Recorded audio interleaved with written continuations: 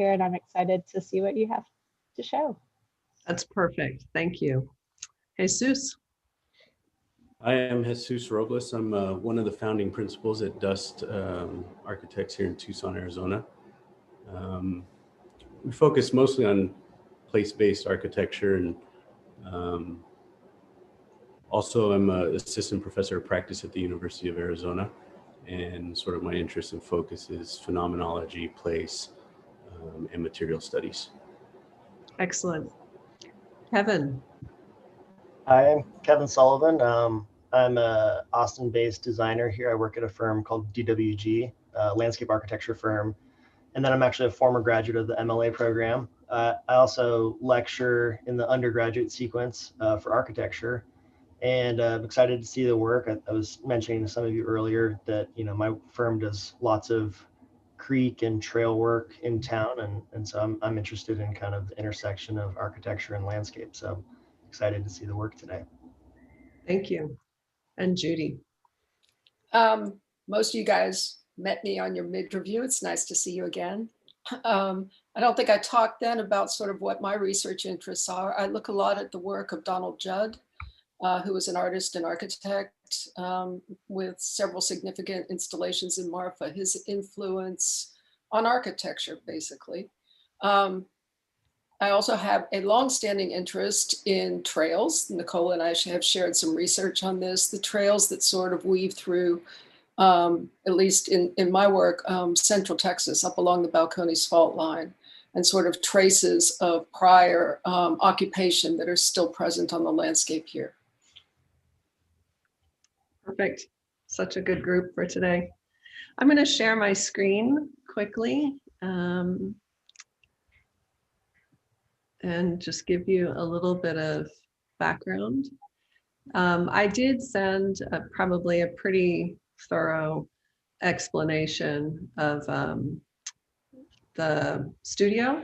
I want to highlight that we have students in their first semester at UT, some with background and some without background. Each session will have a mix of students. And with the current situation, we're teaching hybrid, but it made sense in my mind to have our meetings outside and to really immerse ourselves, to take it as an opportunity to really immerse ourselves in Shoal Creek, and it's very close to the university. So that was easy access, and then something that we could continue to visit throughout the semester. Shoal Creek is the one that you can see the land rising to the left, and you can see it's an old map, I think 1850 or a little later. You can see the landscape, the Edwards Plateau rising to the left, and the creek running through that. It was one of the borders of Austin. We've done some mapping research, looking at the different stories of Shoal Creek, looking at water and ecology, and the students will bring that up as relevant within their own projects. But really, much of the understanding of the creek came from observational exercises. The image to the right is from the Shoal Creek plan, and it's just looking at the three segments that they're focused on, and they begin to talk about the different qualities of those segments. You'll see the little X's, the little red X's, and that begins to pinpoint our three sites. And we worked from top, north side, to bottom. They're not very far apart. I don't know, what would you guys say? Is it a mile between them, the top one to the bottom one, maybe? I don't know, it's not very far. Our first site, just to give you a little bit of orientation, is located just below 34th Street. And the two X's there were two locations that they could introduce a new pavilion of sorts, gather, and they could select either site. The creek is a little bit to the left or the west-hand side, and you can see the path as it moves through there. To the right, you have St. Andrew's, a school, and there's other, to the top right, you have a hospital, Seton. and you can see some residential to the bottom. In this area, the quality of the space is much like you're seeing in that bottom image. And then also to just highlight some of the performance exercises we did prior to beginning this project, light studies. And so they began to think about both the sense of the quality of light, both in its pragmatic and its poetic approaches. So to provide shade or shelter, but also for other poetic reasons, and they can talk about that. The second site is located off of Martin Luther King Boulevard, which comes in and intersects that long, sinuous Lamar, which sort of follows the creek. You'll see that the little patches, 3 little patches of sand are the volleyball courts. And then to the bottom right on the other side of the creek, this is Pease Park, which is being redone right now. And we got to visit it. It's in progress. They're introducing new bathrooms. They're maintaining the barbecue. They're putting in new playscapes, a new basketball area, and it has a large field. It's used for events as well. The X indicates where we worked. We were looking at suspend a crossing in this proximity, linking the volleyball to this the new Pease Park, and also as an access from the neighborhoods and MLK side over to the path, the Shoal Creek path. And that there's a little bit of a dam there. So you can see on the bottom image someone walking across. And then our last location is Duncan Park. It's the farthest south. As you go down the trail, you will connect to the Central Library. And immediately below the X and that sort of the trees on the other side of 9th Street, you have a BMX track. It's sort of a grassroots track that's been developed, I think, from the 70s. To the north, on the top of the image, you can see a skate park. Above that is a football stadium, old football stadium for the old location of Austin High is off the image. But you can see at this point, the creek is sort of embedded in a much more clearly urban environment. And in the bottom image, you can see the buildings of downtown. In this last project, Refresh, where we introduced bathrooms primarily, that's our interior space, but also a sense of marking the trail or a landscape move that allowed for seating and sort of gathering of some kind. Then we also, oops, I don't know where it went. Well, we also, our first performance study prior to beginning this was water, looking at how to shed and hold water. Okay.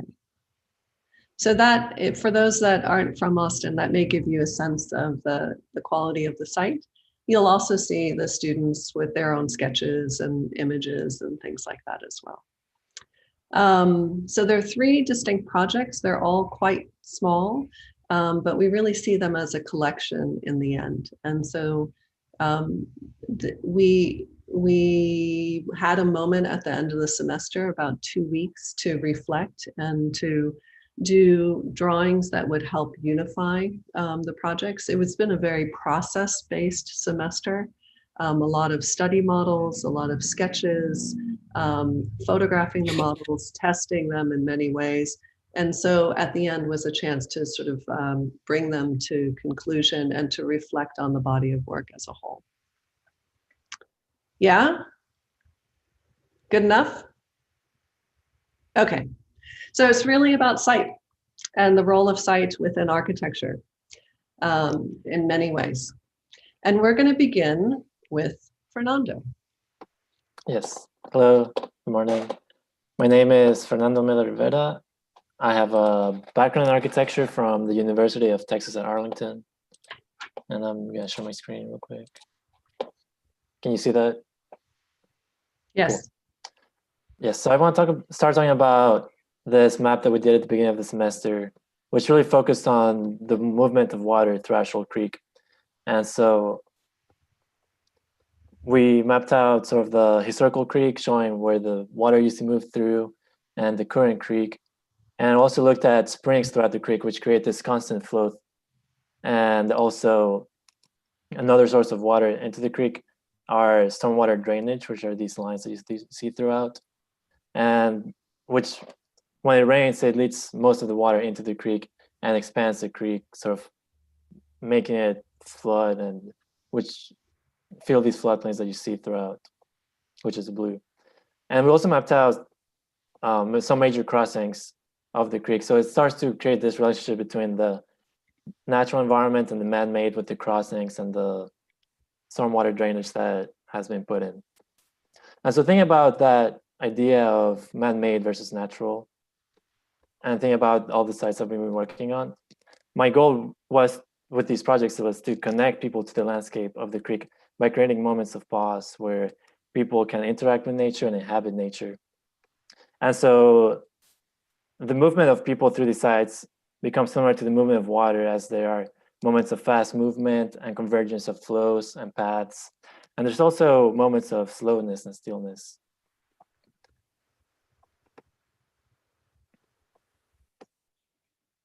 And so looking at the first project, the Gather project, the site was situated between the street and the creek. So the site really became this transition between the urban environment and the natural environment. And so in order to create that experience of transition, and the goal was really to connect people to nature and sort of slow down the movement of people as they transition between the two. So the path starts to, as people come from the street, the path compresses, slowing down movement, and turns, again slowing down, and leads to this open space that directs your view towards the landscape, towards the trees and the creek. And then it also becomes a space of convergence, as people coming from the street and from south of the trail or north of the trail can meet there. And then the overhead structure, which creates shade for able to inhabit the site, has this quality that casts a shadow on the flat wall, giving it this liquid texture, again relating to the water and the creek of the site. And so you can imagine people sort of coming into the site and slowing down, connecting with nature and inhabiting the site. Then the second project, which is the Suspend project, a bridge that connects so both sides of the creek, which allows movement for people to go across, but in this case, it also creates moments of pause rather than movement, so people pause and inhabit the space. And so you have these dead-end spaces that the stairs lead to, and that sort of force people to stop and reflect. And this leads to different moments through the bridge where people are positioned in relation to the water of the creek. You know, it brings you down to the water, creating a moment of calmness and reflection. It puts you high up, creating a moment of openness, relief, and view of the creek. And then there's this other moment from a distance of the water in the more vegetated, dense area, which gives a moment of intimacy and privacy. But again, they all sort of connect people to nature, brings awareness of sort of the present and where they are at the moment. And then looking at the third project, the Refresh project, similar to the first project, it's situated again between sort of the street and the urban environment, and this park with a large open space. So again, that relationship between urban and nature, and the site becomes this transition between the two. But this one is really made up of these two different elements of like these heavy objects on the landscape, and then these lighter wooden objects, which are the paths and the roof of the restrooms. And so the objects become the restrooms where people can go inside, this cistern system where the roof of the restrooms directs water into the cisterns and then feeds this rainwater garden that you see. And then the rainwater garden is integrated into the path. So as people walk through the site and experience the site, they're again connected to the nature and the vegetation. And there are two moments on the site there's this one on the left under this large tree that has this large canopy that reaches down to the floor, creating a sense of intimacy again and enclosure with the landscape. And then this other moment, which is more in the open at the top of the hill, since the site sort of slopes down, and it allows for views of the large open space of the park as well as the skyline of Austin. So as the paths sort of lead you to these moments, this one changes, becoming thinner, giving that sense of intimacy, and then while this other path leading towards this main open space stays wider, so allowing for more movement of people. And so overall, like, these three projects really deal with the movement of people and the experience of people by connecting them to the site, to the nature, and dealing with sort of the two contrasting elements of the urban site and the natural site, or the urban side and the natural side of the site. Thank you, that's all.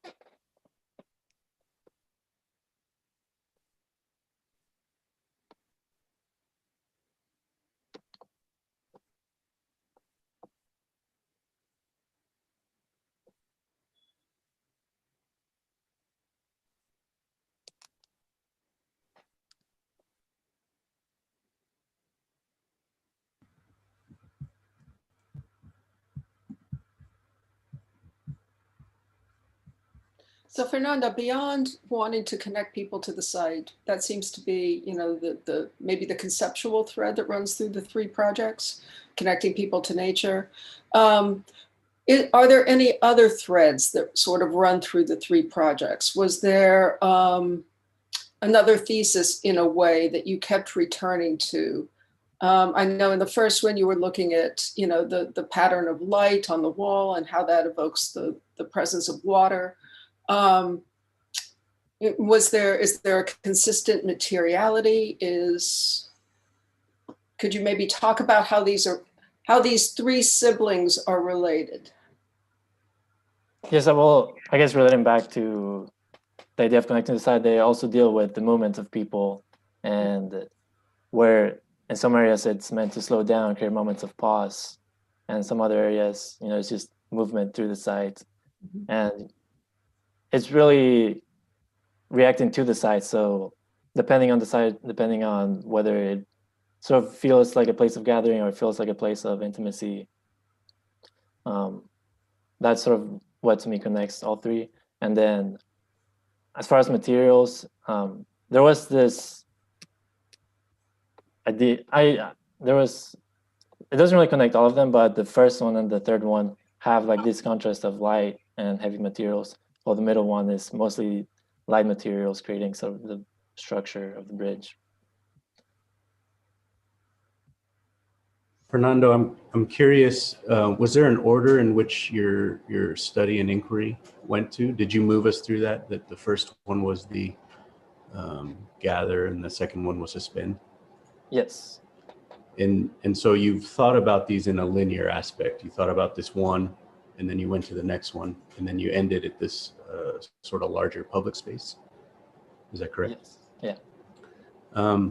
Having moved through this sort of linear sequence and sort of stepping back and kind of riffing off what Judy was pulling on this thread, is there something you see between the three that progressed that might then reinforce or come back into the other ones?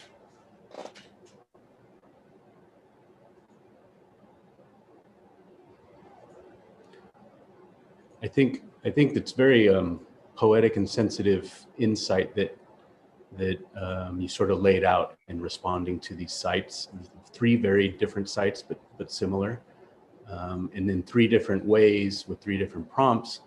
I'm finding some similar threads in exploration, and so I see these vignettes as focus explorations And now that you move through 3 of them, you pull out and kind of look back and say, is there some common thread that I'm actually pulling on that I can discover?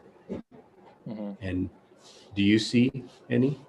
I mean, you mentioned the heavy and the light on 1 and 3, and the second one being light. And I wonder if there is a conversation between those 2 qualities that runs through all 3 of them.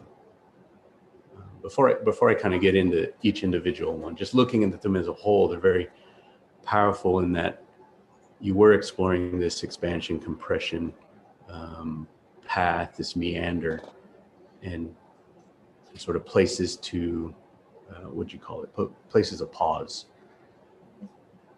And I think the third one for me really starts expressing that clearly.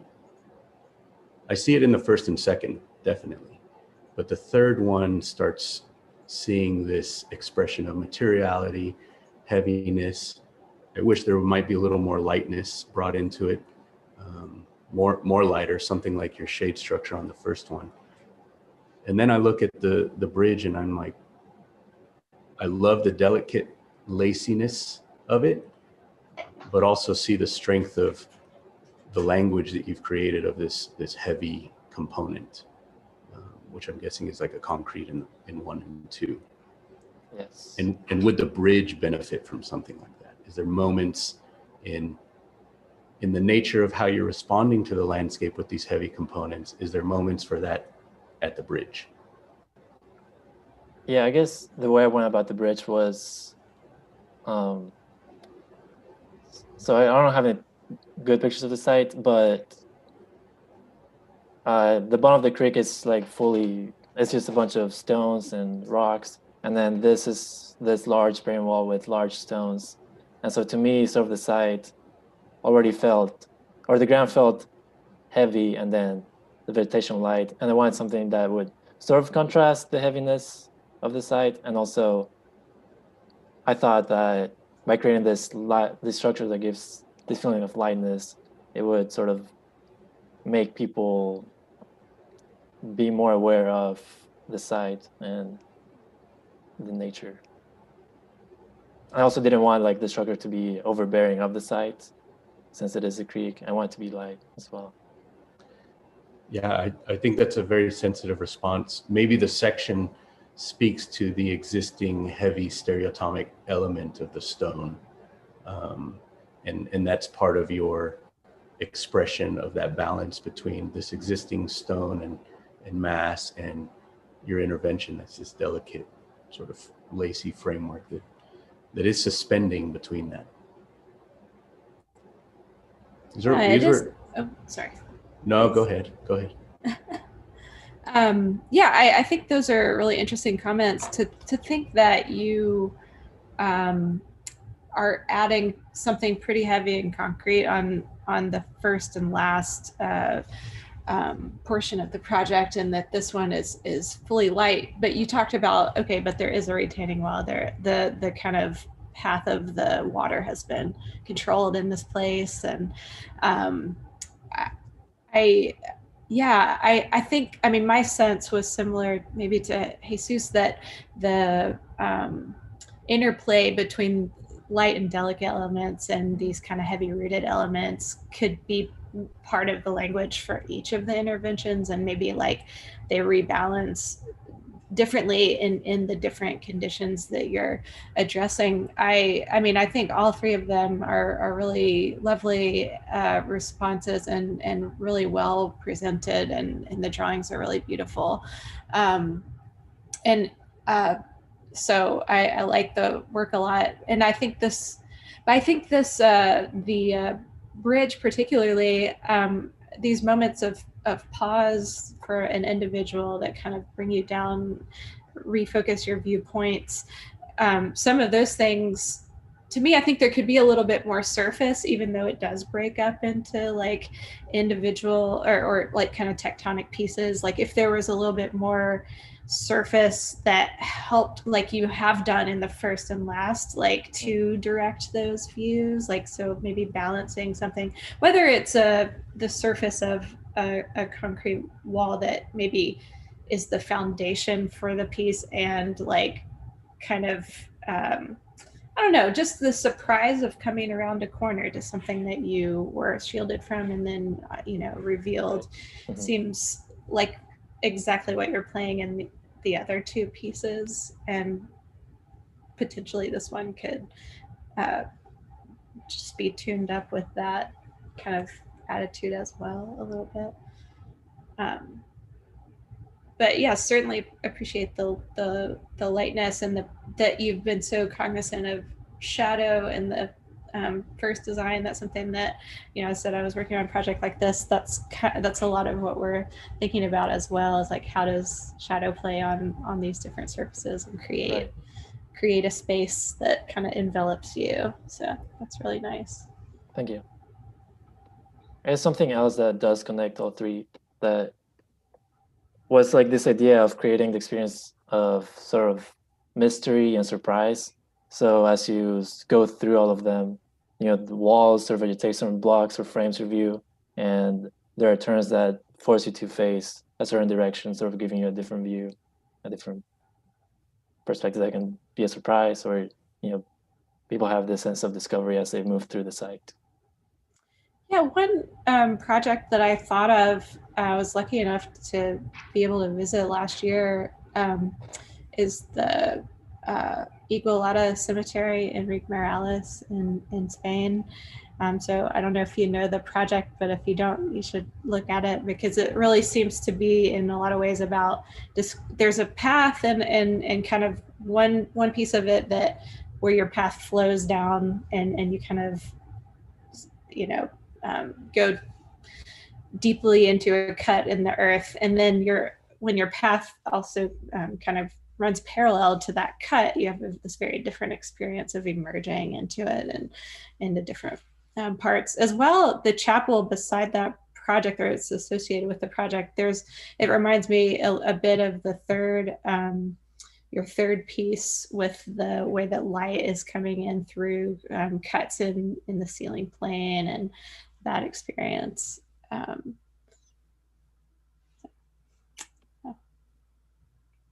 mean, I think you've done a really nice job of kind of amplifying both the character of the physical site, but maybe also the character of the program hosted in each of these three. In particular, the bridge. I mean, it's such a fragile, light structure. You think about walking across a bridge, and it's often a very tenuous experience. I mean, you're perched in the air between, you're suspended in the air between these 2 points, right? And although you've given us the opportunity to kind of step off that bridge, I think the tectonic nature of it really does kind of capture that, again, that sort of tenuousness, right? I don't know that I would linger there very long. And maybe that's okay, right? But I think too that it's also nice that it's very much about the individual. This is not a place to congregate, right? It's a place for sort of more personal meditation in a way. So I think the materiality there, and again, the tectonic nature of this really works really remarkably well. In the third piece, you've sort of taken the opposite tact. It's much more stereotomic. There's much more mass, right?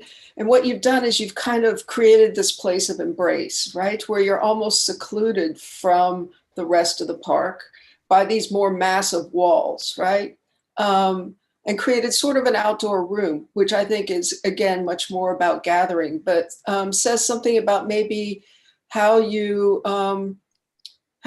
find a place in a landscape, where you feel protected. So amplifying that feeling of, just being surrounded, I think, in a way, and the materiality of that, I think that works really well. Maybe my only reservation, I would say, is I love this idea that you would encounter these things, right? That I think you talked about it, that you would maybe not necessarily stumble across them, but there might be this moment of surprise when you find them, right?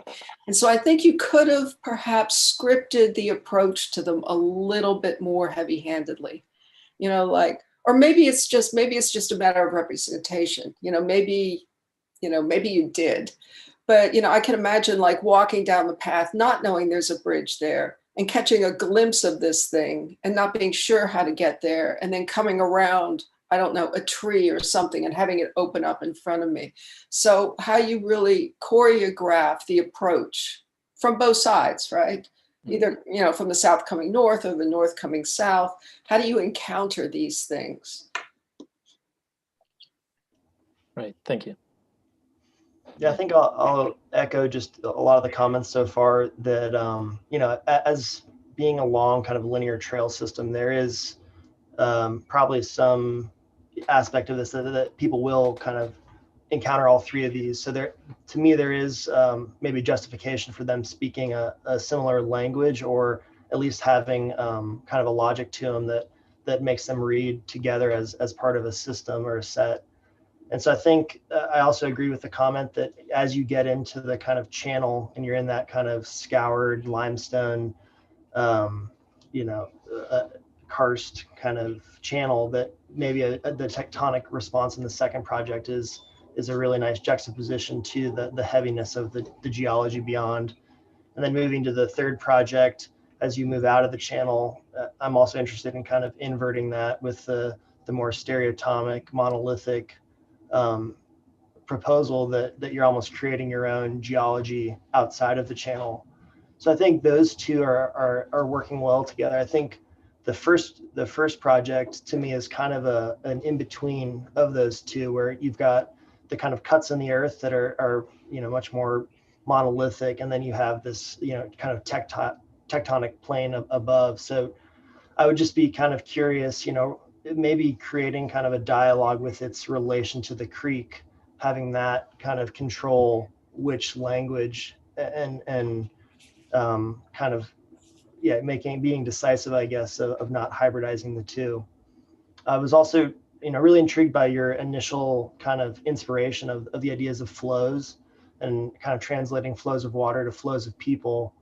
So wondering kind of, maybe in the first project, how you can look at the cuts and really the manipulation of the ground plane to more direct flows. The trail itself is the center line of the flow of people. So how do you really expand and kind of almost have the width of the path really widen and create kind of an eddy of sorts that people collect in, so that it is more of a collecting pool as the gathering moment. But I think holistically, the drawings are really beautiful, and I appreciate the kind of sensitivity of each of the proposals. Thank you. I think the upper right drawings, the charcoal that you have for your third project, make them bigger. Those are really compelling. And you're hiding them a little bit. So I think, Fernando, I'm getting to know the sites, and right. We're talking about this edge, and Kevin was talking about the scoured limestone. Is it a natural phenomena, or is this a human intervention to retain? This one specifically is a human intervention. Uh-huh. I think for me, and sort of kind of bringing where all these comments are going, and where Judy's talking about this choreography of leaving the path and thinking about how that relates to these conceptual frameworks that you set up about collecting and gathering and flow of people. I think, to me, I want to start eroding the human-made thing. I think I'd still want to erode it if it was potentially the natural phenomena, but that there is this stone bank for retaining, for flood control. What does that do to the water system? What does that do in this channel when the rain comes in? I think intuitively for me, it's going to make the water move faster. And so really kind of tying into on all three projects, but I think for me, the bridge is really just stripping it down to the element here for us to be able to hone in on it. That it has a starting point where it bears onto the earth and an ending point, vice versa. There's just 2 points where it bears into the earth. And I think a more deliberate engagement in choreography of how that touches the earth, because part of the ability to suspend will depend greatly on our ability to bear. And so there is this tension and just this opportunity at that threshold to leave that earthly phenomena and go and suspend. And then thinking about that in that framework, you have a drawing. Can you pan just below your section on the bridge? And so I know you thought about it because the second drawing sketch from the left has this carving out. What was the thoughts behind that? Or where was that in the process? That was at the beginning when we visited the site. We were just exploring the site and thinking about ways to situate people in relation to the creek and sort of like how people would interact or come down to the water. But I think I ended up not doing that because I didn't want to mess with it. I wanted to keep the landscape as it was. But I think what you said about it being a man-made intervention that affects the water, you know, it can be something that I feel just that is something I could mess with since it is man-made and, you know. Yeah. I mean, just thinking about the water and the flow and how you're entering into these frame sets, what would that do if I started eroding away the man-made escarpment and sort of inverting the flow and collection of water? And does that play into the experience of the approach? So it's a fascinating prompt. Right. One thing that I did like about just having it sort of come off of the ground was this sort of contrast where a person is just walking, you know, the grass, the ground, and then suddenly they're suspended like 10 feet above the floor. So I thought that was pretty, like an intense transitional moment. Yeah. There is some tension there with the bridge, and I mean, no pun intended there. It's like there, you know, in getting into that suspending the person over the water, I almost want to figure out engineering-wise how we can fully suspend and not bring any of our tectonic elements to touch the water. And maybe there's these series of individual pads that appear and disappear as water flows.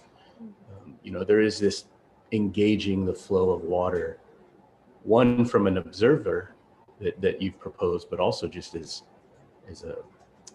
an object in the way of its flow, you know, and how does that deal with time and the seasons? Yeah, I remember I went to Bath, England when I was in grad school, right?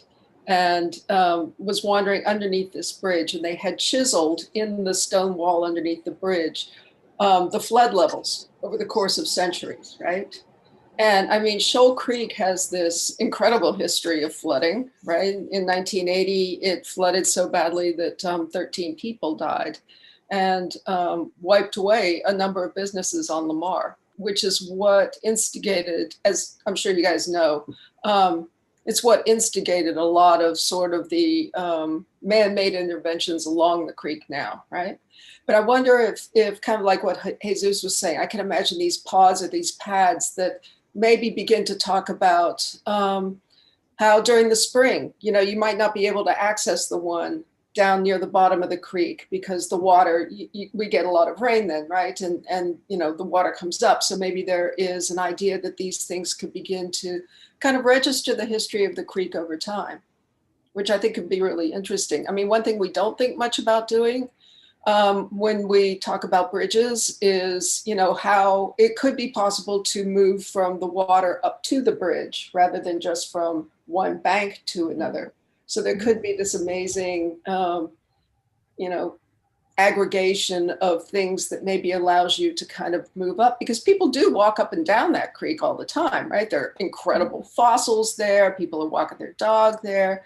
So maybe, yeah, maybe there's a way of kind of poetically encoding some of the natural tendencies of the water. Right. To kind of follow up on the last couple of comments as well, I could see a potential to marry the structural requirements for this with some of what we just talked about. And if the desire is to really lightly touch and only at these two ends, we end up with this super, super thin, bridge right here. And maybe you could get away with that if, for instance, these two were solid components and there was tension members that came under and around and back over here. And so and then you nix the connection down to the water, but also support this span kind of as a cable truss kind of idea. So I think, that, I'm not blaming you for not thinking about that in this case, but just a thought about how maybe some of those ideas could marry with structure and how everything works together. Yeah, no, it's really, the bridge is an interesting study, and especially just the kind of, as Judy was mentioning, the kind of history of urban creeks in Austin. And so on the other side of Austin, Waller Creek is the more urban, maybe sister of Shoal Creek that has been completely controlled. So it has a constant flood height through very intensive engineering. But Shoal Creek still, its width is much, much wider, and it floods upwards of 19, 20 feet. So, I mean, I think some of the technical kind of realities of that, can be not studied in this project maybe, but I'm kind of curious about the idea of the porosity of the bridge as maybe, allowing for inundation at times. And that's just part of the kind of dovetail of nature and the social of the bridge. This is more of kind of an open question, maybe response to Jesus' comment about, the man-made escarpment and then the kind of true natural eroded escarpment. And it's interesting because, within Austin, the language of the limestone blocks is kind of the vernacular of the urban creek. And just at what point does that become the kind of the given or the man-made nature that then you still tectonically lay on, or which point is the natural creek? Because to some extent the scoured out, eroded bed of the creek is also a result of man-made kind of watershed Right. urbanism too. So it's just an interesting study of understanding kind of where nature, the found condition, starts and stops, and then the architectural response to that. Okay, I think that was great. Thank you. Really good comments. Thank you, Fernando, for going first. Great presentation. I really appreciate it. Thank you for your comments too. They were very insightful. Great. We're going to move on to Ikra. So if you want to share your screen. Hi, everyone. My name is Ikra Palani, and I have a background in visual communication and studio art from Loyola University Chicago. And let me just share my screen. All right. So in my beginning observations of Shoal Creek, I was really focusing on the pathways that exist along the trail, focusing on the implicit and explicit pathways and the tendencies of people to kind of stray from formal paths and explore their own curiosities and really kind of create their own journey along the trail. As you can see, there's lots of pathways that are just like dirt pathways that form in the middle of the grass, places that are kind of blocked off by water or fences. And I was really focusing on how these occurrences affect how people interact with the spaces and how they decide to kind of flow around the space according to that. So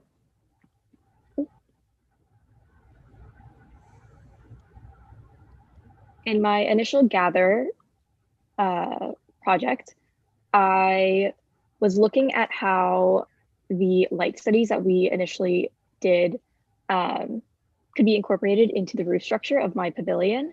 So the lighting condition that I was kind of exploring was thinking about foliage and how light filters in through leaves and how that could be incorporated into the structure that I was working on. And so I was really thinking about how I could incorporate those initial ideas of my observations from the pathway studies and think about how I can create forms that are multi-purpose and allow people to kind of use as they see fit. So I was really thinking about how people can use spaces to sit on, play on, have open areas for their own kind of setups if they wanted to have a mixed use event. And then for my suspense studies, I was thinking about how I, again, want people to create their own journey and be able to experience different pathways, depending on which side of the creek that they are coming from. So as you can see, I had two separate bridge paths, one below near the actual water and then one suspended above. And I wanted to think about, and I was thinking about how the curvatures of the path were kind of like flows of water, and that really inspired the shapes that were generated. I was observing the patterns that water kind of creates as it goes along the trail, and how pathways kind of like narrow or widen as they go along the creek. And so the thickness and thinness that you can see in these pathways, it reflects places that kind of encourage people to stop and observe the area, or in the case of like this middle one, places where people can be encouraged to step off the pathway itself and explore along the dam that exists in the area already. And then for the refresh project, I was very intrigued by the trees and the foliage and the birds that I encountered while I was observing the site. And while walking around, I really noticed that there was a lot of birds. Like most of the sound that I kind of encountered was from these birds. And so I was thinking about how I could incorporate this observation into my design. I initially began with the visualization of the sounds of the birds that I noticed or was able to find through the Shoal Creek Conservancy, which birds like kind of frequented that area. And my initial designs were kind of focused on taking these visualized shapes and forming structures based on that.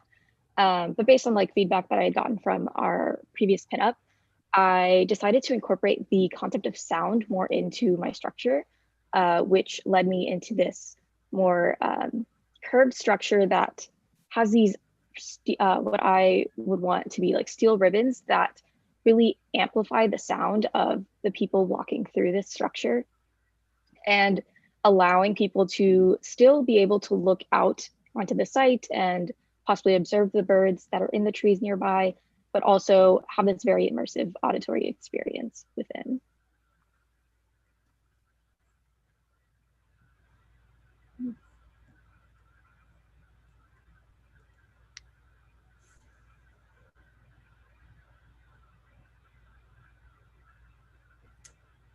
Yeah, well, it's interesting that, you know, I think if we start talking about your work in a similar way that we started the last and say, you know, what unites the three pieces.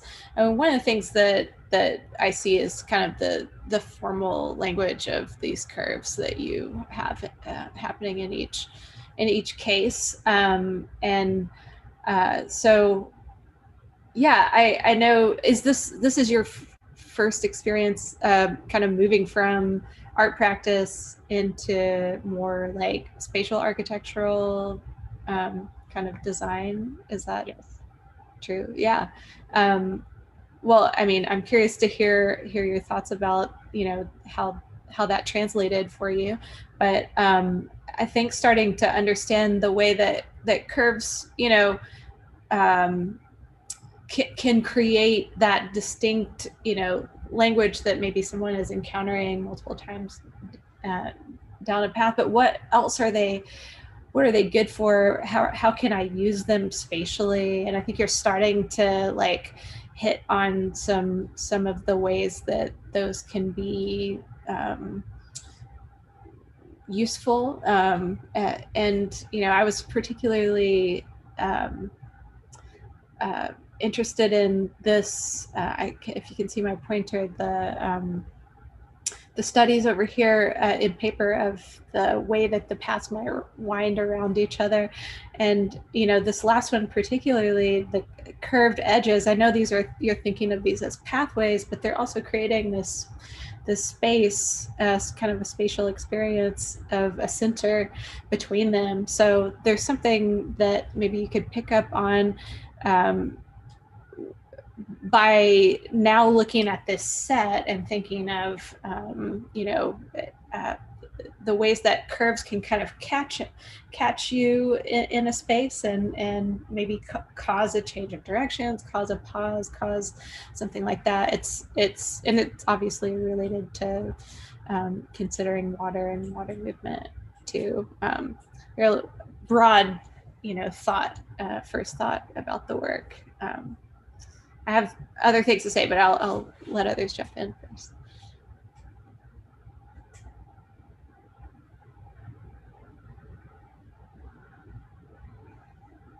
I mean, I think I sense not an infatuation, but certainly an interest in this curvilinear language, right? And I'm actually happy to see that you've gone back and continued to revisit it, right? Mm-hmm. And I think too that it's interesting that you explored it in actually 3 different ways. I mean, so the first one begins to kind of collect space between, at least in plan, between these 2 bean-shaped objects, right? There's sort of an intensification of the center there, where you're kind of, you know, sort of holding that center space, and the other curvilinear form, and I'm sorry, my other computer's getting fixed, so I only have 1 screen, so I'm not able to do concept board or draw on it right now. But so the bean-shaped thing there on the right is sort of, you know, imposing itself on the central space that's held by the shade structure, right? So this, you're using these forms to kind of collect that space and define that space. The bridge, I think, is really interesting because it has the potential to do the same thing, you know, sort of mark a center space, but it's doing it sectionally, right? Mm-hmm. I might have liked to see a little bit more of that, you know, really how these 2 things kind of come together and interlock. But to go from plan now to section, right? And then the third one, can we slide a little to the, there we go. The third one is doing almost the opposite of what you're doing with the first one, which is rather than collecting things into a central space, you're using the spine of the curve to kind of define a front and a back, where these 2 spaces are connected but don't engage one another, right? So, and I think too, there's a sectional similarity between the sort of ribbon third form and your first project, okay? So what I saw in plan in the first project, I'm now starting to see in the sectional profile of the third project. So whether or not you recognized it, I think there is an interesting thesis here, which is how you can use, you know, curved forms, which are actually quite hard to do in architecture. I mean, there aren't very many architects who do them well, you know? You know, I would say go back and if this is a language that really interests you, to continue working on it, okay? To continue working on it in these different ways. Because I think, you know, at the end of the day, maybe the result of that exploration could be a triad of projects that share a very strong, again, formal language, potentially material language that would mark them as, you know, as a triad, as 3 things that are obviously related. If you're moving down the creek, you encounter each of these 3 things, and you know they were sort of done by the same hand, right? Even though they're all resolved in a different way. So I think it's great when in your first semester, when you can kind of land on something that has piqued your interest to the point that you want to come back and revisit it again.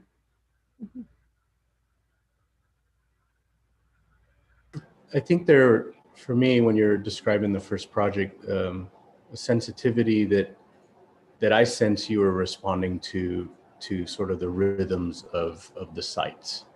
And your response to that was then this curvilinear expression.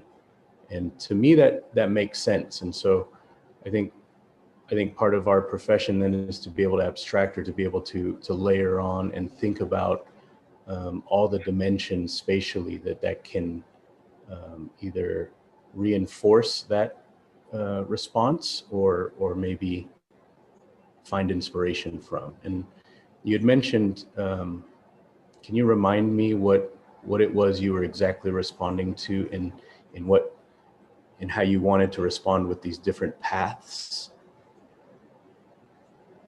The initial studies, or for the Gather project? Maybe it was the initial studies. So this was just my initial observation along the trail, my first time visiting Shoal Creek. It like piqued my interest that there were so many different trails, both like plain sidewalk, like concrete sidewalks, and then also these stone paths, and then these dirt paths where like people or animals had kind of forged their own path. It just kind of piqued my interest that there were so many pathways that strayed from the formal pathways. And I was thinking about how people kind of flow along spaces and how I could incorporate those ideas into my projects. That's so beautiful. I think your project is the path, less than sort of the architectural resolutions there. And you're sort of defining the, if we transport ourselves to Shoal Creek 200 years ago, we probably just see the animal paths, and we're hunting them. And there's a reason behind that. And so for you to actually start intuitively responding to the nature of the paths and the material and the scale and possibly the sound and the tactile qualities, to me, I think that's a rich material to then start exploring this idea, which I think is meander. I'm responding to sort of your gestures in the landscape as meander. I still think they are two-dimensional, even though you're pursuing three-dimensional space. And that's why I wonder if it then, you start at the path, you start at that thing that interests you and that you're responding with, and how do we incorporate path into the spatial environment that already exists. And so the first place on Gather, those trees that you've represented, were those existing, or were those something you're intervening? Those are already existing. So on that site, the edge conditions, it's like basically a wall of trees. And so the structure that I've kind of designed, it's one side is looking out on this wall of trees and the other side is looking towards the creek. Mm-hmm. And it's sort of, and I appreciate the artistic intervention there to sort of talk about the dappling of light of the trees and being under there. So we move through the organic quality, and then there is this artifact. And I'm still, though in that sequence, still fascinated with the path, because you landed me there. And so the quality of that meander, almost to be the expression of this place. And maybe it needs to grow beyond our sight. Maybe it needs to incorporate most all of the trees, and we really get a sense of this path that meanders, that splits, and we move to find our own discoveries and experiences along that. And so I almost feel like you need more sight, in a way, to explore that idea. And then thinking about that, if path is the intervention between our foot and our movement and the earth, and then it goes into, well, what's that quality? And you're already finding it, of stone, of concrete, of gravel, of grass, of dirt. and then maybe starting to just manipulate that three-dimensionally, you know, an ebb and flow or a rise, or this thing, a notion about erosion or wear, the creating of path, or sort of the articulation of it. And so it's a really fascinating thread that I think is strong through all three, about this notion of meander, discovery. I would want more amplification, I think, of those ideas and qualities. Yeah, I might just kind of riff off that I agree. I think the path is maybe what you're responding to the most, and you know, a lot of the formal language of paths in landscape are informed by the kind of roots of landscape architecture, at least in the U.S., in the picturesque and the idea of curvilinear, and that kind of ever-changing view. So I think formally responding to that, and in the first project, kind of artificially creating a clearing, or I guess new canopy within an existing clearing. But really, instead of introducing a new ground plan, I would be interested in kind of almost adding an oxbow of path, where really your intervention is an expansion of the path. I think the second project, especially the studies at the bottom, I don't know that you talked to them directly, but I think that starts to capture some of the benefit of the curvilinear, and again referencing some of the roots of landscape architecture, the idea of not creating true intersection, but layering of paths and systems, and the kind of dynamic quality of circulation stacking vertically, but not interrupting themselves. So I think it's quite successful in these studies. In the third project, where the formal language gets a little problematic for me, is then now introducing kind of true symmetry and formal constraint, and there's kind of a mirrored symmetry of these two semicircles that seems not to connect to a path or be part of a larger path network. I think there's, you know, experientially, the study of the kind of sectional ribbons and the light play of being in this kind of bird blind of sorts. I think that it has a lot of promise. I think it's just formally it being kind of landing on the site and not really being an extension of path is where maybe you could kind of expand on that, because I think as a structure and as an experiential kind of sense of enclosure within path, there's promise there, but I think it's losing that response to the site and linkage to the network in the third project. I appreciate it. Yeah, I think that's a great point, that could, you know, and potentially maybe we should ask you, is the intention that you walk up to this just kind of over bare ground, or is it part of a path that's there? My idea was that one end kind of starts near the existing sidewalk there, and it leads you around down into where the park is. And then like there's a bathroom on each kind of curve. Okay. Yeah, so definitely, yeah, I could definitely work on making that path more. Well, I mean, in a way, it could be great as just an entry, like you're taking people into this other world, an entry into the path system through this piece. And I mean, I agree with the comment that it feels like this is constrained geometrically to strict circular geometry, which is different from the way that you were working with curves in the other two projects, so that it could be more free, and that the width of those varying can give you opportunities to both the width of the curve, but also the width of the space contained can give you opportunities to like get more specific about what is happening in each of the moments of that experience. Because I think it's really cool to do a piece. I worked with some students a couple years ago on a piece that was it was similar in some ways as a rib structure that became seating but also defined an edge of a larger space so that they were looking out onto. So you're also defining, I don't know that I would put the bathroom in this space, because I think this is also a space that, you know, can be something you're defining if the edge, you know, is if I can be in here, but also that this is something that's kind of protected from the street, and it has its own viewpoint, as well as making something really interesting to be inside of here.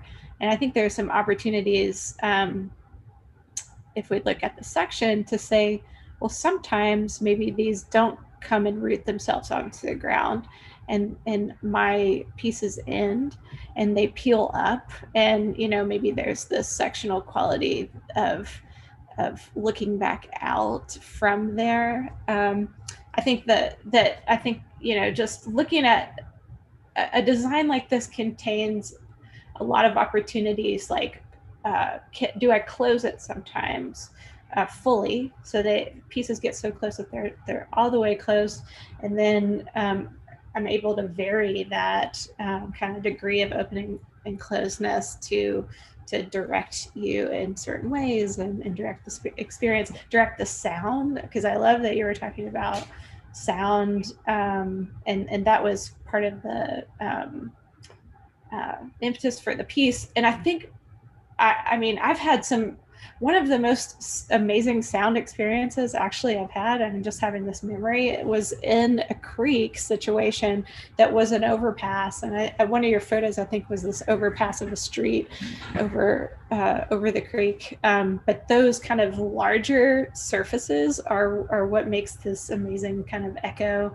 So you may need more continuity in some way to get some of the sound quality. So, I mean, maybe a question is, how do you test and make sure you're going to get an effect like sound, you know, in your design? I mean, because it's one thing to say my intention is to do something with sound, but the other thing is, like, how do we deliver? How do we, like, really explore that and really make it work? Because it's such a beautiful, wonderful idea and experience that you want to be able to, like, really make it happen. I think that there would be some sound there would be a particular sound quality to that space, but I think you're gonna heighten it when you have and more surface, and you may want to kind of learn about, like, the shape of that and how it is able to manipulate, you know, your understanding of sound, and or help you capture the sound from outside and amplify it to your own sense, things like that. Yeah, I mean, I think that the potential for this to acknowledge the two different contexts with respect to sound, and I'm talking about the third project here, is really interesting. So if you think about conventional amphitheater shapes, right? The Vitruvius talked about the shell shape, right? That kind of comes up and it collects sound and it returns it back to the audience, right? So, you know, I think in this area here, you know, you're going to be projecting, you're going to be taking in the sound of the birds and returning it. So amplifying the sound of the birds there. On this side, you know, that's the street. You're going to get street noise, which maybe you intend, maybe you don't. But I think as a gesture that could actually talk about, again, these two opposing conditions that exist in that particular place, could be really interesting. I'm not sure that the ribbons are the best material for that, though, because they're actually going to let that sound percolate out, right? It's not going to hold the sound. It's not going to return it. So, you know, it could be that this thing wants to be like a concrete shell, or, you know, heavy metal.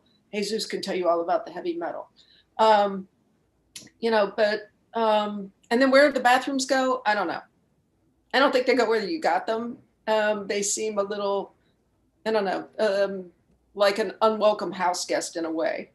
But I think the potential for really using this to, you know, again, amplify something that you thought was interesting about the site and increase our awareness of that is really pretty nice. And then, maybe with respect to the path, I think you've done three things. The first project I think is an interruption in the path. The second project is more sort of a formal acknowledgement of maybe the path that's already there. You're formalizing the path. And then the third is redirecting the path. And, again, I think stepping back and sort of recognizing what you've done, once you can actually articulate that to yourself, once you can take hold of it, right, then you can really make that part of your project. So beyond satisfying the programmatic needs in the handout that Nichole gives you, you can take a position with, I am going to, because I began with the idea of path, I was interested in it, I'm going to look at 3 ways that I can actually engage the path differently, right? It's close. It's close. I think that was, oh, go ahead. Go ahead. I was just going to ask if the sound intervention of the ribbons was meant to be an instrument or a collector. Was it to produce sound or to deflect and hold? I was thinking about it more as like an instrument to kind of create different sound auditory experiences.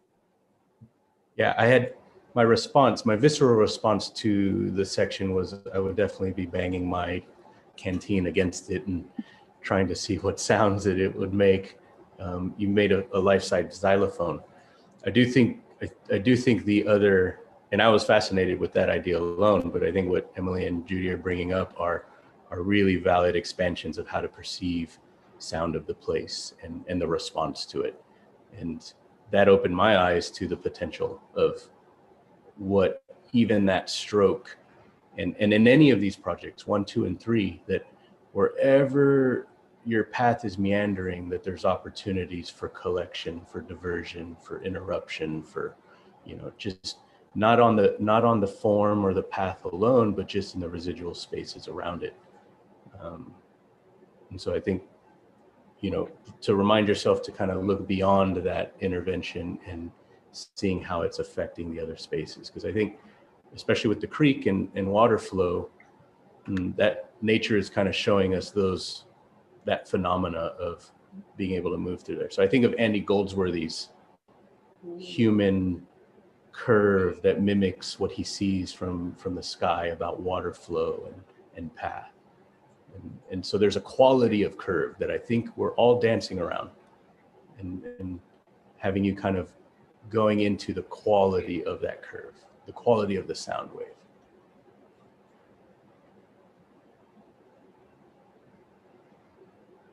Okay, I think that was great. Rashida, hello. You got a little extra time. It's 12:30 my time. Sorry about that. I'll come back. Okay.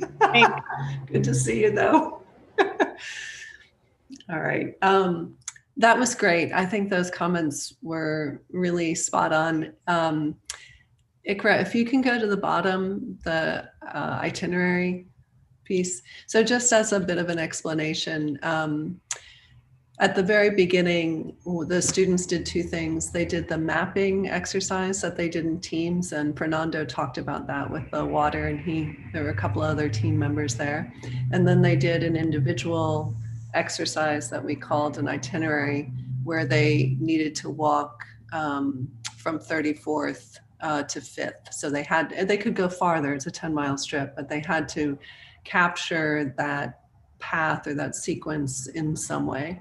So just to give you a sense of where that comes from. All right, that was great. Thank you, Ikra. And we're gonna conclude with Nichole. So if you want to begin.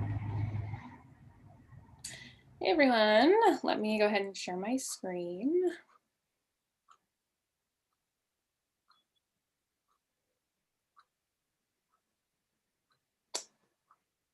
Alrighty.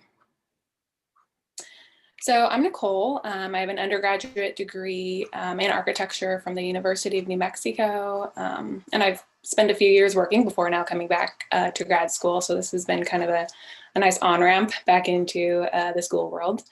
But just to kind of start out, I'll go back to that map that Fernando kind of talked about in the beginning. So as part of our initial mapping exercise, I really dove into the history of development along Shoal Creek and was really intrigued at how the rhythms of life intersected with the creek. This historical map layer that you see overlaid here, this timeline is meant to be an interactive kind of slider that shows where each of these historical moments intersect the creek. And so you can begin to see these Native American trails, these animal crossings, they eventually become the bridges and the streets and the railroads as the city sort of unfolds around this ever-present lifeline of water. And so Shoal Creek has really for centuries acted as a backdrop or a stage for everyday life. And so in my designs, I really tried to capture this idea of everyday life and create spaces to host that everyday. And at the same time, I'm really interested in architecture's ability to interrupt the monotony of the everyday.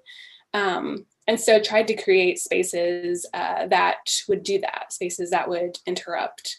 And so it's this kind of juxtaposition of the everyday with the extraordinary.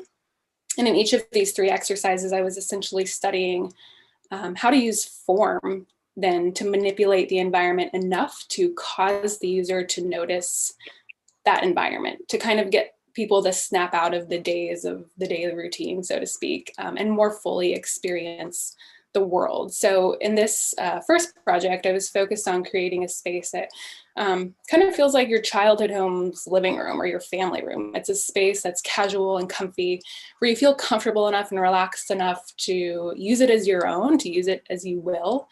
So maybe you have a birthday party there, or maybe you host a gala or a poetry reading or a harp recital, or maybe it's just the place that you go every Saturday morning to read.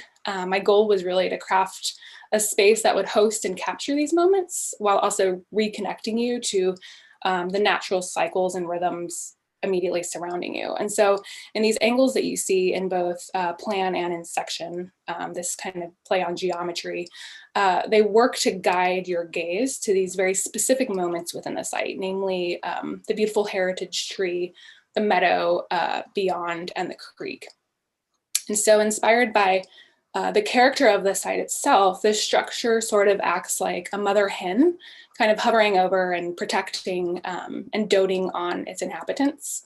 It bisects the creek or the trail that you can see here, so that even, passersby are at least somewhat involved in or invited into whatever production is going on the stage in the site. And so this really was kind of me trying to develop a space for life to be lived either actively or passively. As we move on to the next project, this suspend site, I was really captured by the very sensory experience of crossing the creek. It's this procession that involved a variety of senses beyond just what you can see, including what you can hear. So the water, it's this idea of descending and ascending, feeling the density of light through all of these different layers. And so then my goal was to really exaggerate this sensory experience and again, use form to disrupt this visual and physical connection that you have across the water, really causing the user to slow down, to pause, to navigate, and thus really notice the serenity of Shoal Creek. So formally, I was really inspired by this idea of a bridge being used as a seam to kind of stitch together this sort of fracture in the earth. And then structurally, I continued my previous study of this idea of using a constructed frame for both structure and inhabitable space. And so by kind of employing this slatting method using these U-shaped steel members, I stitched together that north-south axis. And then by kind of unfolding and folding these members along the path, you get this visual disruption. So even though this path is a straight line across the creek, you aren't able to see that. So my thought there being it kind of forces you to use your other senses to navigate the creek. And so as you cross, you get this experience. You're drawn by the sound of water. You're led into this progressive screening and revealing that kind of moves with you as you walk. At some moments you hover within the trees and you feel that patchy gradient of light and dark. At other moments you're fully exposed to the brightness of the sun. there's a point where you feel that serenity and that stillness. All the while, though, you're kind of maintaining this tactile connection to earth and to water through these slats under your foot.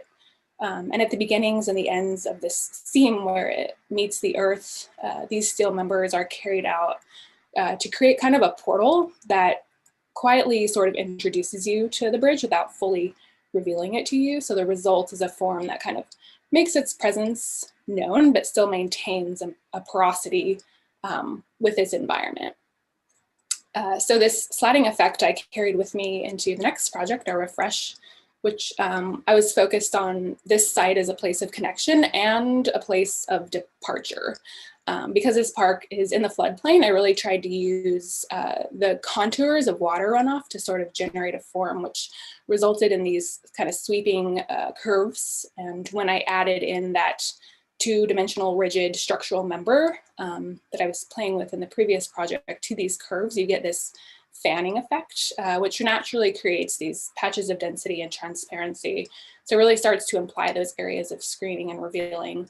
And then the resulting form is this series of trellis-like structures that are anchored by these massing elements with these arms that sort of shapes shift around you as you move through this space and act as channels of water for catchment and drainage.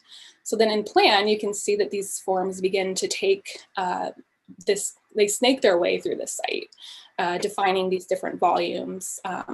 So a bicycle fixed station, the bathroom, a pavilion, a platform, and it's all kind of anchored by the bathroom, which in my mind sort of acts as a beacon or, a beacon for this important trailhead.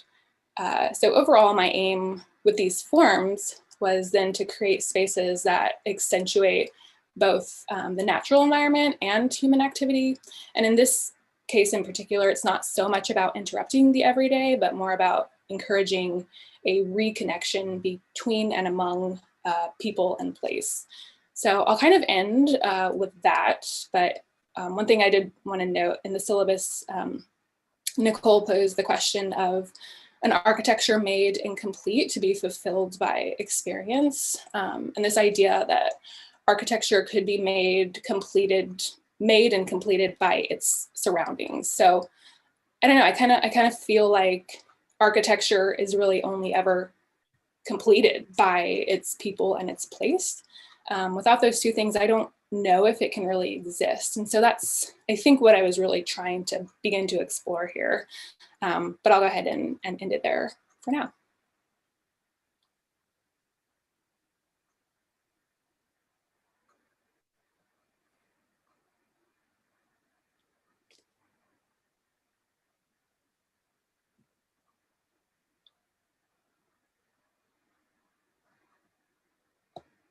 Sorry, muted.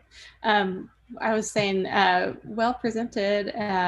Thank you for that. And I think off the bat, my impression is that the second piece is the one that feels most like fully complete and like the idea is like super solid. It's simple and yet it's providing. It's simple in in one way and not at all in another, I'm sure, but I think that it's both a singular path, but also the way that you've manipulated it to create a really different experience while on the bridge is a really lovely idea. And even I was having to like look a little bit closer on the concept board. Here, this notion that instead of keeping a vertical rail when you are spilling off to one side, you are kind of pushing people out towards that view by using the other edge of the bridge. That by itself, it was a kind of puzzling at first looking section, but then I was like, gosh, she's kind of like really nudging people out, like, come on, go look out there, go stand out there. Yeah, I think that's a really lovely piece, and that it's creating a datum that's really strong in the other orientation as well. I think provides, it's the datum against which you could measure the the landscape that has created this waterway. So maybe even here, this is, you know, you could extend that by saying that this is a ramp that starts to move into the ground, and that your datum maybe even extends farther in some way, or that you become really conscious of that idea of the datum, and this top edge extends until it would disappear into the ground. And so people really can kind of have that as this anchor that they measure the topography against. But yeah, a lot of good stuff in each one. And the second, obviously, you're kind of repeating this this frame-based language, and it makes me think that maybe if you had the chance to go back to the first one, that you could incorporate something about that language into that project to kind of, again, kind of do what we've suggested, have a common, something common and familiar about what we see as we encounter really different types of pieces. And the last thought for now anyway is, you mentioned that the third piece was about catchment and in some way, but that part is not fully clear. So if you want, you could explain more, but I think that might be the place that piece can use some work to deepen it and make it more fleshed out as well. Mm-hmm. Yeah, definitely. I mean, my kind of initial idea with that one, if you kind of zoom into this very bottom right corner, you can start to see, you know, if these ribs have some sort of like sea channel membrane on them where they start to direct water in these certain ways. And I started angled each one of them accordingly to kind of wrap themselves around to these rainwater harvesting pools. Okay. And then in the areas that do need some sort of coverage, I was really starting to consider this idea of like, essentially it's a corrugated metal panel, but it takes that fan, that paper fan shape, and then sort of just kind of folds itself over these members where it's needed. So that makes sense. Yeah. And I think if you show that and then show where does the water then hit the ground, I think the response in the ground is a big part of it. And you're saying that this is you're leading people into the site, which is kind of similar to what we were talking about in the last project as well. But can the water lead people into the site? Can you catch that water, show how it flows down to the actual creek, and as people themselves are walking down to the actual creek and interweave those paths, I think that just like would snap everything together really well. Mm-hmm. Awesome. Yeah, I'll agree with that. That, you know, the second project to me kind of has a really compelling idea of the kind of transformation of vertical barrier to then ground plane or artificial, you know, the floor. And I think that translation, you know, from something that contains your walking path to then being something that supports you is really interesting. So I would be curious, you know, if that idea of kind of morphing vertical to horizontal, and then where the body fits within that, could be expanded to the other project.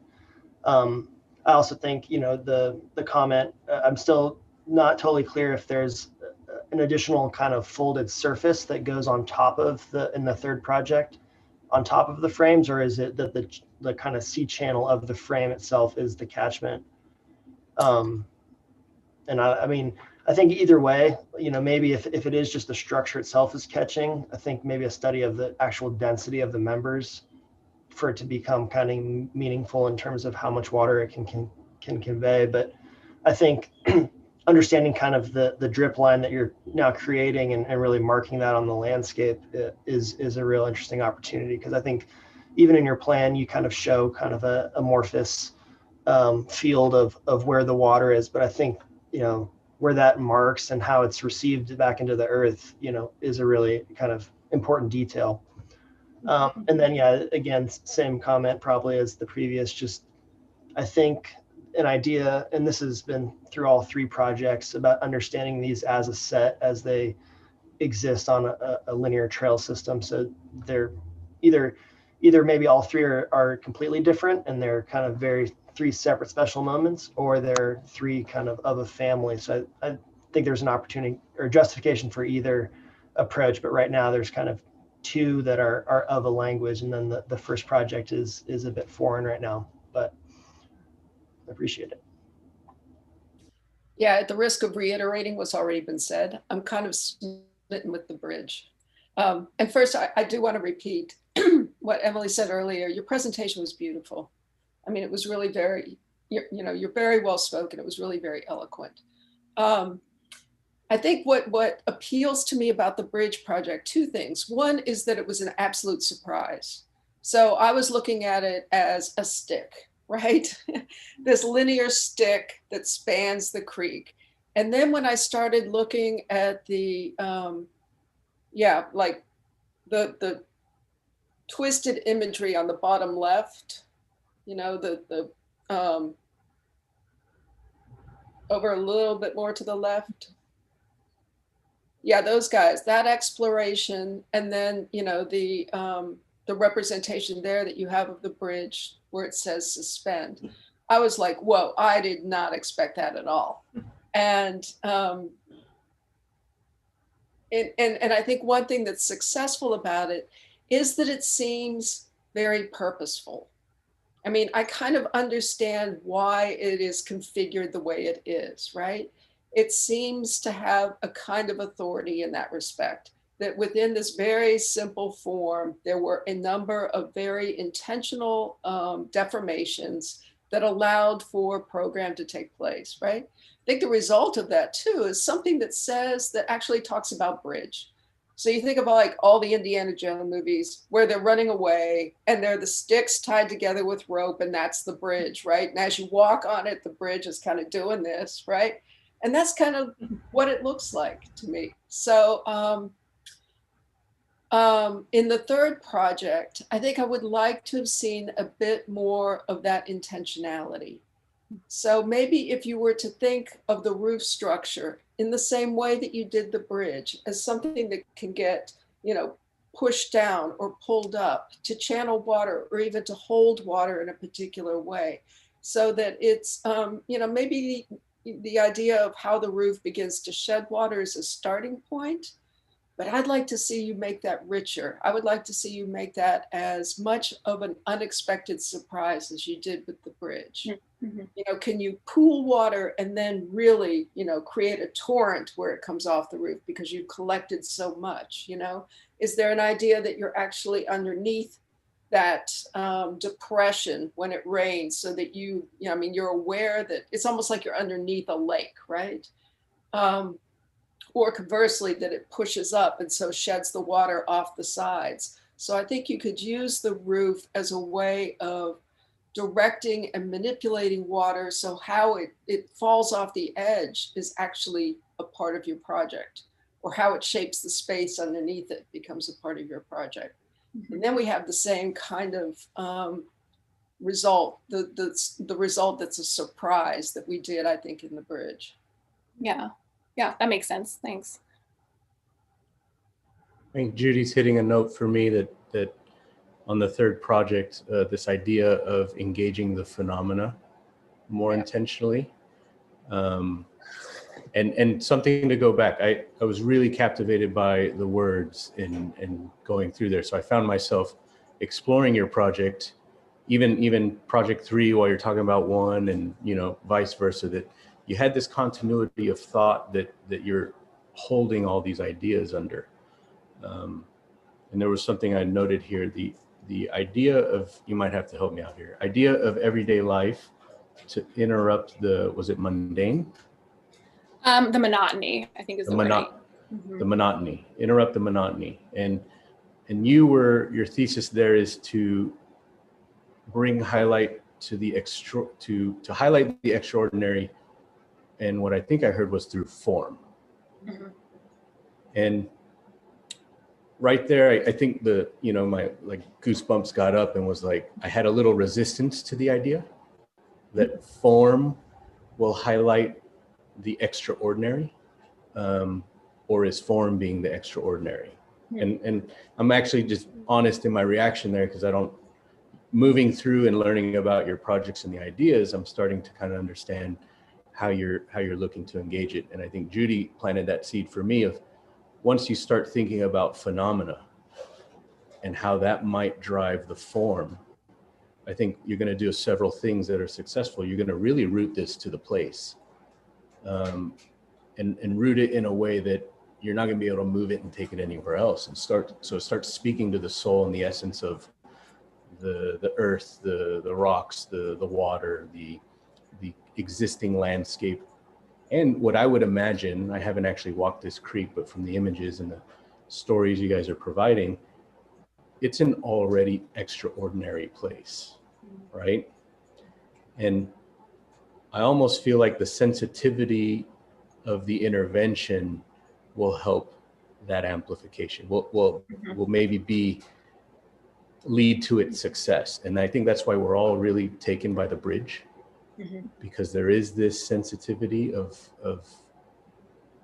that scenario. And I think after seeing these three, the bridge is really kind of honing in this, it's almost the marker that tests the ideas here. Because there's a question of, do I engage? How do I engage? How do I move? How do I suspend above this? And am I separate from now this thing? And so the gesture of unfolding and bringing us closer to that moment is beautiful. And I think there's a lot of success in those ways. I would want to see, I'm curious for more energy towards those ideas of descending, ascending, serenity, or even playfulness. Your one section on the bridge talks about low water, high water. And there's still that tension that we're going to stay above high water. And so that's at the point where Judy was talking about the phenomena and engaging it in the third one. Does that come back to here's, do we need to stay above high water? Is this something that we can only use at low water?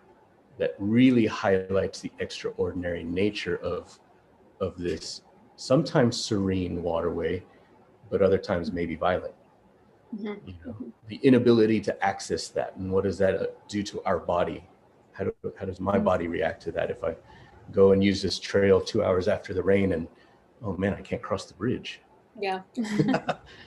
Do I go to the next one, and what does that lead me there? So there's these fascinating prompts that you yourself have framed beautifully. And I think when you do that, go back after this and reflect on that and see where they are successful and where they might not be. And the choices made, and exploring those, how can that further impact that experience? But I think beautifully presented. Thanks. Yeah, I think one of the things that I don't know if struggle is the right word, but I do believe that architecture, there is kind of this objective quality to it, where it is this kind of extraordinary form that's in the landscape. And I really appreciate kind of the beauty of that and the severity of that, but I also really want to be sensitive to kind of that idea of porosity and how you take something, so a form that is so severe, but then kind of gently and considerately place it into its surrounding. And so I think that's where I really clicked with this kind of slatting method, is because it still seems to kind of allow that sense of porosity while still maintaining a very, you know, like an object of form that seems to be very strong. And so I think kind of walking along that line and figuring out what that looks like going forward is something I'm going to continue to pursue. I think Emily noted the strength of the datum, and I agree completely with the strength of the datum. And you're defining it by descending and ascending. And I wonder if you start to play with the datum, and I don't know if for better or worse, that there is this exploration of the water that, you know, and I just like the limiting of that folding out for the human aspect, totally understand and justified, but but to further that, to engage the phenomena potentially. What might that do? And is it about us sticking to the datum and the conceptual idea, or is it about maybe this playfulness with the movement that's going on below it? I mean, I think you hit on a thing. I think it is a struggle.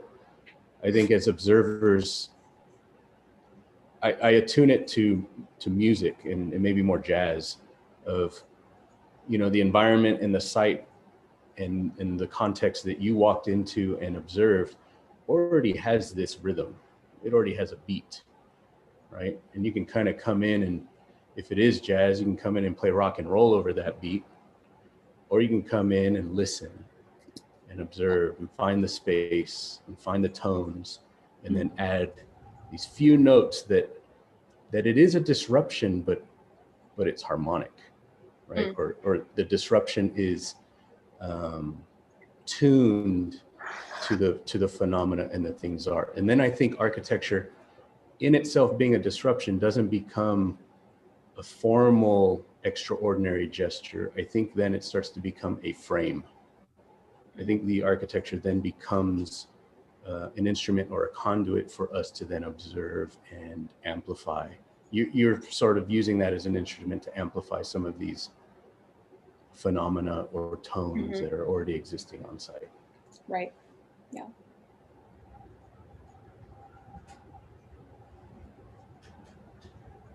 Quite beautiful.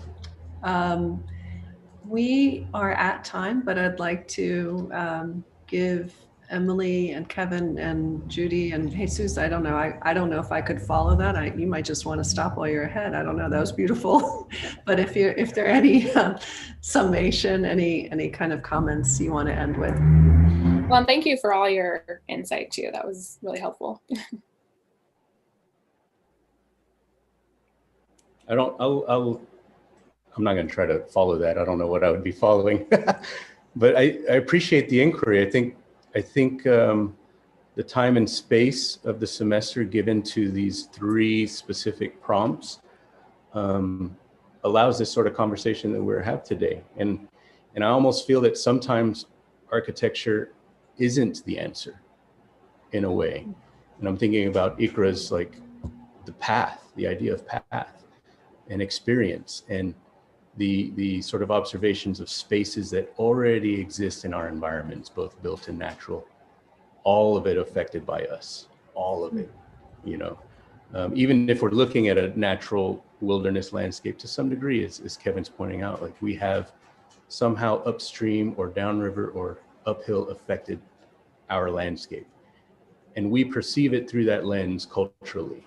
And so I think as you guys are on this journey to be observers and to be disruptors and responders and finding ways to negotiate space, that we find the different lenses to look at it, both culturally, historically, but also, you know, you got a good grounding of poetically, of observing the surroundings and finding a way to express what space can be in that place. And so to me, that's a beautiful prompt and beautiful work too. Yeah, I think it was a really great prompt during this time, because I know personally I'm teaching from home, and, you know, we're doing all this remote stuff, but that means, like, not a lot of moving around and taking a lot of walks through the woods, you know, near my house and things like that. And, you know, in a time of stress and uncertainty and things like that, just remembering that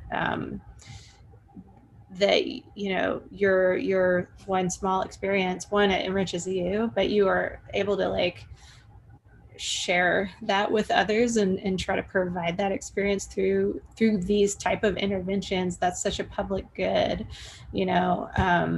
And you know, I think the way Jesus is talking about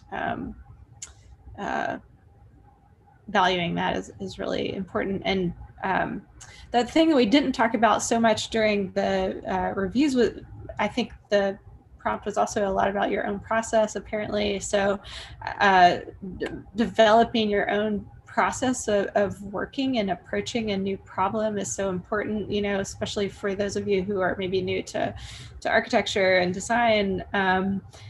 You know, you're discovering that for yourself, but, you know, grad school is also, you know, that time when you really are trying to hone your process and your point of view. So craft that as carefully as you're crafting your project itself. But I really enjoyed seeing this work and enjoyed the conversation and appreciate being here. So thank you so much for the invitation. I think one thing that I really appreciate about the way Nichole has put the semester together is that it's foregrounded maybe things that aren't there, you know? And the older I get and the more buildings I visit, the more I've become aware that the places that have impacted me most profoundly are those where the architecture was completed by something that doesn't actually exist. Of course it exists, but I'm thinking about light, I'm thinking about sound, I'm thinking about the immaterial, about things that maybe you can't touch, right? And those are often the things that, again, create an architecture or complete an architecture so that it resonates long after you visited it. But they're also often the things that we don't talk about a lot in school, right? And so I would hope you guys kind of reflect on the explorations that you did, you know, in the park, at the creek, the performative pieces that you did, and don't throw those in the trash when you're cleaning up your studio space this semester, either literally or figuratively speaking, okay? Because I bet if you guys think about the buildings that you visited that had an impact on you, there's always something else beyond the literal sticks and stones that made that building kind of just take root in your imagination and nest there, right? So even if it's not asked for in program briefs in the future, you know, I would encourage you to continue to explore some of these issues. So. Yeah, I think it was really great seeing these 3 projects today, especially coming from kind of landscape architectural lens. You know, these projects are much kind of at the scale that I normally operate, and it's really interesting to think about a set of moments along a larger system, and kind of the more, you know, within the landscape practice, we were thinking of ecological systems a lot, but also the way that, you know, public networks of paths and the public realm operates. And so I think it was a really interesting opportunity, I think, for y'all to kind of maybe have a much broader site and really think about the impact of a larger site on a small intervention. And then I'll also just echo, it was really interesting. I appreciate, you know, how open y'all were with your process, and especially with 3 different projects. We really got to see that process deployed multiple times, and at times maybe expose inconsistencies in the process or opportunities to kind of tighten that up. So I think that's just something to be thinking about throughout, you know, your evolution as designers is how your process can kind of continually be deployed. So again, you know, really fun to see the work, and good job on an odd virtual hybrid semester. But yeah. That's great. If we could do a round of applause for the critics. You have to unmute, otherwise it doesn't work. Unmute. Okay, try again. Yay. That was a really, really great discussion. I appreciate it. Thank you for spending your time with us this morning. And we are now going to go on break and start again at 12:30 with a whole new crew of people. So thank you so much. Thank you. Thank you, so much, everyone. Nichole. Thank you. Thank you. Hi, Judy. Hey, Jesus, I'm going to send you an email. Okay, do it. Okay. Good to see you. Good to see you. Thank you, Nichole. Nice to meet you, Emily. Thank you. You so too. much. Bye. Thank you, Emily. Thank you. All right, well, you guys have a little bit of time to grab something to eat or get a coffee. Thanks to those that presented, did a great job. Is it too late to redesign anything? Thank you, Bo. You're so funny.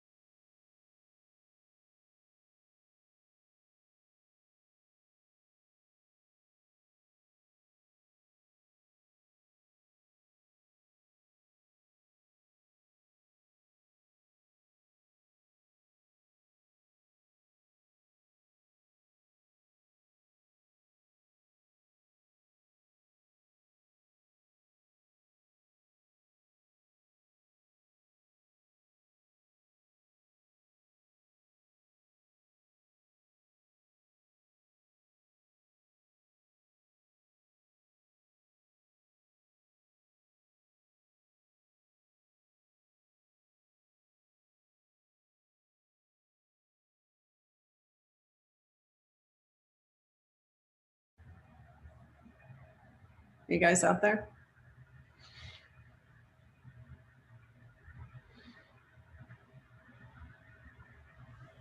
Yeah, I am. So the review went well. Yeah, I Excellent. think so. How was it from your perspective? Excellent presentation. Cool. It's good. Hi, Chris. Hola. We're waiting for a few people to arrive, so.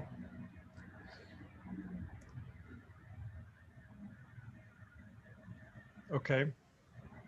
Greetings. Oh, you just arrived at a new locale. I needed to, that background was yesterday, I know. and now is today, and so I'm just back in Lubbock. See Great. the dimples? Yes, I do. Yeah, I do. That's perfect. I see the It's dimple. the fold in the table. The fold. How's it in the going, table. Tori? Yeah, she's here. She should pop up. I see her name. Are you all camera shy?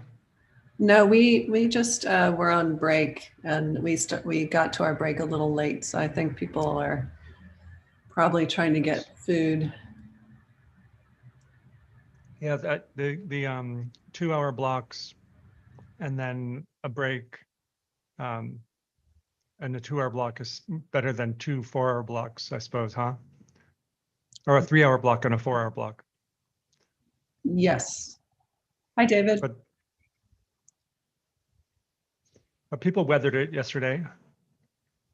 Yeah, it was great. I enjoyed the discussion yesterday. It's really good.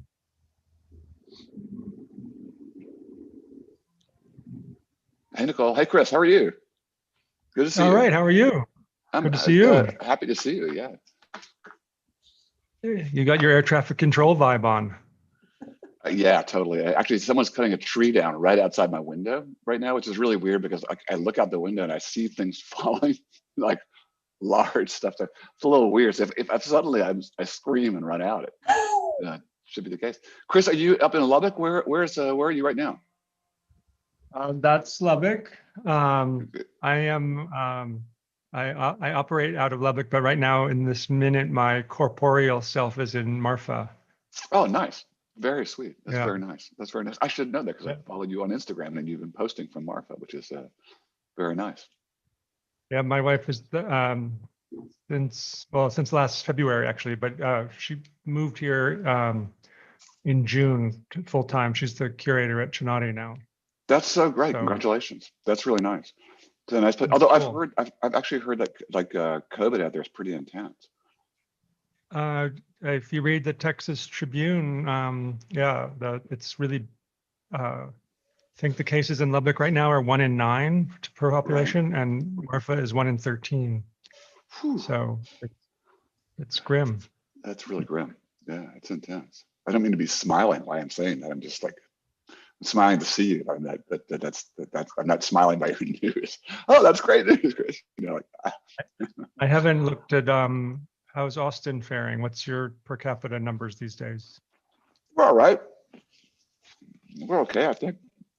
I don't know what the numbers are per capita, but I think generally speaking, we're doing really well. Okay is relative if you're sitting in the United States, though, right? Yes. I actually think that Austin is pretty good. Or yellow. Yeah.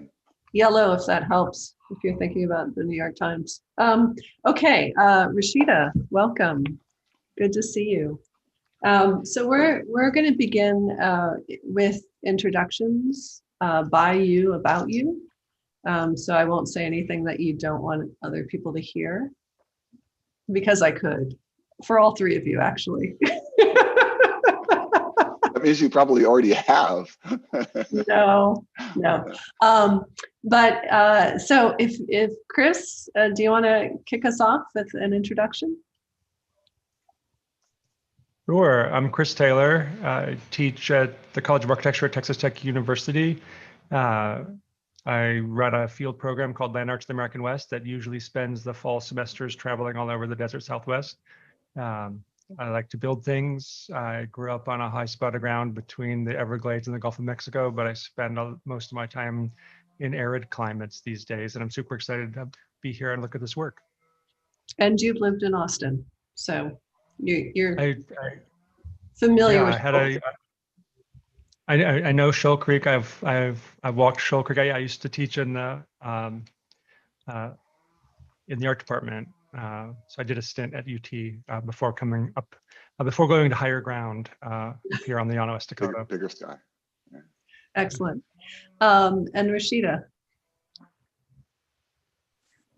Hi, Nicole. Hi, everyone. My name is Rashida Ng. I'm an architect and educator at Temple University in the Tyler School of Art and Architecture in Philadelphia. And I joined you a little early because I put this on my calendar. So I was happy to be able to actually have some lunch before coming back. But I'm really excited about the project and seeing the work and being with Nichole, who I spent several years with good friend and colleague on the ACSA board. Yes, yes, many hours, many hours. And then Rashida, sorry, Rashida, I was trying to remember. I think we met in when I was did something at Temple with Kate. Yep. Now some Yep. years ago. That's Yeah, right. it's super great to see you. Yeah, I wasn't going to say it because I wanted to I wasn't sure if you were the same Chris Taylor, but yes, it's great seeing you. Good to see you. There are many of us out there. The land arts, though, kind of gave it away. Excellent. That leaves me, and there are many David Haymans, and right now one of them is actually the guy who runs the World Health Organization, right? Or actually he runs the CDC, which is terrible because I get all kinds of emails from people going, I'm sweating and I'm hot. I'm like, you got the wrong David Hayman. Yeah. Sorry, really. I promise I'll burn this email. So I'm an architect and a professor here, a longtime colleague of Nichole's, and when Chris, when he was here, Rashida, it's really nice to meet you. I know a little bit of you, so it's a real honor. So I teach the Theory 1 section that only Hannah is in. I'm looking around the room here going, the rest of you poor suckers don't know what you're in for, but I know Hannah, and she knows. So, and I teach a course that you will get me in site design, which deals with really my central kind of interest, which is this kind of complicated relationship of buildings and landscapes, which is really complicated. I would just leave it as it's really complicated, which I write for Places, a journal. I'm a writer there, and just since you're new to Austin, I've written 2 books. Well, one, My Beautiful City, Austin, which is about how architects help screw landscapes up, and then just recently came up with another book, which I'm really proud of, a book on the John Chase house in Houston, the house he built for his own family, which is a really interesting book as well. So look forward to this. Excellent. I'm going to talk a little bit about the site. So you'll have your bearings, Rashida. I think it'll be helpful. And then if it's possible, I think concept board is nice to navigate if you can get on there. I know the students will also use Zoom. So I'm going to go ahead and share my screen now.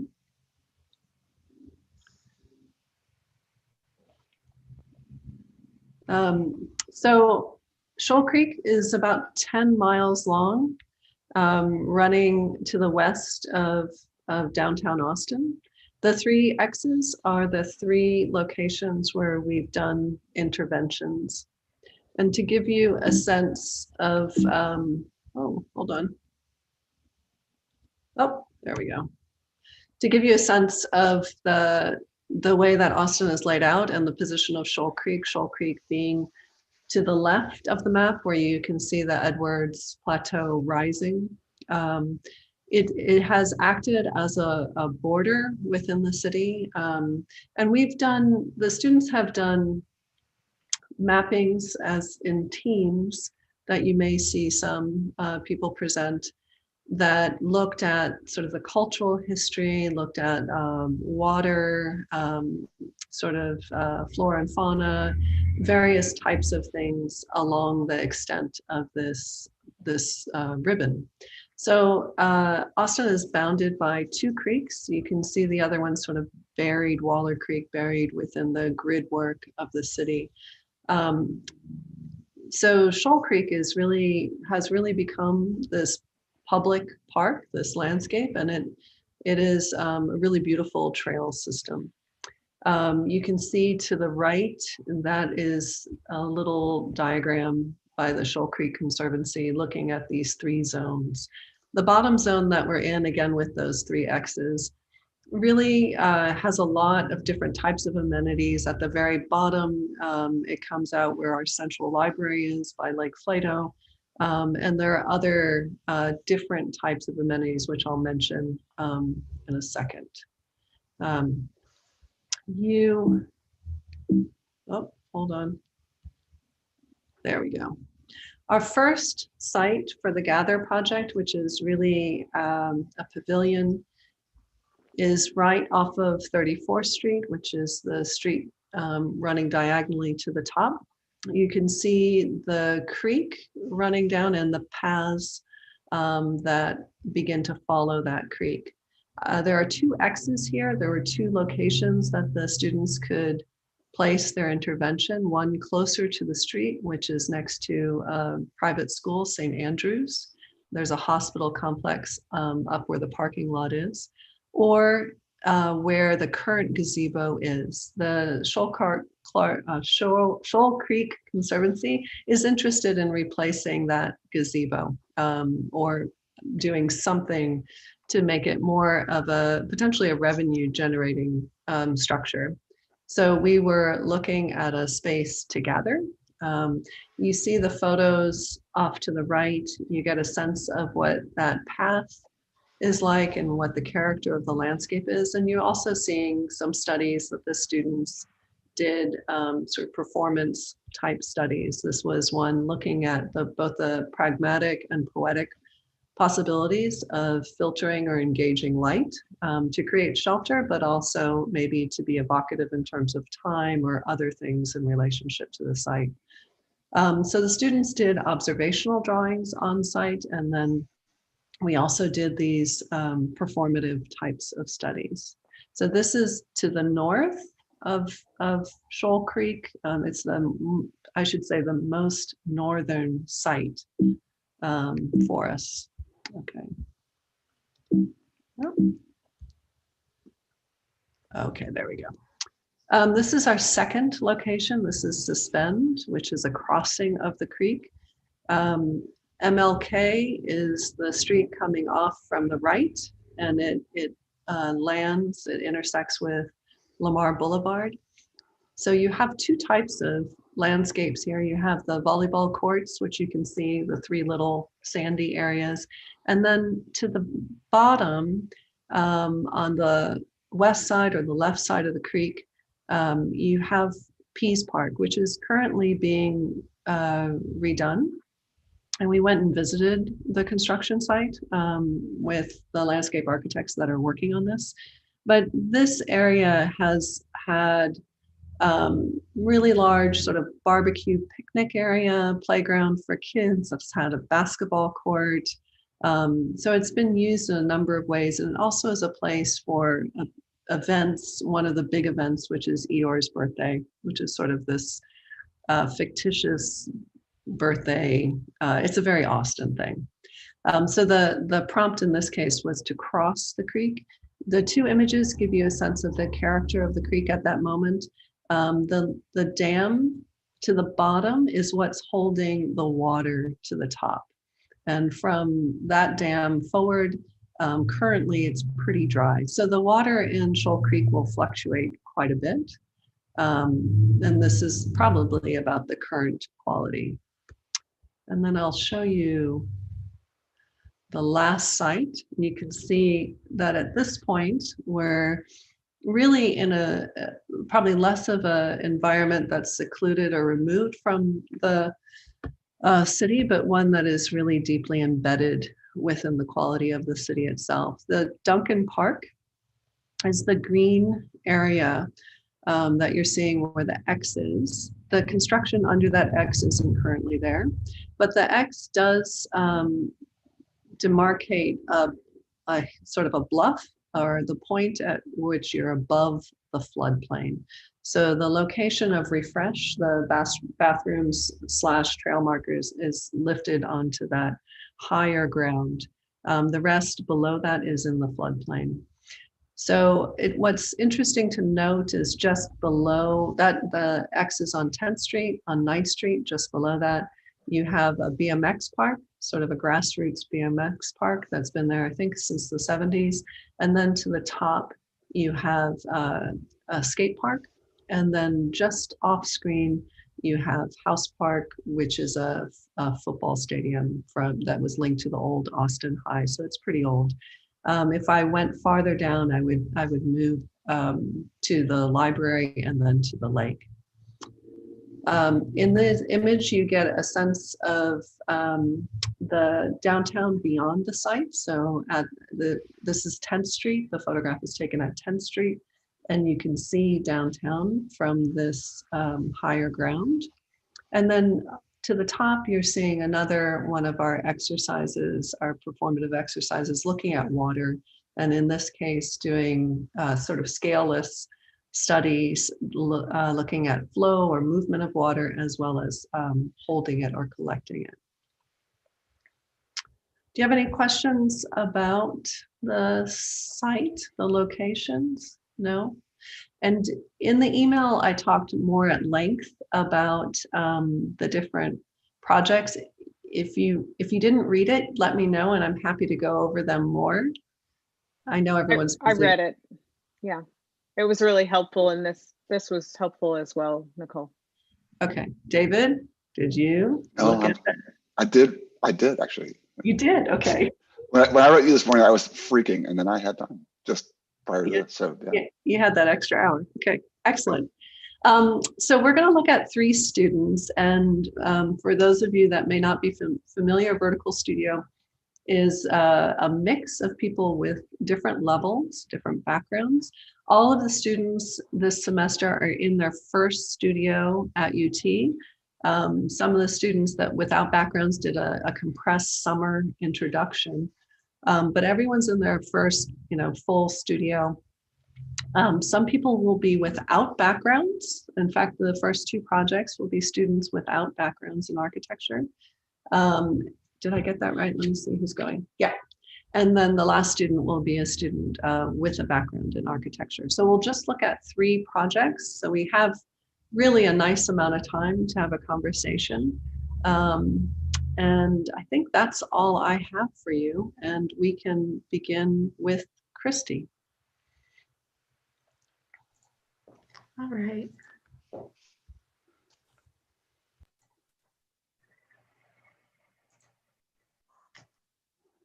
Is everybody seeing that?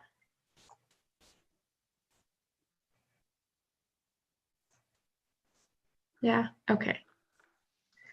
All right, so yeah, that was a great introduction by Nichole. I think my initial reaction to Shoal Creek and the trail as we did our initial itineraries was just that as you're progressing along the trail, the site really changes depending on where you are. In some cases, you're really immersed in nature. In some cases, you're more in an urban environment.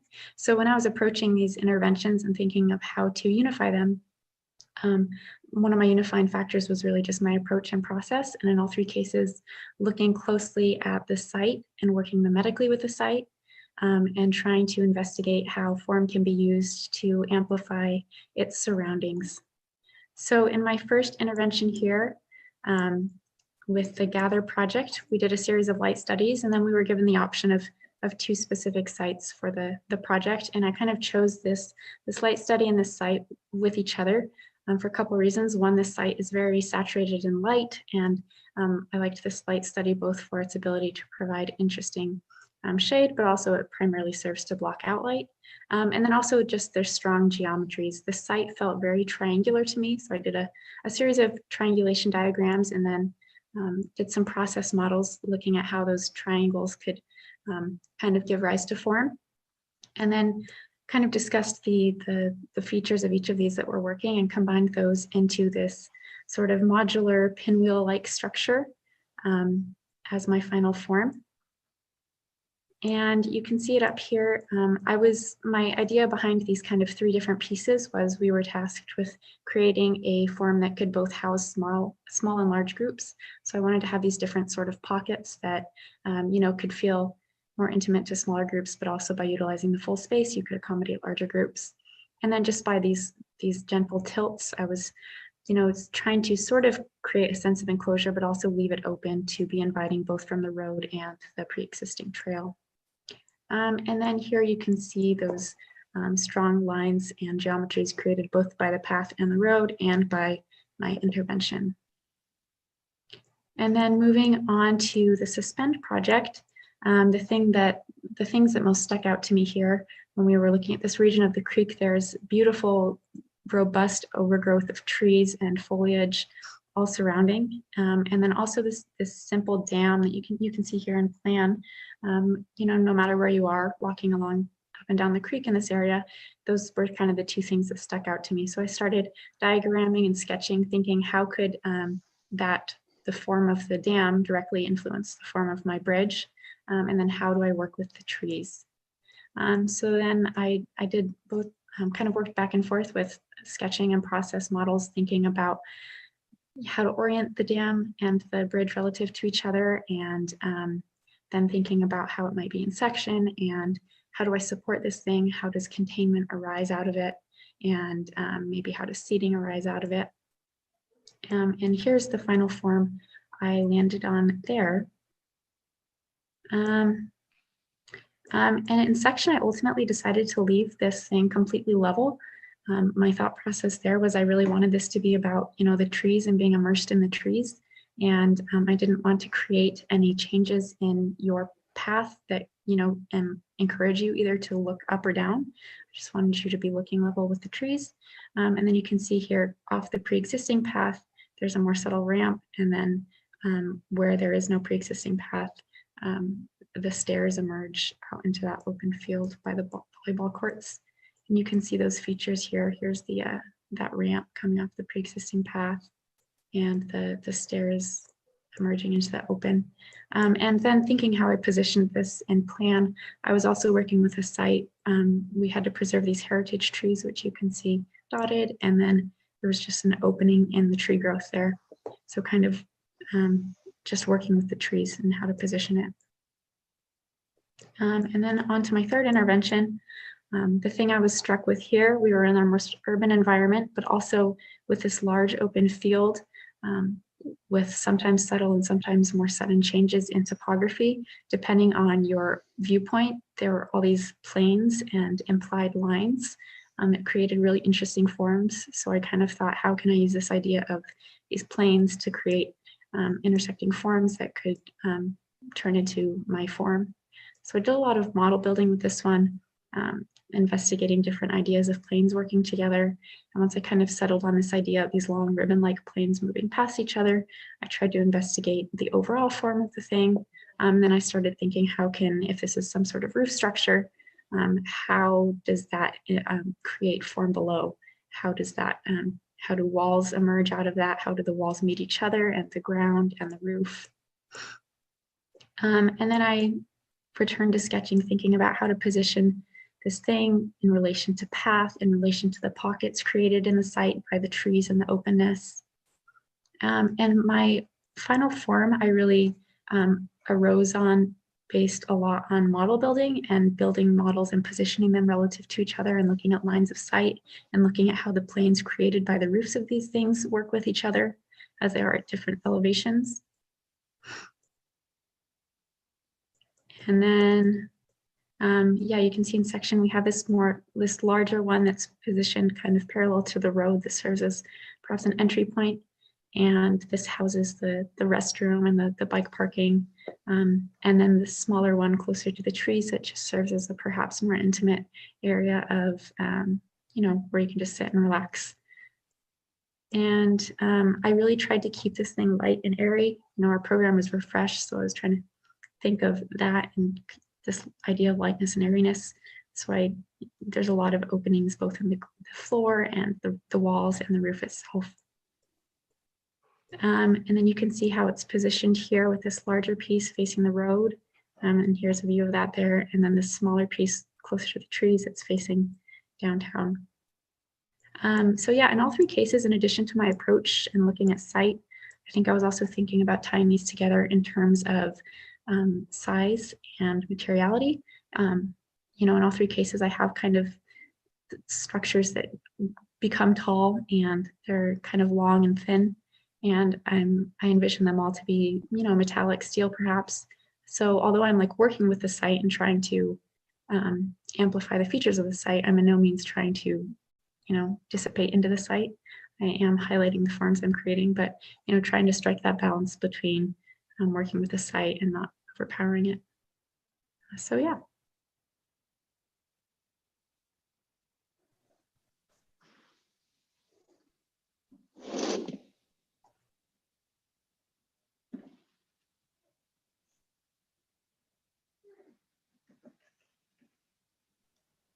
Nichole, can I ask a clarifying question just about the kind of studio intentions? Sure.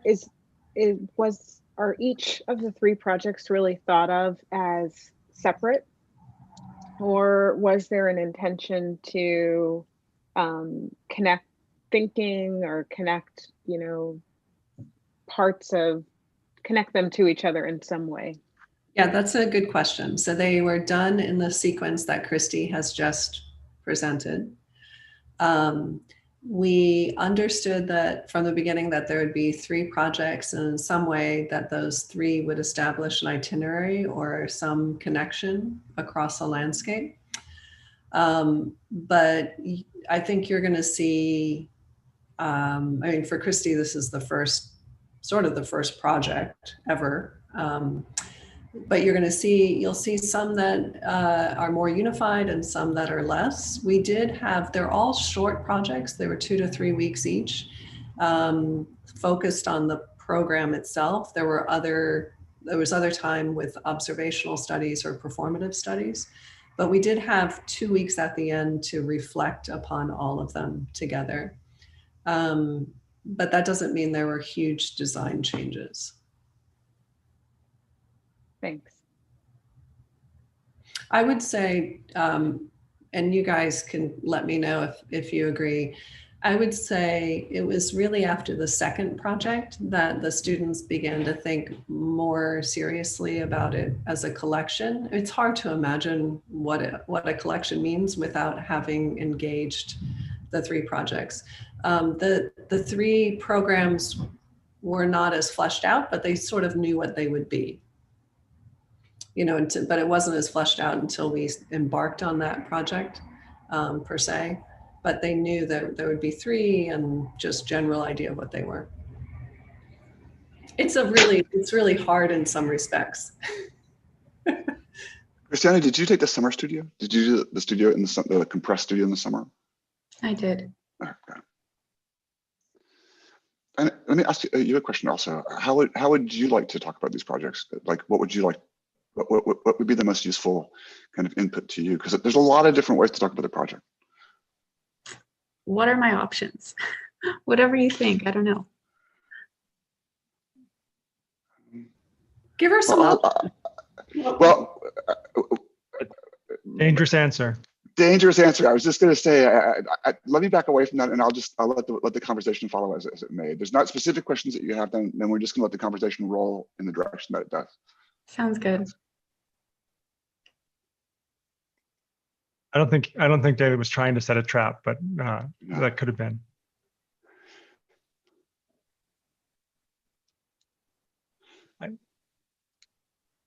I'm not bashful, but I don't need to start. Rashida, but I'm happy to. Go for it, Chris. So this is a super cool place to be in the curriculum of learning about architecture, because at one level it's you're here because I imagine you've got an agenda about becoming an architect and learning about architecture, right? But also it's the introduction to this whole new language, this way of working, this history, this ethos, and so there's many points of beginnings, which is why it was a bit of a tricky question. Like, it's a tricky question to answer, right? Like, I don't really know where the limits of this playing field are and that's what we're trying to figure out in this moment, right? So the cool thing about the vertical studio, maybe I'm answering David's question, it's both a point of beginning and a point of evolution, and having people that are at differential places in that ecosystem is very fruitful, which is why good schools do vertical studios.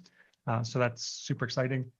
For me, a thing that I'm most excited about with your projects is, and I'm also just a sucker for sections. I tend to look at the world in section and think about what those sectional relationships are.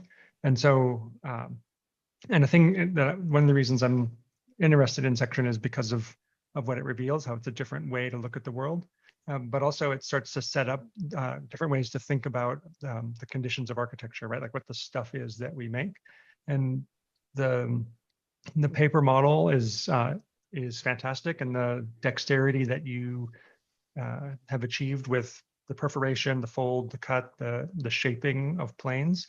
But the thing I would start to put a little pressure on and encourage turning up the volume a bit more on is starting to think in section about thickness, about heavy and light, about whether something is of the ground or of mass or of lightness, like a piece of sheet metal versus a solid block of cast iron, where they may share chemistry at a level more closely than kind of water and dirt.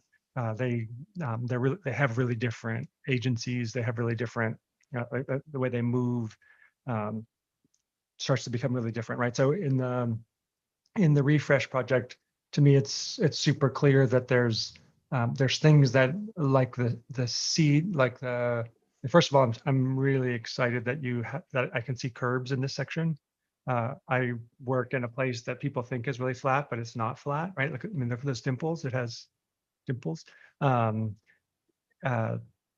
It's really hard to find flat places in the world, and so being able to articulate and nuance that in section is really helpful. But I start to want to think about what parts of this section might you make massive and bring to ground or bring from ground, and what parts might want to be of air and of lightness, and start to think about that dialogue as the reason that that's helpful isn't that two things are better than one, but there starts to become an agenda tectonically about the stuff that's heavy and made in one way versus the stuff that's light and made in a really different way. And so that just starts to load the conversation. One other quick thing, and then I'll be quiet for a little while. But so the other thing that starts to happen in section, and what's super cool about a creek, and I've just spent the semester thinking about a river, so maybe I have water on the brain, is that it's this vector of if we can cut a cross section through the creek, and we can cut a longitudinal section through the creek, right? And so there's these two differentials of movement that are happening. And so I get really excited about floodplains just because they're a datum of force that we anticipate, but we don't see except for the day of the flood. And so in what ways do we start to, that dam that's there right now crossing the creek, it's there, and it's just enough to cross when the water's not too high, but when the water's high, it stays put, it doesn't wash away, and there's a really different condition happening.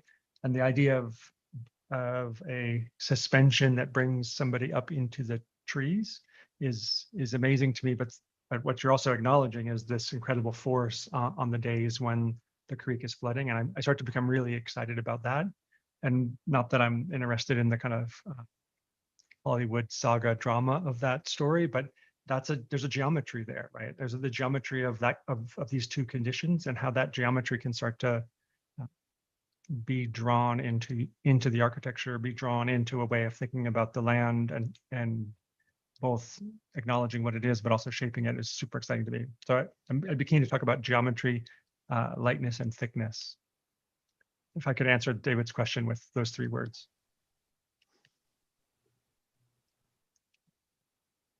Good to see.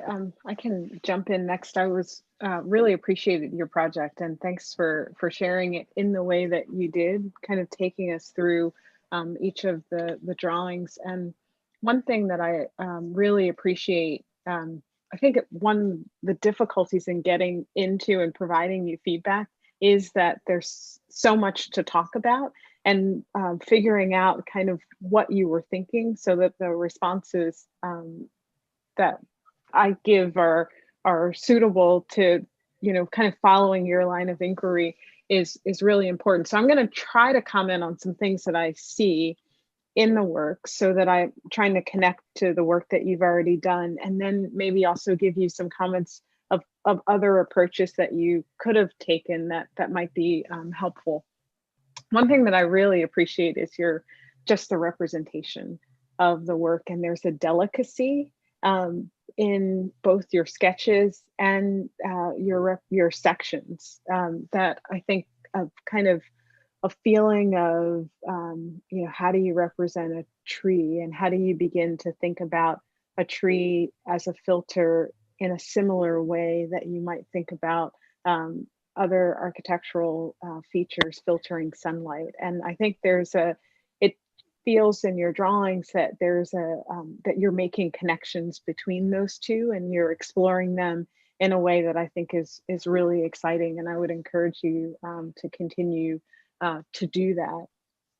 I really appreciate Chris's critique about materiality and kind of things that are thick and robust and things that are fine and light and flimsy, and how do you start to negotiate the differences in those materials as you think about design. Like, what are the things that are more sturdy and even, thickness.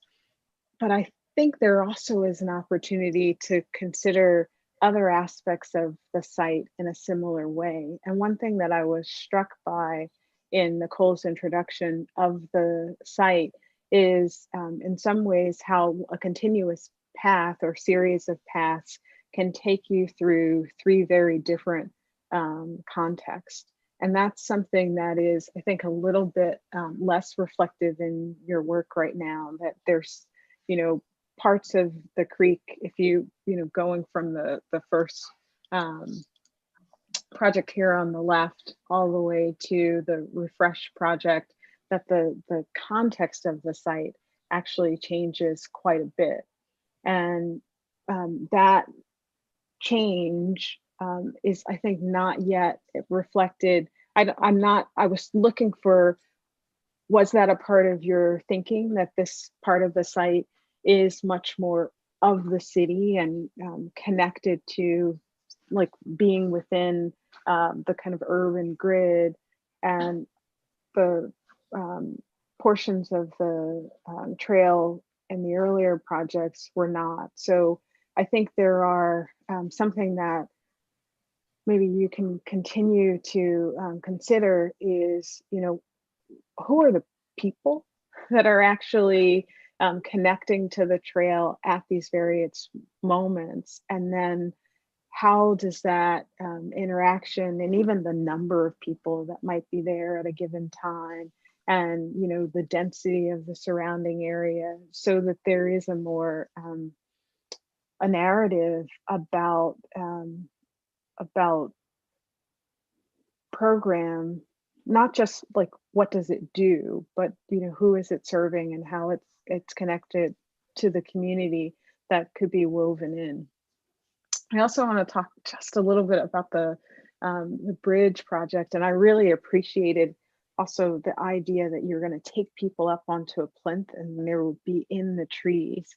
But one thing that I think the section doesn't allow you to explore is the idea of a path. Is this the path to just kind of take me up and I'm in the trees and then I come back down? Or are there moments that I'm pausing, and moments that there's a view, moments that you want me to just kind of stand there and like listen to the flutter of leaves, that are closer to me than normal?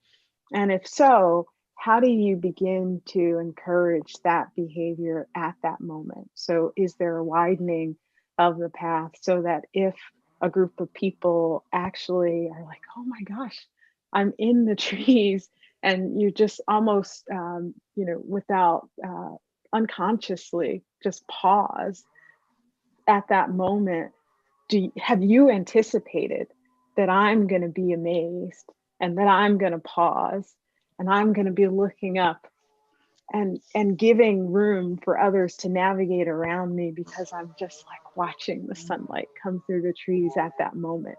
So there's I think a plan-based negotiation, and even if it is a plinth, right now it's a plinth, but it's a path, and it's not telling me, this is the moment that you're going to be like, wow, and you're going to kind of get lost in the kind of canopy of the tree. And at this moment, you might, you're right over the creek, and you're going to like lean down because you're like, whoa, look at that. So I think you have an opportunity to kind of work in multiple directions, like section and in plan, to really think about where are the moments of awe and inspiration and pause, and when am I going to see something, when might I see something in the distance, and start to think about 1 people, 2 people, 10 people, 20 people kind of in an area, which might be hard to think about right now in COVID. But, like how do we negotiate around each other? Awesome. I think my thinking behind that, sort of how I have these bench structures emerging out of the containment on either side, so that the opportunities for seating are when you're in the trees, right? And then it becomes wider without those areas of seating when you're crossing over the creek. So you're more encouraged to slow down and stop at these seating areas in the trees, and encouraged to keep walking while you're, around the creek. I think that was kind of my thought process along those lines. Thanks for clarifying. I missed that bench in the drawing, and I appreciate that thinking. I still wonder, is there a group, if your class were to have visited this site and you all were kind of there on the bridge at one time, how would you kind of array yourselves within the space and if there are others that are passing through? How wide is the bridge, by the way? It's about 8 feet wide. Okay. Yeah. The bench is kind of odd because that bench slopes. I was looking at it going, how do you actually sit on that bench? I think the comments, or it seems to slope in the perspective. On the ramp, it slopes up, but on the bench itself, it's flat. It just tapers into the wall. So it's narrow at some points, but it is flat to sit on. So I really appreciate the comments, and I always feel like on Vertical Studio reviews in the semester, it's kind of, I love having kind of visitors and listening to what they have to say, and then I feel like my role is slightly different. It has to do a little bit with kind of like framing your education in the kind of larger context of the trajectory of the Vertical Studios, and which is sort of what I was asking about. And Chris correctly said, David's asking about, like, you're in charge of your own education here, and so what are you getting from this? How do you want to frame the discussion? It's your education. You need to frame it. I think there's many things I want to talk about in the projects, and I'm particularly interested in something that both Chris and Rashida are onto, which is the strange flatness of this bridge, which, like, you've drawn as impossibly suspended, and you haven't talked about it, and we haven't talked about it, and we ought to talk about it, and I want to in just a second. But before I do that, I want to, if you would scroll out for a second. I can do it as well, but if you could just scroll back to the triangle project. So my own sense of your project, I like this. I couldn't agree more with both Chris and Rashida in terms of the sensitivity of the presentations and the drawings. Also, I really admire your confidence in presenting.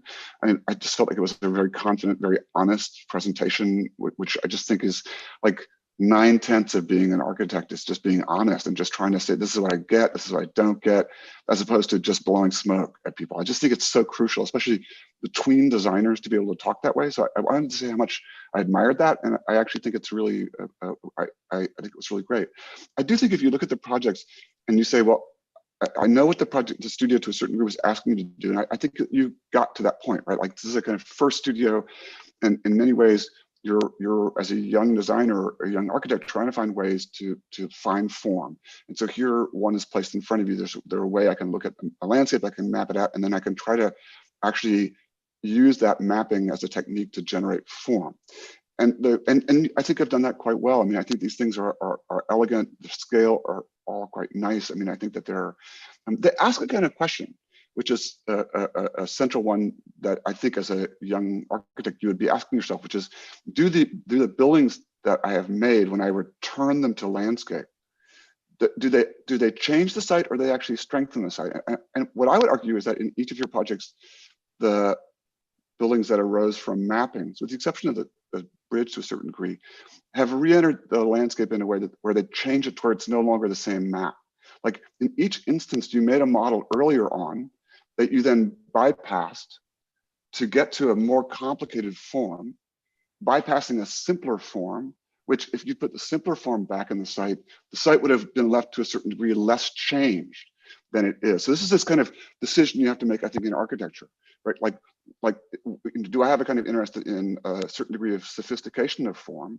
Or so, for example, in this project, if you could scroll back, right, to scroll out, there was just this beautiful roof right there, this beautiful roof with the triangles. I think this is an incredibly beautiful model. I'm just going to circle it, right? I think it may not have been these triangles, right? It may have been that the triangles, but if you imagine putting that thing on this site, right, with now these triangles incised, right? Actually, the triangles themselves become more the subject matter and light of a relatively neutral building, instead of, and it's just held up with simple columns, right? Rather than, as opposed to like the thing that you have, which is quite complicated when you look at it. If you could scroll now to the section, I'll erase my drawing. Let me clear my drawing.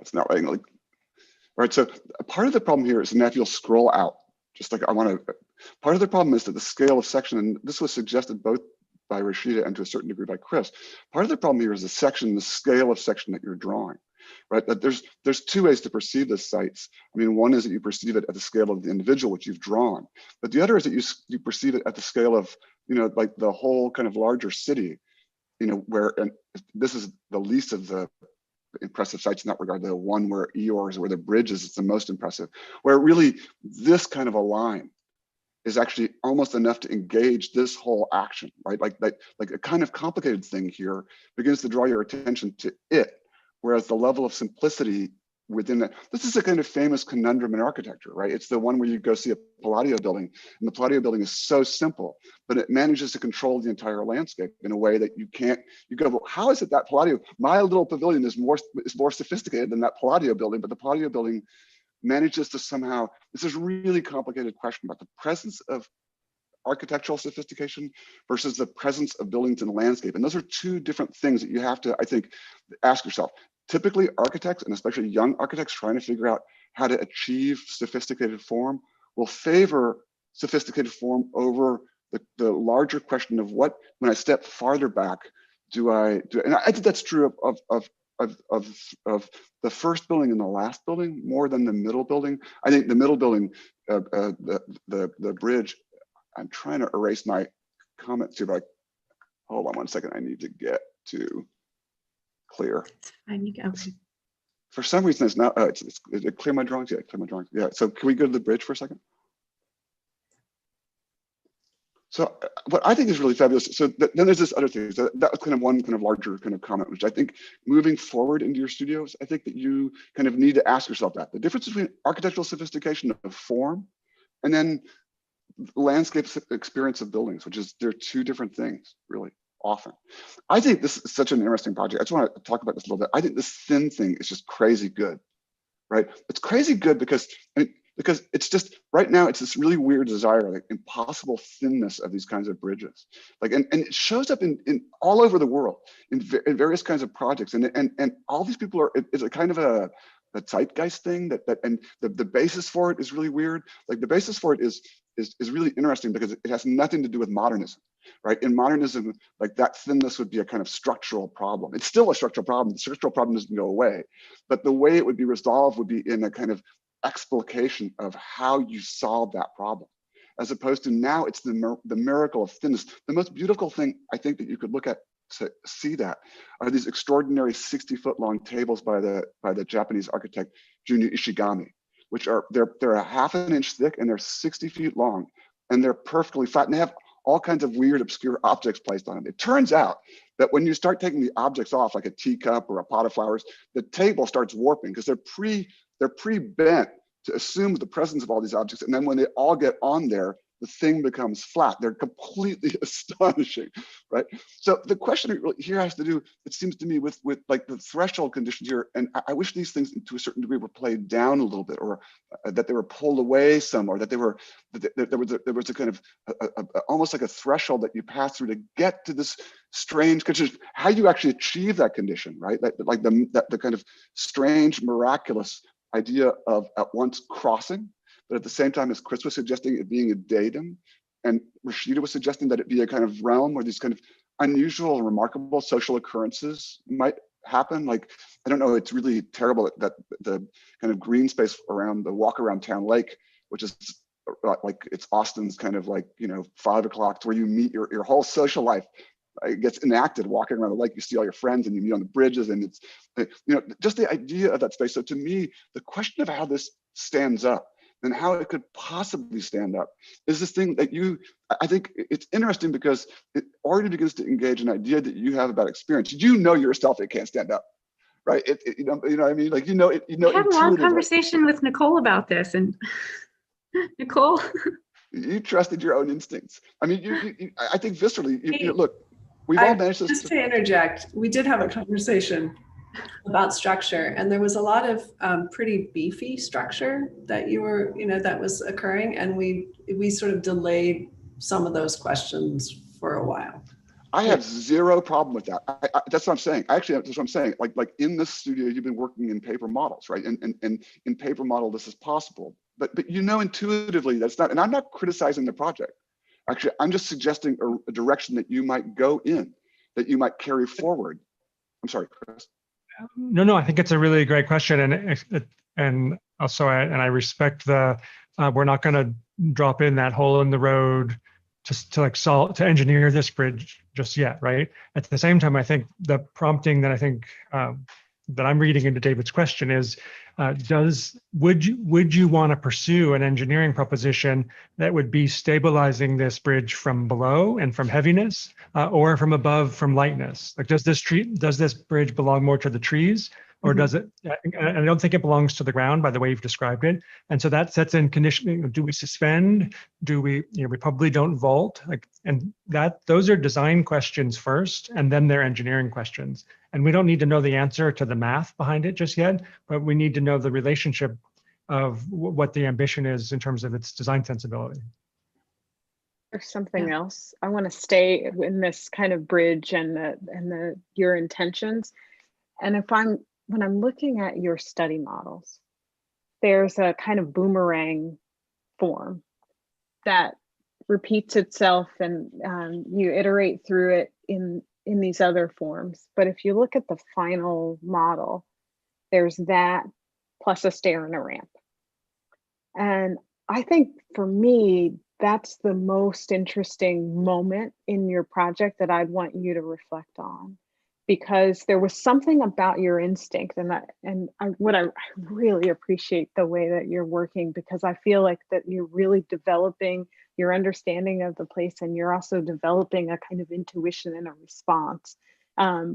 So I think just questioning, well, I had this thing, right? And it's something that shows up in plan, not so much in section. It seemed really important. And when you presented, you said, I didn't want a stair or a ramp. I wanted this, to be kind of at one level. And that was really important because of the assumption that introducing a kind of vertical height change in some way would interrupt the experience. It does, yeah. And it may, right? It may, but I think really kind of leaning into that and understanding when it would and when it might not, and how, and then what you have to sacrifice in terms of the design to get there. Because if you took the whole thing and you put it down, right, you allowed it just to kind of sit on the ground where it touches, right, you lose the trees. So the height was really important. But if you take it up, and then now you've got this other thing, these two other things on either side to get me to the height that you want me to be. So I think so great is that there's this tension between this desire to kind of bring me to a plinth, to one plane that is absolutely flat, but not yet, I would say, I find it less resolved how to get me there. And then there's this other question about structure. So, I mean, as you continue to do these types of projects, when you find those moments where the stairs and the ramp, they never show up in the study model because you're kind of like, no, that's not important enough, right? But they show up in the final model just to kind of,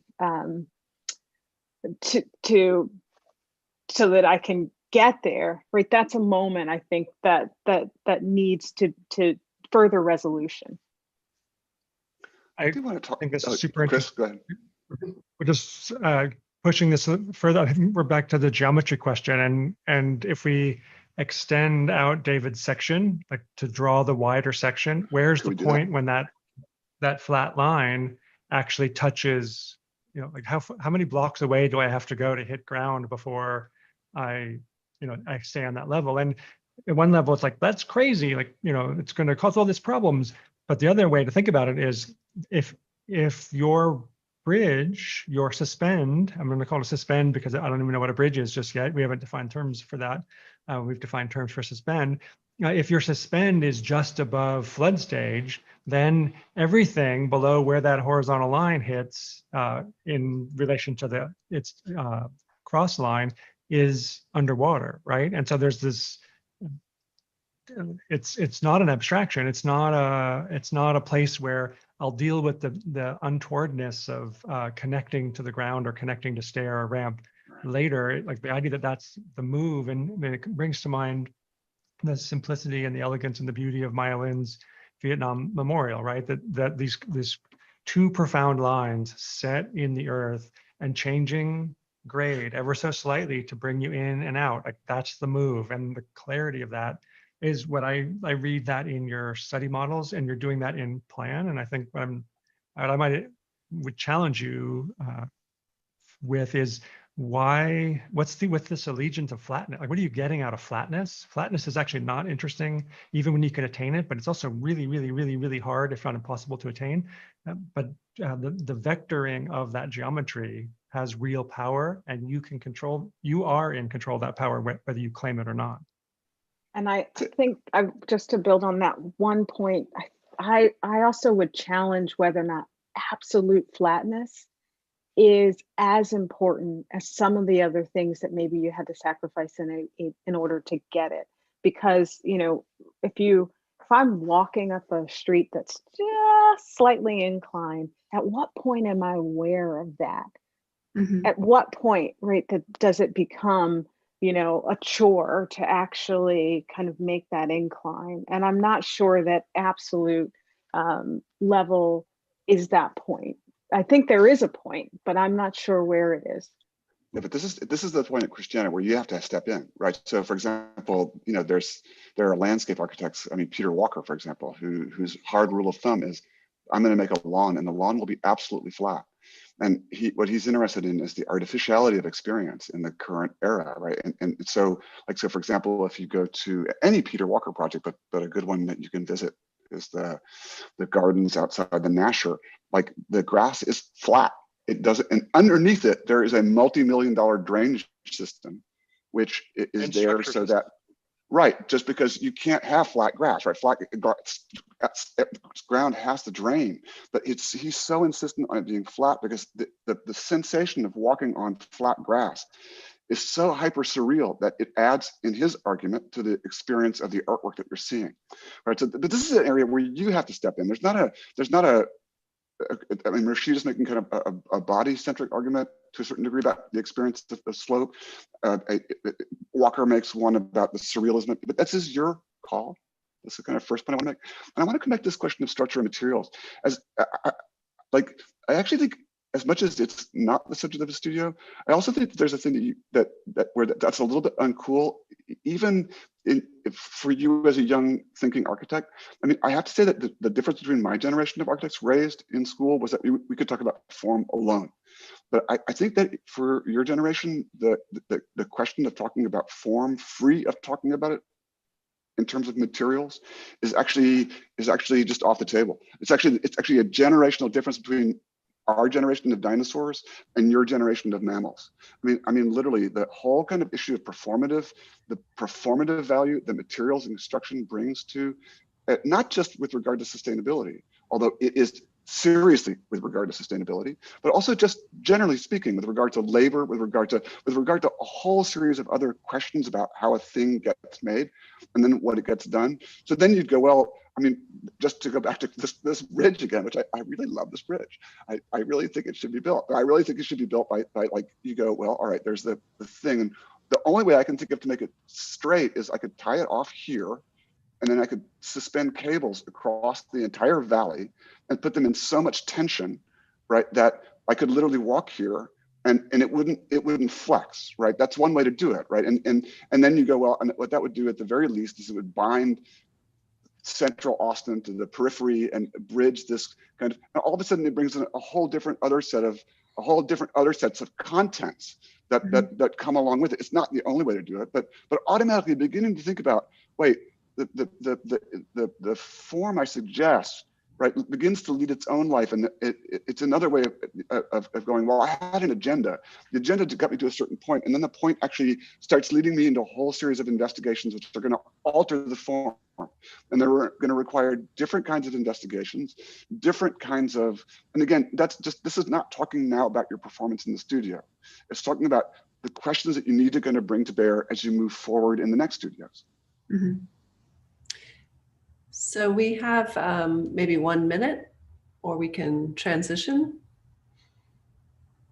Any final comment?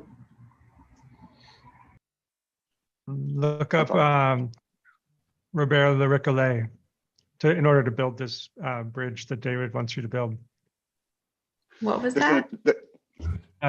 He taught at Penn during, actually, I remember when I first met Alvaro Malo, he had moved from Europe to the United States to go to Penn to study with Kahn, but Kahn up and died without asking Alvaro's permission.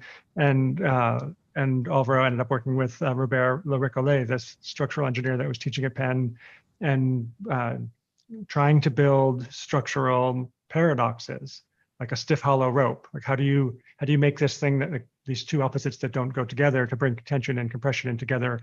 And there are these vision, and the work was happening in a workshop. It wasn't happening.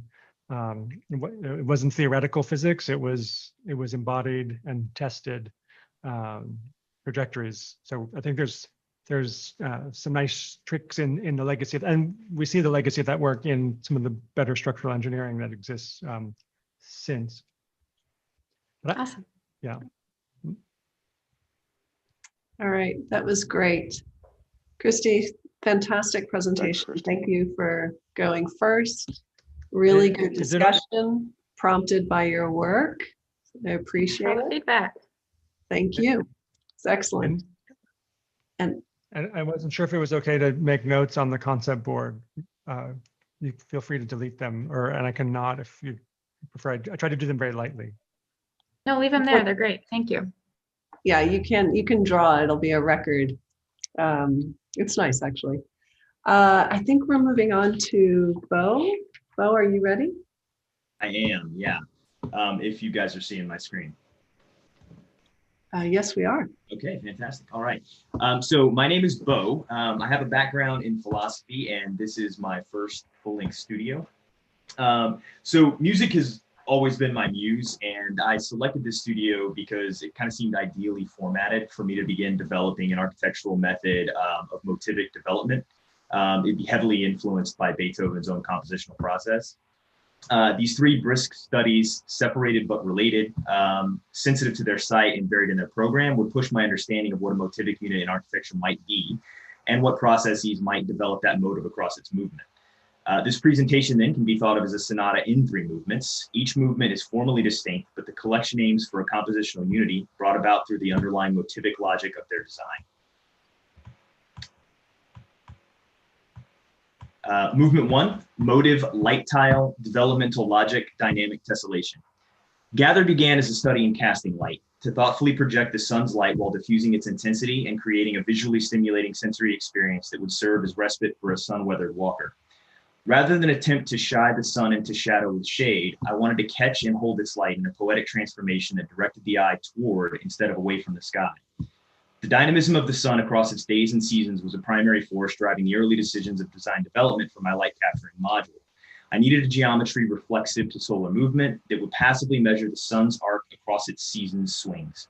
A polygon with windows turned into a translucent tile I could treat as a motivic building block to compose a structure that would capture the sun as it mediated its intensity for sensitive eyes.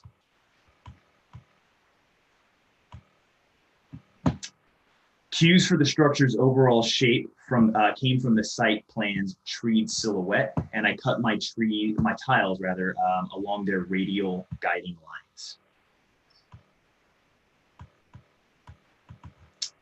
Moving on then to movement 2, motive is platform, developmental logic is conjunct legato.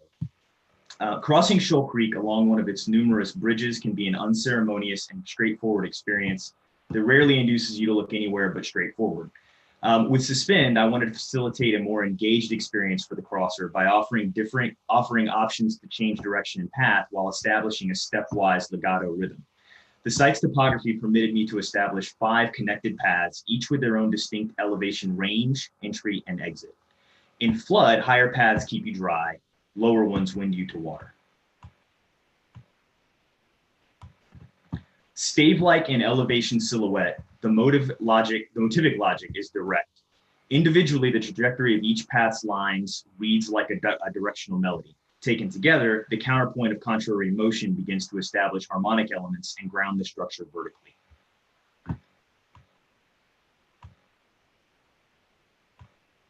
Movement 3, motive quarry block, developmental logic, turn. Early experiments with this intervention were an attempt to unify its design with its predecessor by using the same motivic unit of a platform and a similar stepwise logic, but with a twist.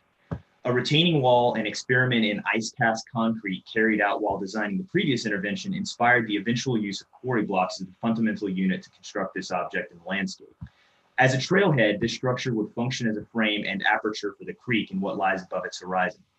Sited upon a perch with the city silhouettes in sight gave me a desire to imbue this form with its own strong silhouette while also momentarily restrict your view with a strong silhouette while also playing somewhat flirtatiously with the view. You must pass through the form's aperture and momentarily restrict your view before having it revealed to you en masse when emerging. To flirt a little further, this massive structure is made light through thoughtfully subtle aperture breaks in their stone storied stacking. If movement 2 was melodic in form, this form would be characterized as chord. The proportions and materials suggest a vertical weight. The tension of tenuous structure in movements 1 and 2 is here fully resolved with a rock-solid cadential close. So summing up, as I reach my first semester's final double bar, I welcome your feedback on my work and am eager to see if you were able to hear what I've been playing at this fall. Thank you. I kind of like that Shark Tank type presentation. I really admire that.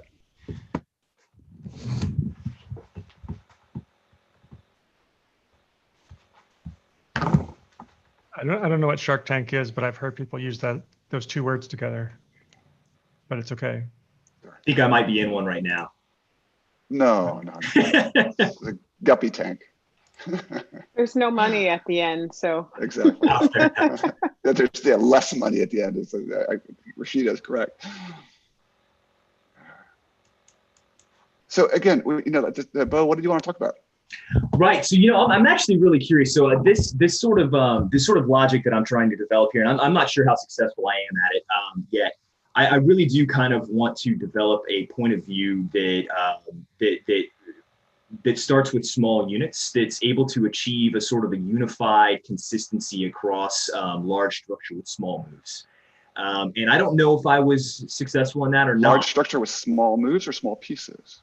Well, you know, both, I think, right? So when you think about what a motive in music is, right, it's something that's constructed out of pitch, rhythm, and order. Those are the three variables. And the way that those things get aligned, transformed, and represented is what constitutes musical narrative. And so something like that is what I would be going for in architecture. And again, what the sort of the means and materials, what the variables are in architecture to me is less clear than it is in music because I'm more familiar with that. As this is my first semester, but I'm curious to see if there was anything approaching my my sort of way of talking about this that read in the pieces themselves. I'm going to have to bail on this one for the other two reviewers, because I'm not a big believer in design process. So we'll talk about that in a minute. So why do you always pick fights with me? Because that's why you and I get along. Let me put it this way. Let me put it this way. I think design process exists, but I think it has to happen. But I don't think that I think it's so notoriously inconsistent that it's hard to draw. That it's hard to draw kind of. So, for example, I'm really totally excited that you are so committed to a kind of like wormhole process for yourself. I really am. I'm completely, totally interested in that.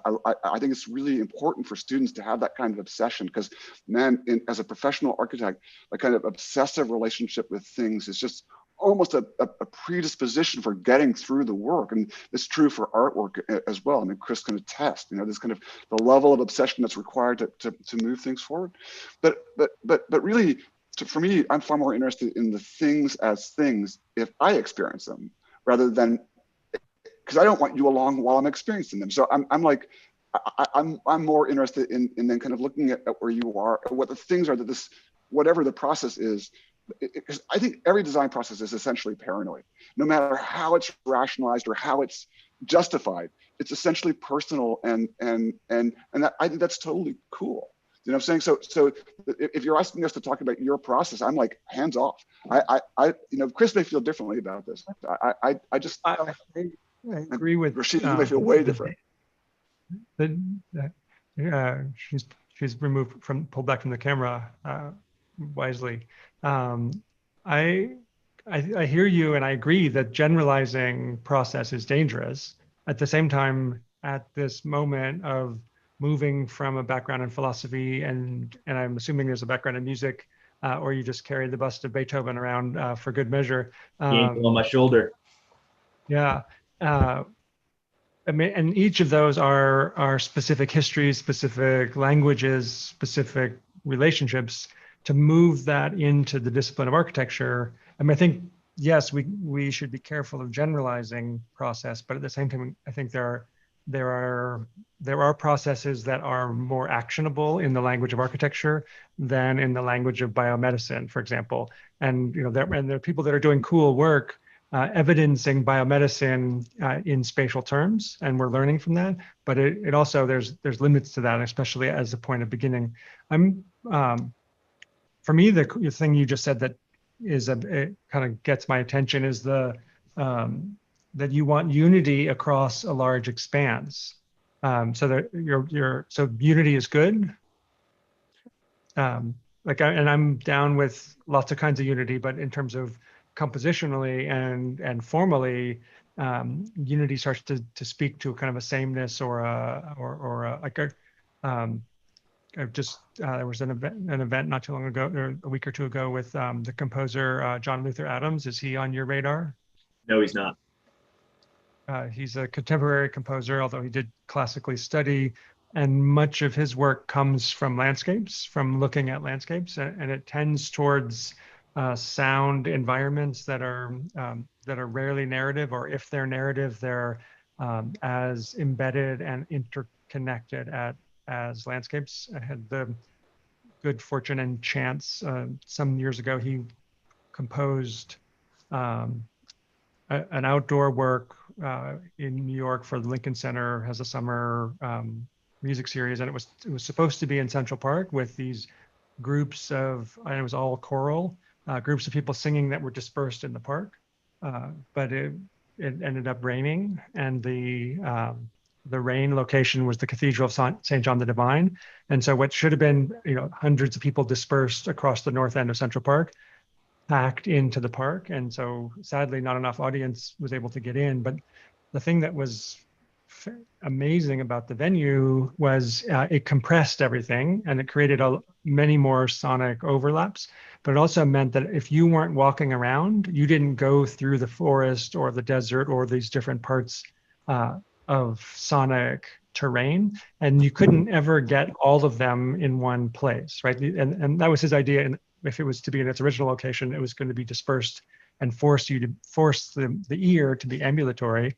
But for me, what was powerful about the compression was it meant that there was these overlaps of like the desert wasn't off there by itself, just being desert-like, right? And the forest wasn't. And I'm so radically oversimplifying, but the power of what was embedded, and we could, if we zoom out our magnifying glass, we could say, yes, there's unity there. But I would actually argue that in that work, as just focusing as an example, there's profound heterogeneity, right? If we think about ecosystems, they work because of their difference. It's difference that gets, strength comes through difference. And so for me, the things that you're saying that are really cool are pointing away from a kind of generalizing unity, like a generalized process, and more towards this incredible specificity of difference. And actually it's in the third, in your refresh moment, that image, the detail image of that puts the action at the distance. Yeah, you're on it right now. That's actually where I see an embodiment of all of the things you're like, for me, that's where it all comes together, all three projects, evidence in that one image. And I couldn't help but thinking in the first, in your gather, that in order to really have the nuance of experience you're after, it's super light in Central Texas, right? Like the amount of shadow you need to create to get the effects you're after from an experiential standpoint is going to require more. You need some walls, man. Like you need some enclosure. And so it's in this difference of I can't answer this question with just one brush, with just one note, with just one thing. It's going to need more layers than that. And so for me, the question, it comes to, like, how do we build that? Like, how do we, if we're building worlds within worlds, what are the components of it? The complexity and colossal limits of Biosphere 2 to work as a science project. Evidence, like the difficulty of creating that much diversity, right? To kind of replicate the world with the world.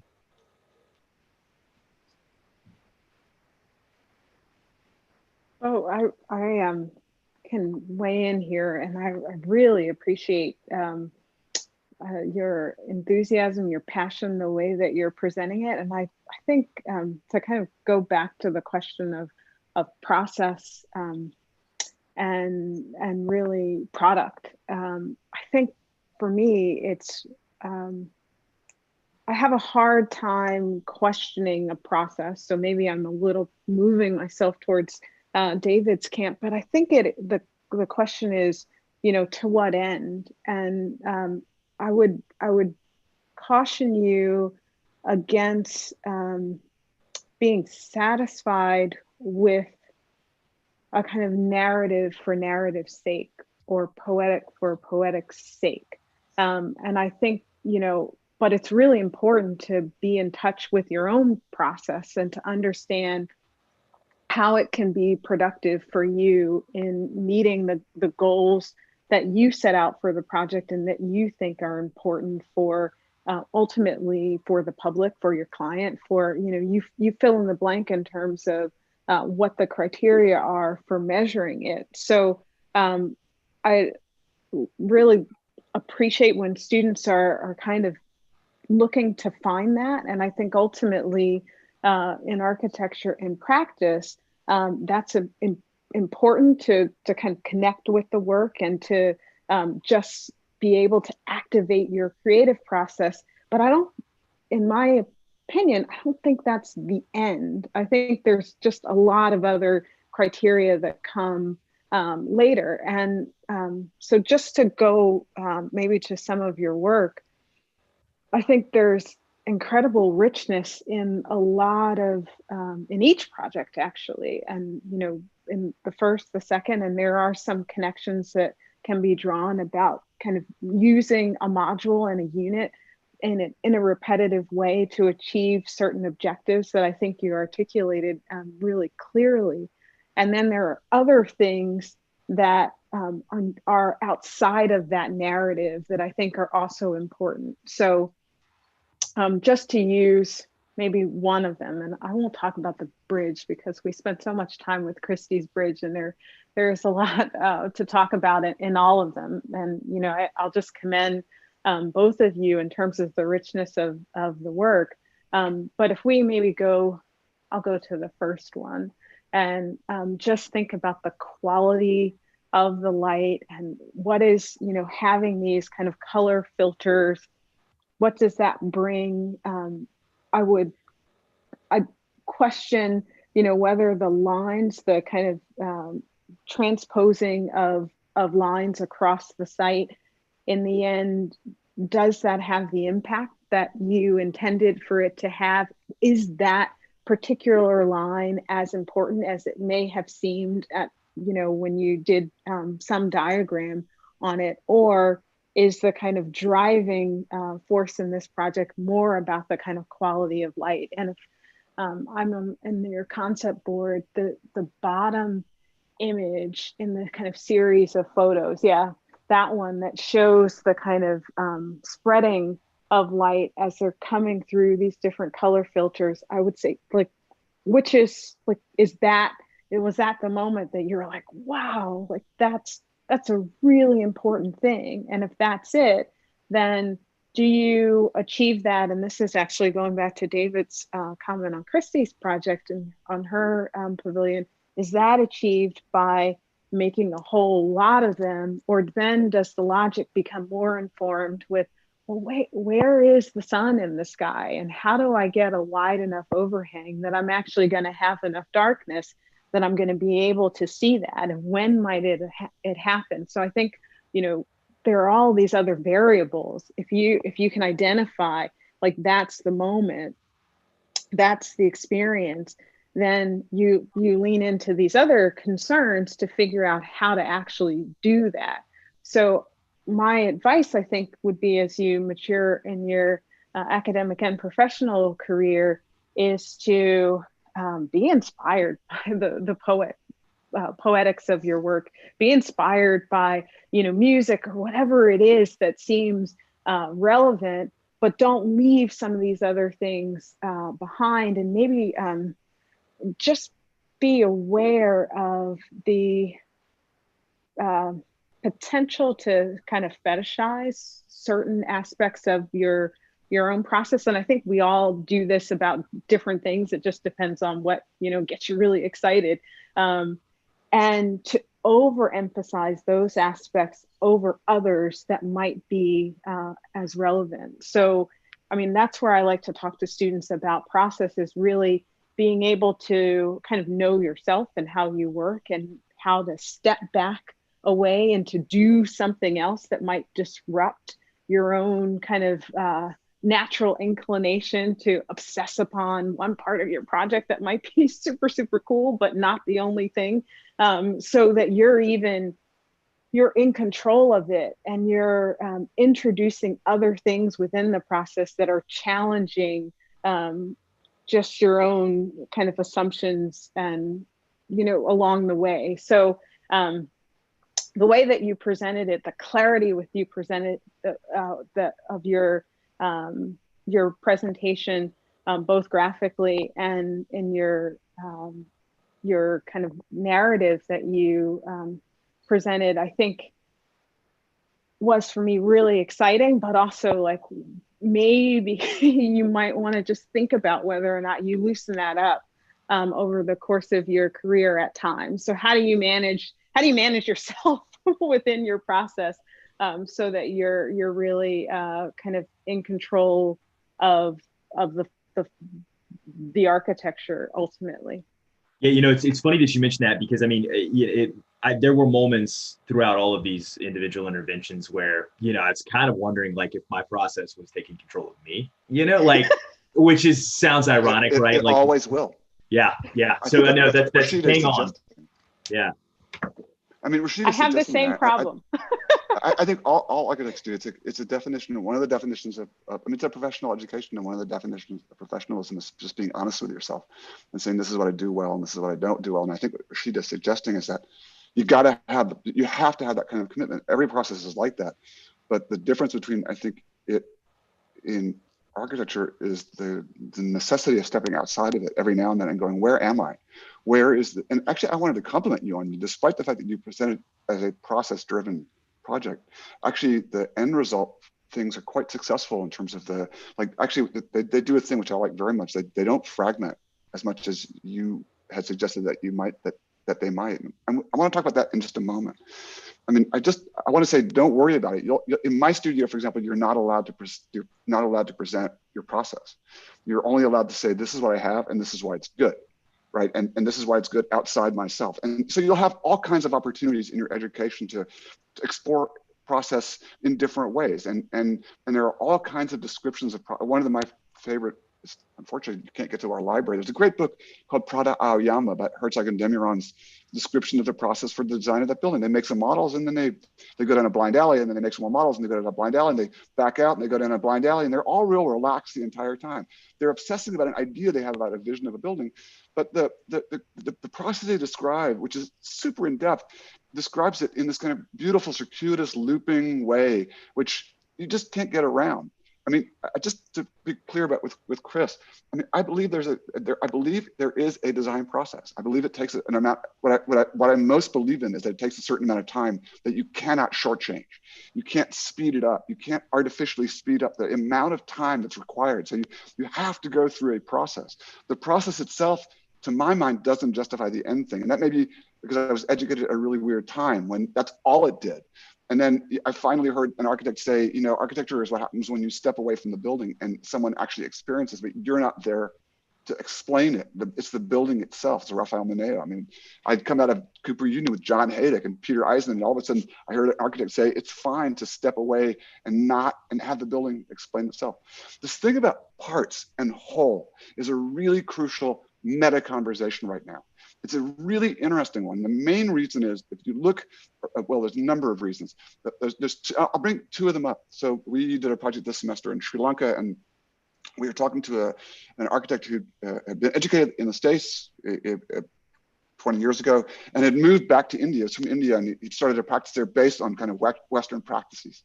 And he designed a building. It was his first building there, was a residential building.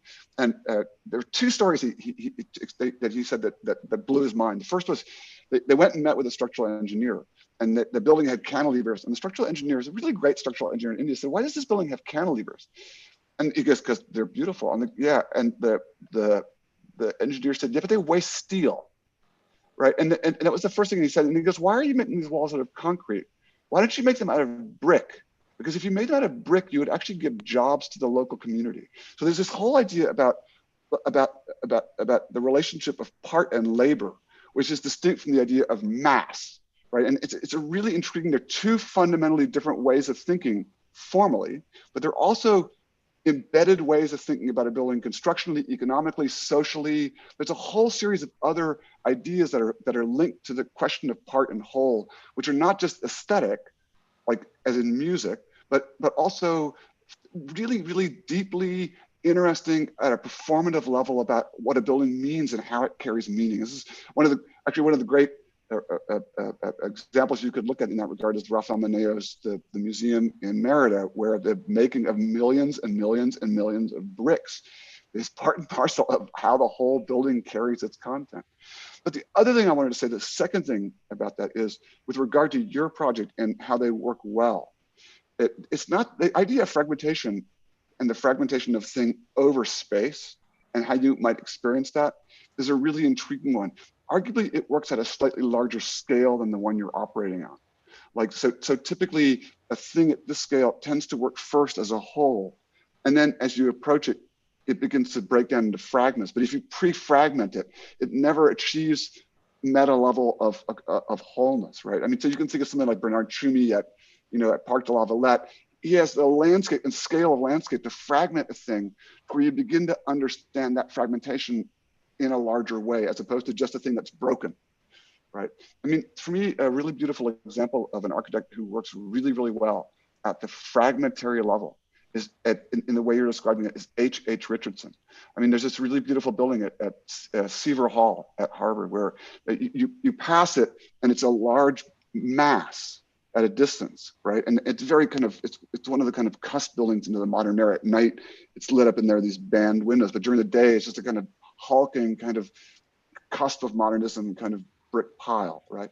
But as you get closer to it, the scale of your experience keeps changing because there are sections of it where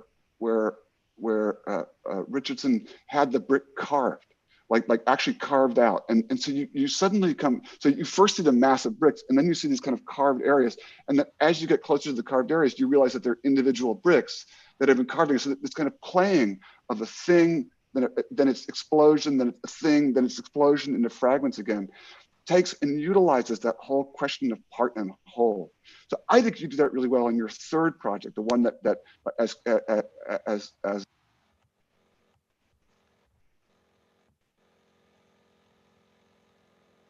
sorry.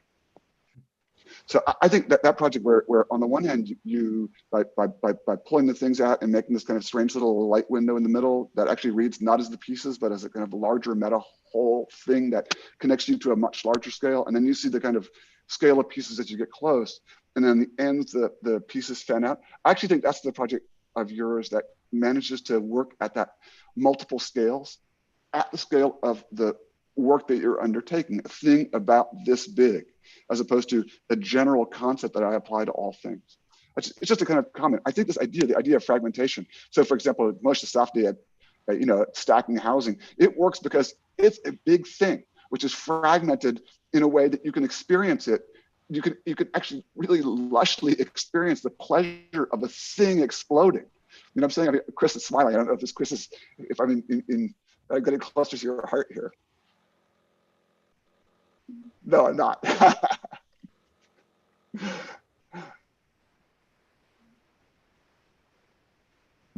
No, I won't take that bait.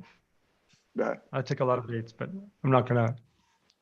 Where you're headed with this part to whole and the weight in the parts is being more than it's a gravity not just of material, but it's of it's social, it's economic, it's cultural, is really wonderful.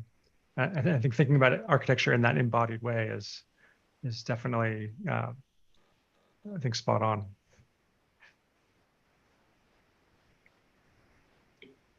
Okay. Do we have time for? I have a quick question for Bo though. Yeah. So because I agree with Rashida that and David. I was impressed with your delivery and confidence and clarity, but somebody said something to a group of students I was teaching a long ago about the takeaway was nurture your obsessions, and it was kind of a similar thing of like don't be subtle in this. But for me, the question for you to care that whether you answer it now or not, maybe I don't know which is better, but like I'm curious about how you take process forward in terms of opening up a way of discovering a way you're going to make architecture. Like there's in your voice and in your presentation, to me, it was fairly well buttoned up.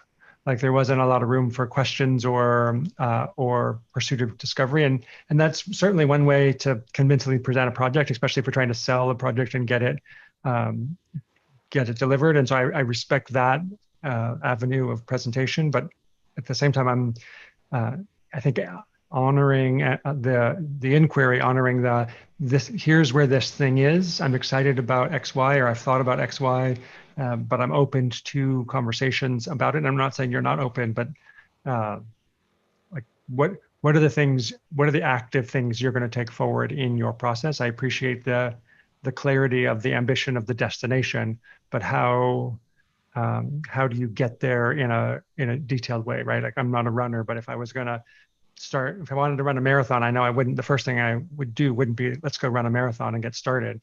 Like, I would need to do some other things to prepare myself for that, right?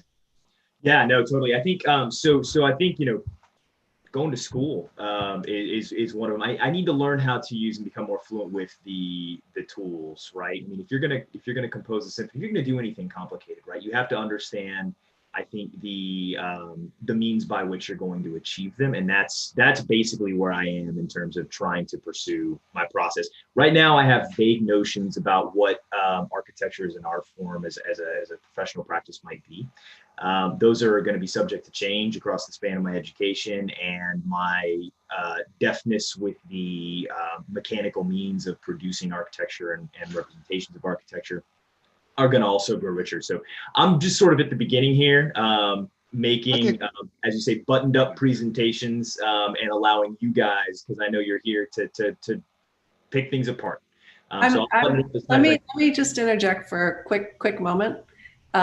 So we've had a chance to do a couple of reviews, and it's hard doing reviews on Zoom, and we've experienced a combination of review possibilities, maybe being off the cuff, and that takes us one way, and another way might be buttoned up. And so Bo's trying some things out, and I think I said, Bo, listen, we can't be completely off the cuff. And a few of us were talking about that. So this is a little bit more structured. So I think some of you are responding to trying out presentation that has a little bit more clarity than maybe the one prior.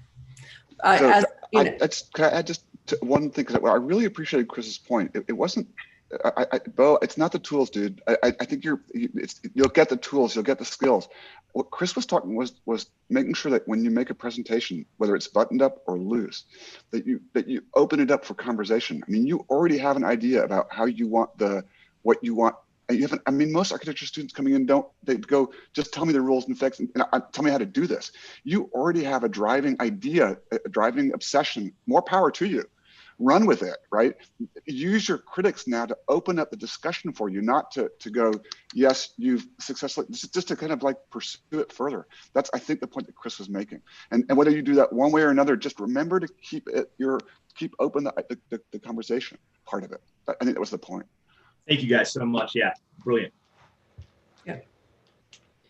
I want to say one thing about process, because I think that we don't actually talk a lot about process in the way that we've talked about it here. And I think that it was really useful. I think as you're beginning to learn architecture, that part of the role of process is to get you beyond the first thing you can imagine in your brain, that you begin to test it in some way outside of yourself. And so that you can look at the model and you can make changes, or whatever the technique is, whatever the approach is. And Bo, I think you've done that in a number of ways. And I'm most enamored with those process photos where you're sort of testing things out. In the last one, how you're beginning to configure the same blocks in very different ways. So it's nice to see that thinking occurring in whatever manner outside of your brain and allowing it to develop in some way. So thank you. Thank you. We have one more presentation. Anna Giselle is going to conclude this session, and you can start. Okay. Can everyone see my screen? Yes. Okay. Hi, everyone. My name is Ana Giselle Toscano Ramos, and I did my undergraduate degree in architecture at UTSA. And then I worked for 2 years as an intern before coming here. Okay, so at the beginning of the semester, we began this whole process by getting to know the site in person and producing an itinerary my specific itinerary consisted of a 5-minute sketch after every 10-minute walk. And I did this twice. The first time walking from 29th Street all the way to downtown, and then the second time coming back. The purpose of this sketching exercise was to capture the emotion and the character of the space, rather than trying to make a realistic representation of the scenery. And by doing this, I developed a style of sketching that presents the man-made structures and nature as both working together in harmony. This sketches also made me realize that one can experience Shoal Creek differently depending on which direction you're walking from. And so another of the key explorations that we did at the beginning was the light study. And this is my last iteration of those, which consists of an established irregular structure that allows the shading devices to be held and create kind of an organic pattern. And so the main themes that I decided to carry out in all of my projects are the stagement of movement and pause, how the body is positioned within a given space, as well as the exploration of structure in order to house the specific programs. And so in the Gather Pavilion, the main structure derived from a modular system that can be mirrored and flipped around to make an isometric repetition of pattern. However, the site context also helped me shape the pavilion and make decisions regarding orientation, according to the visual axis and the existing trails, as well as new potential walking paths. I also consider how the structure meets the ground and how the flooring surfaces help define the limits and the extensions of the space. In thinking about the seating arrangements, I designed moments for people to pause and engage with the frame views towards the nearby trees. And the shading devices also interact with the structure and the site as some of those elements gracefully touch the ground and block some of the afternoon sun. So as a result, the pavilion exists at the intersection in between the busy, loud street and the quiet realm of Shoal Creek. And so, unlike the Gather Pavilion, which has a hierarchy of elements, my second project uses a structural system where the pieces act as equal and part of a whole. And for this project, the series of sketches that I did focus on a moment. Each moment places the body near the water and envisions how someone might experience nature around him or her. Therefore, I created these initial models, and they all have a moment where the body can sit, rest, and reflect, while also having a bridge that takes you across the creek. So there's a tension that exists in between both elements. One is about movement, and the other one is about pause. So exploring the power of these two became the integral part of this project. I was mostly intrigued by this far right model over here that depicts a playful structure that supports the moment as a singular system.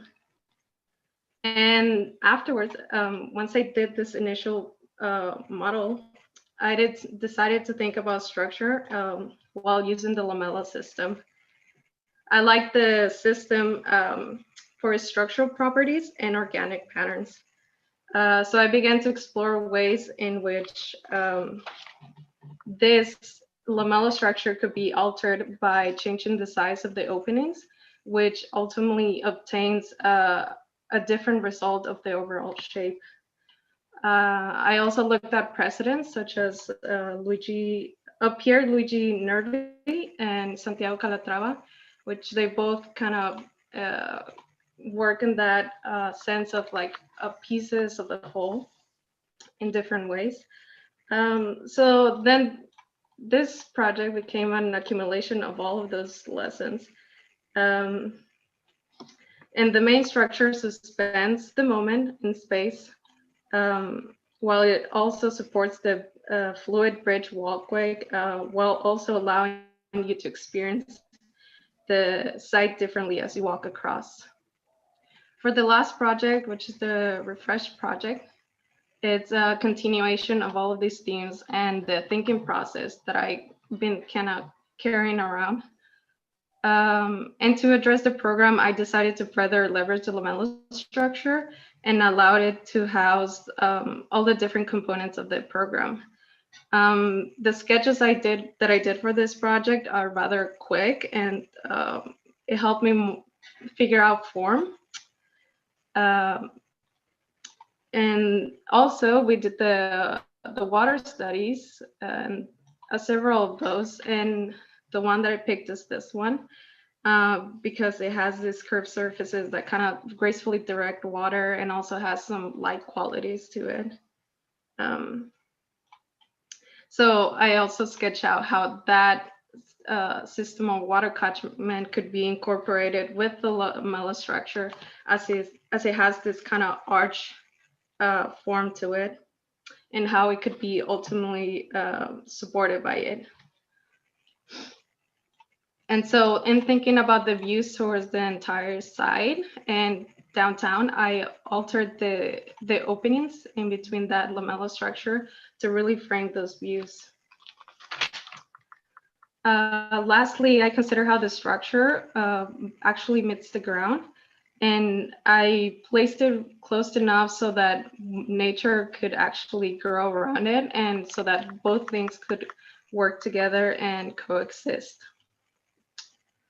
And so, yeah, just to finish up, the three projects, they all have similar themes to address the needs of each program, including the exploration of movement and pause, the body being within a space, and structure. But still, they were all shaped differently, of course, to address the differences in between each side. Thank you.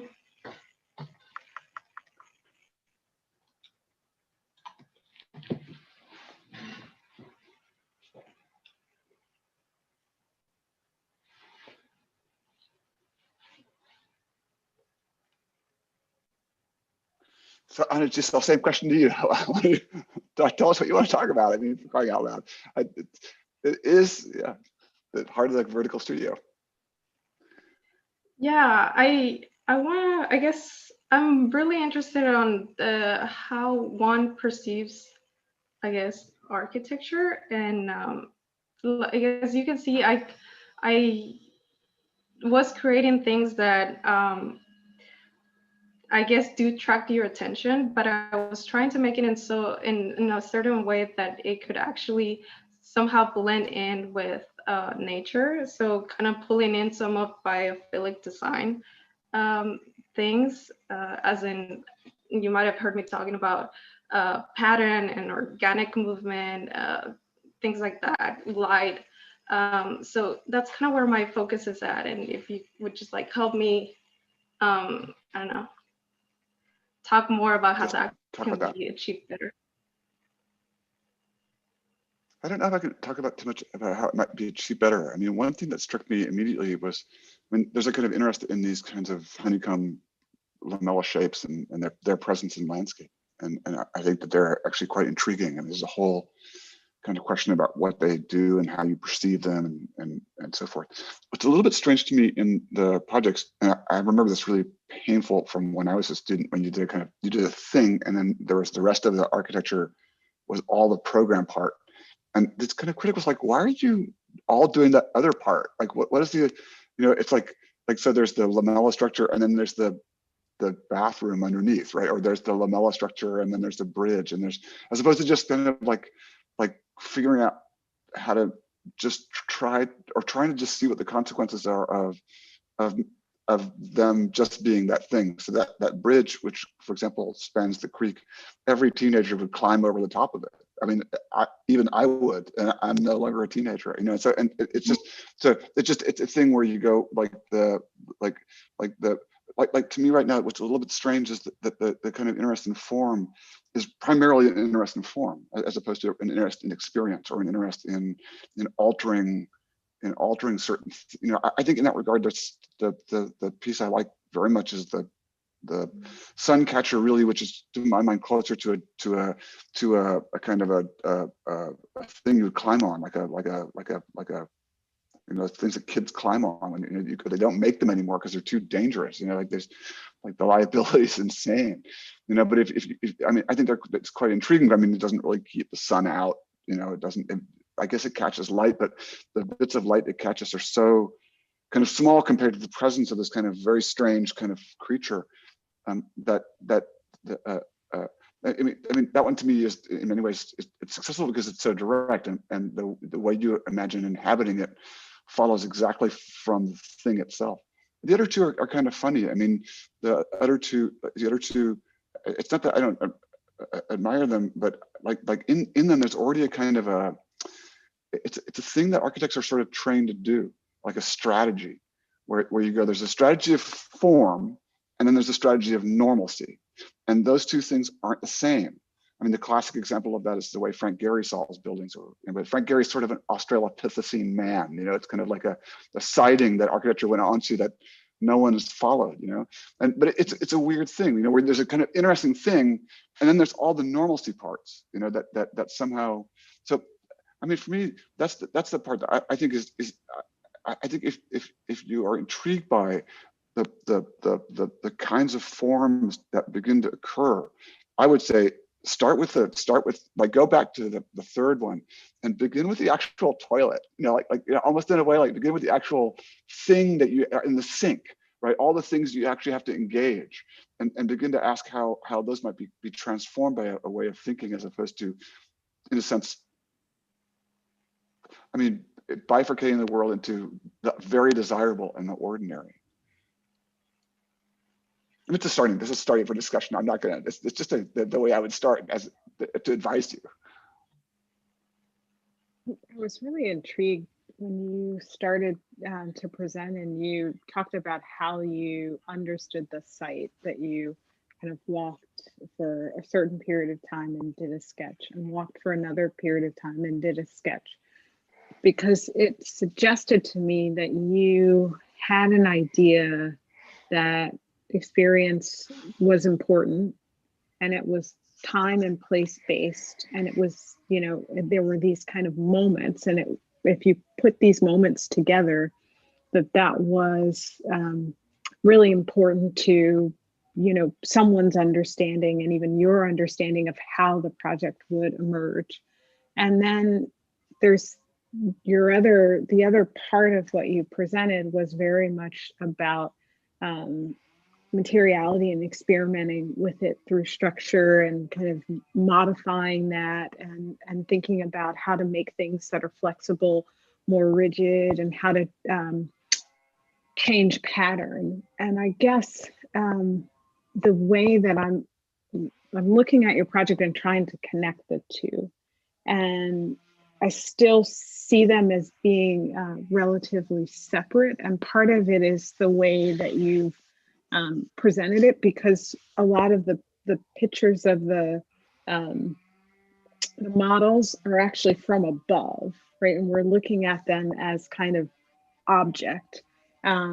So I think, one thing that I would encourage you to do, and this is in some ways a continuation of our conversation about Beau's project, is to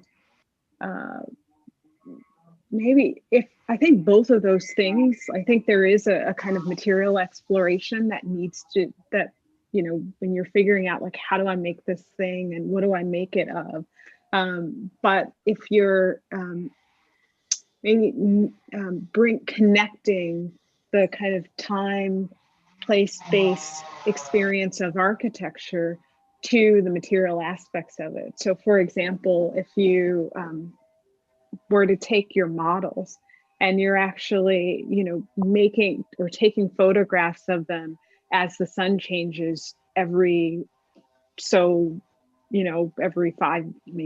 minutes or 10 minutes or something, and you get these series a photograph. So again, you're trying to understand that as a shading device, as a spatial device, in time. So, and then you're connecting that to this kind of understanding of the site and understanding of this object, and how do they then create experience. So while, I mean, I think I would be super interested in even some of the things that you have created if they were explored in a kind of time-based way, because that's the way you started your projects. And I actually think it's a really valid way to approach and to understand architecture. So I think there probably is more connection between the two, and you might find that that's a really fruitful way, as Nichole said, to kind of develop architecture. And in many ways, that's why we do talk about process, is because we're trying to understand, you know, what are the different things that we prioritize within our own thinking in order to generate ideas and to understand what it is that we've proposed. So I don't know if that resonates with you. Like, that seems like that's something that was kind of there, but maybe not explicitly explored, but it certainly seems like it could be a really productive path for you, maybe even moving forward, if that's your way of kind of approaching and understanding design. I think that's a really good recommendation. And bringing in time, the temporal is as a register, as an index. One could even, if you were goofy enough like me, think about it as a section, right? Like a section of time. What is the cross section of time? You have some really powerful tools in your kit from your background in San Antonio. You know how to draw, and you can think through drawing, and that's really evident. And I love when we get students in Lubbock from San Antonio, because it's such a power that it's a force. And so channeling that force, I think the suggestion of using the model more in a more focused and a more understanding that you have this power in drawing, and then committing to, okay, now I need to figure out how to use the model in the same way that I know how to draw.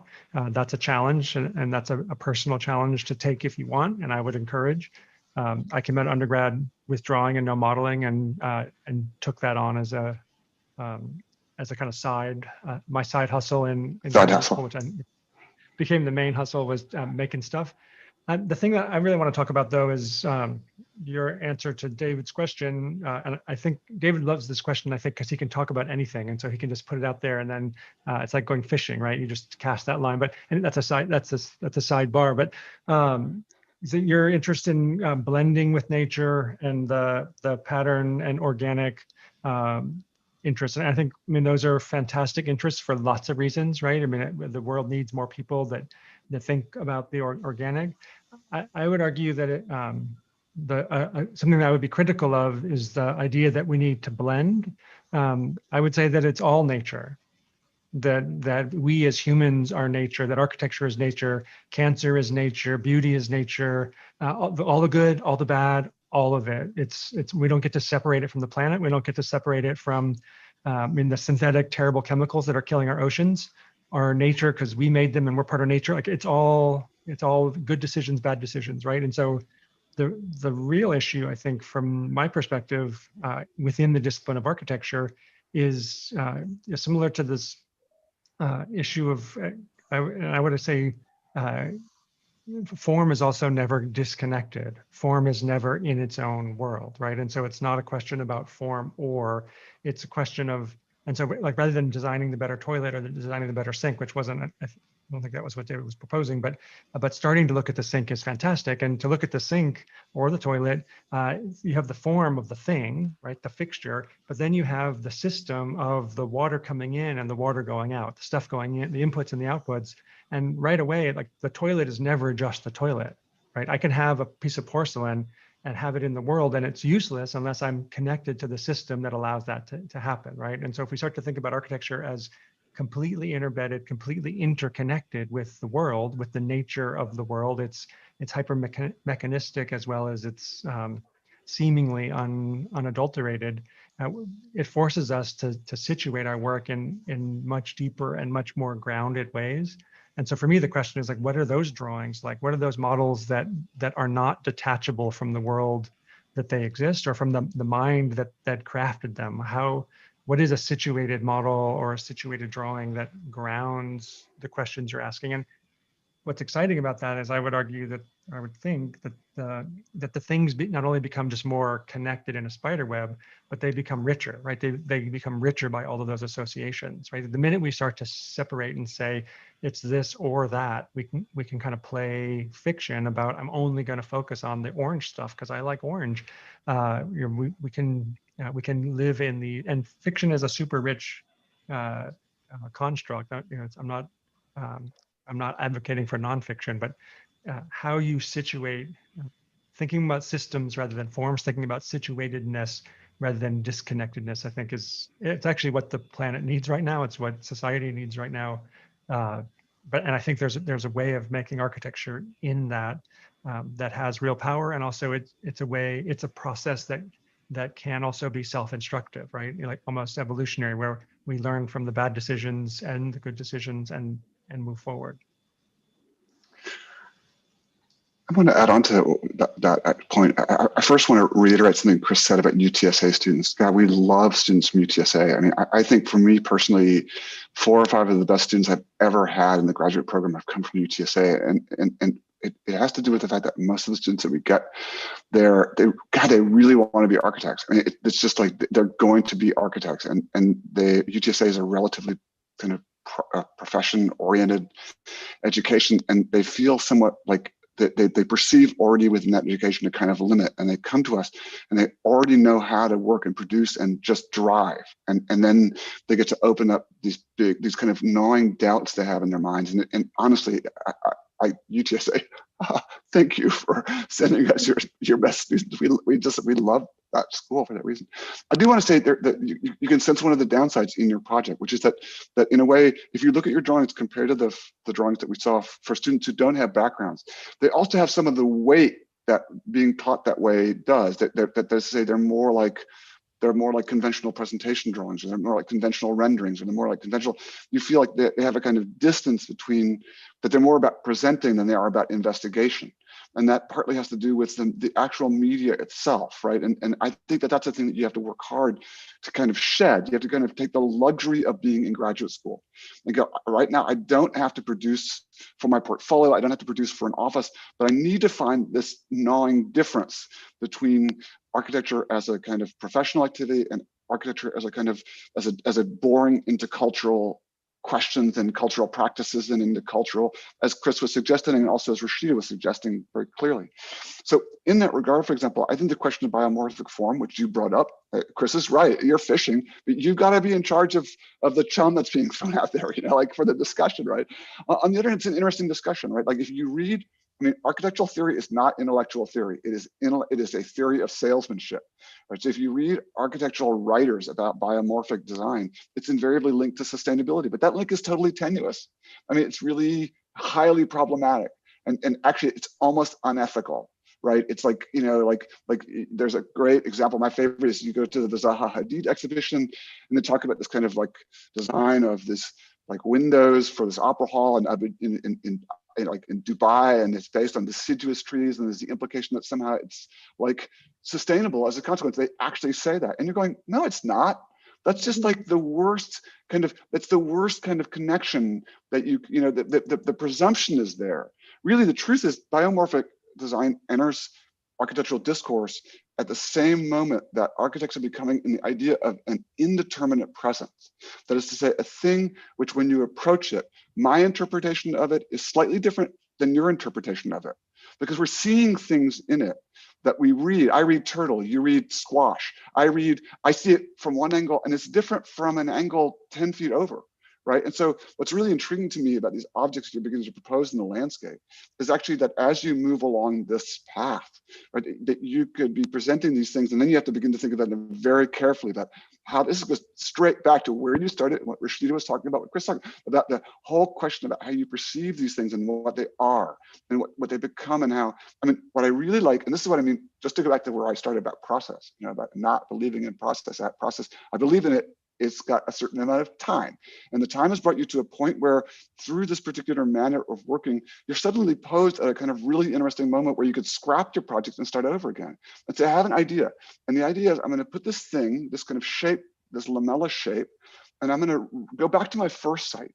I'm gonna go back to my second site. I'm gonna go back to my third site. And I'm gonna see how in each of these places it evolves and changes because of the way I perceive it, because of what it might do, because of, and now I have a kind of very simple, like a kind of starting point with which to begin to go back and actually interrogate my sites, interrogate experience, interrogate a whole series of larger questions that have less to do with using that to make a building and more about using that to explore the perception of an object of a certain scale, of a certain type, as I move through landscape, which is a really lovely way to begin to shake a little bit loose of the kind of training that surrounds architecture, which I personally have to say, like because we have it in the school as well, and those of you, Nichole knows this because she and I teach together, and she's like the constant railing against the practicing architects in our school.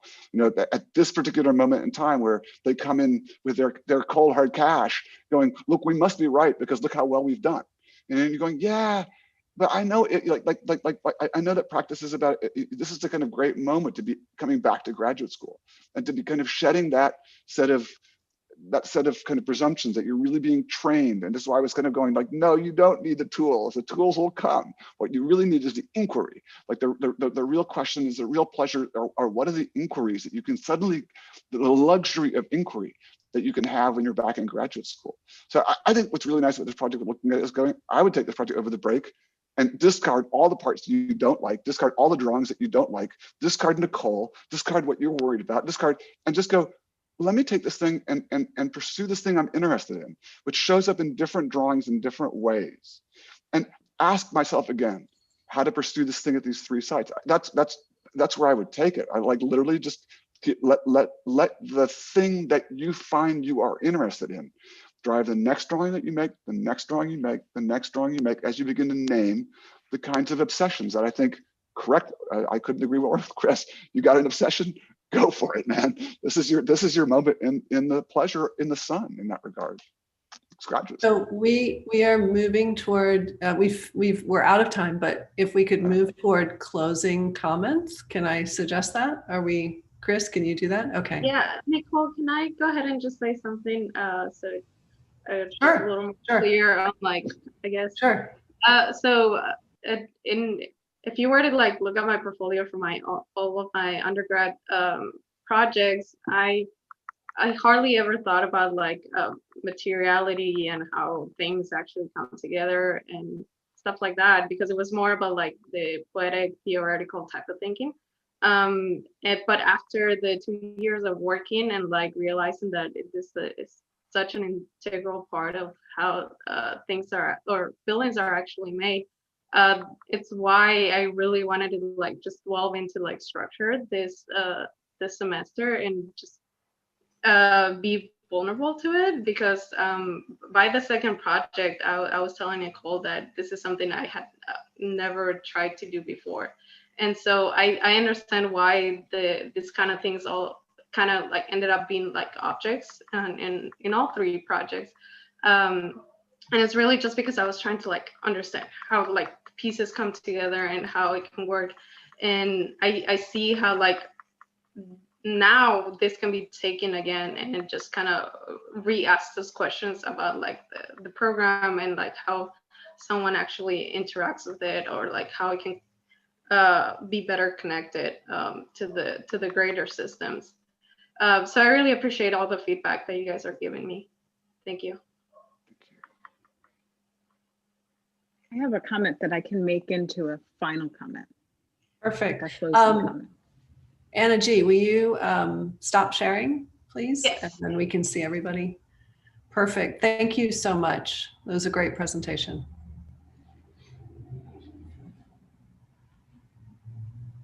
So I really appreciated all three projects, and I feel honored to have been able to spend a couple of hours with you all in Nichole's studio.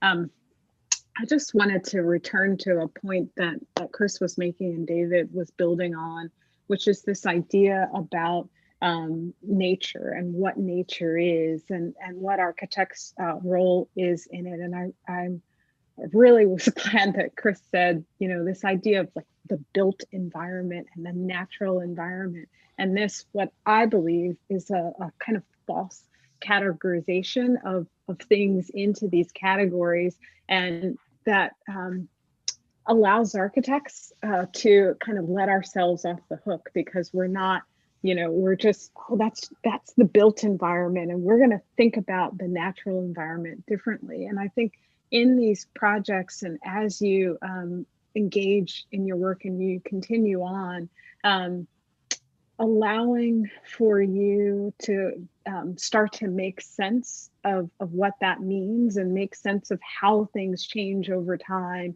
and how they deteriorate over time, and how, you know, other things will grow on things that we designed to be pristine, and sunlight and movement and forces and all of these aspects of the environment that we are altering.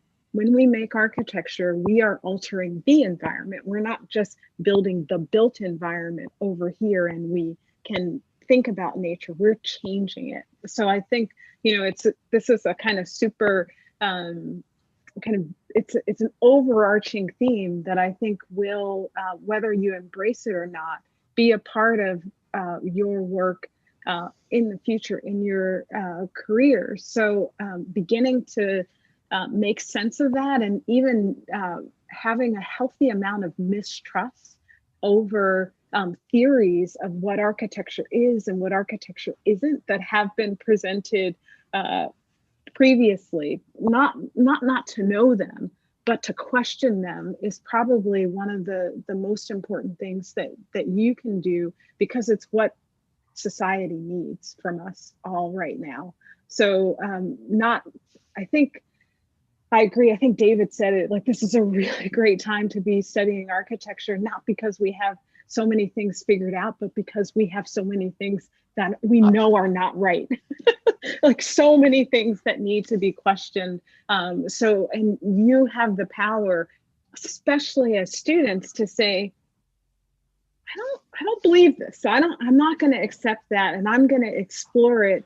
I'm going to explore it now, and I'm going to push back against these paradigms. So I just really appreciated where that critique was going, and I just wanted to emphasize that point. And thanks again for letting me hang out with you all.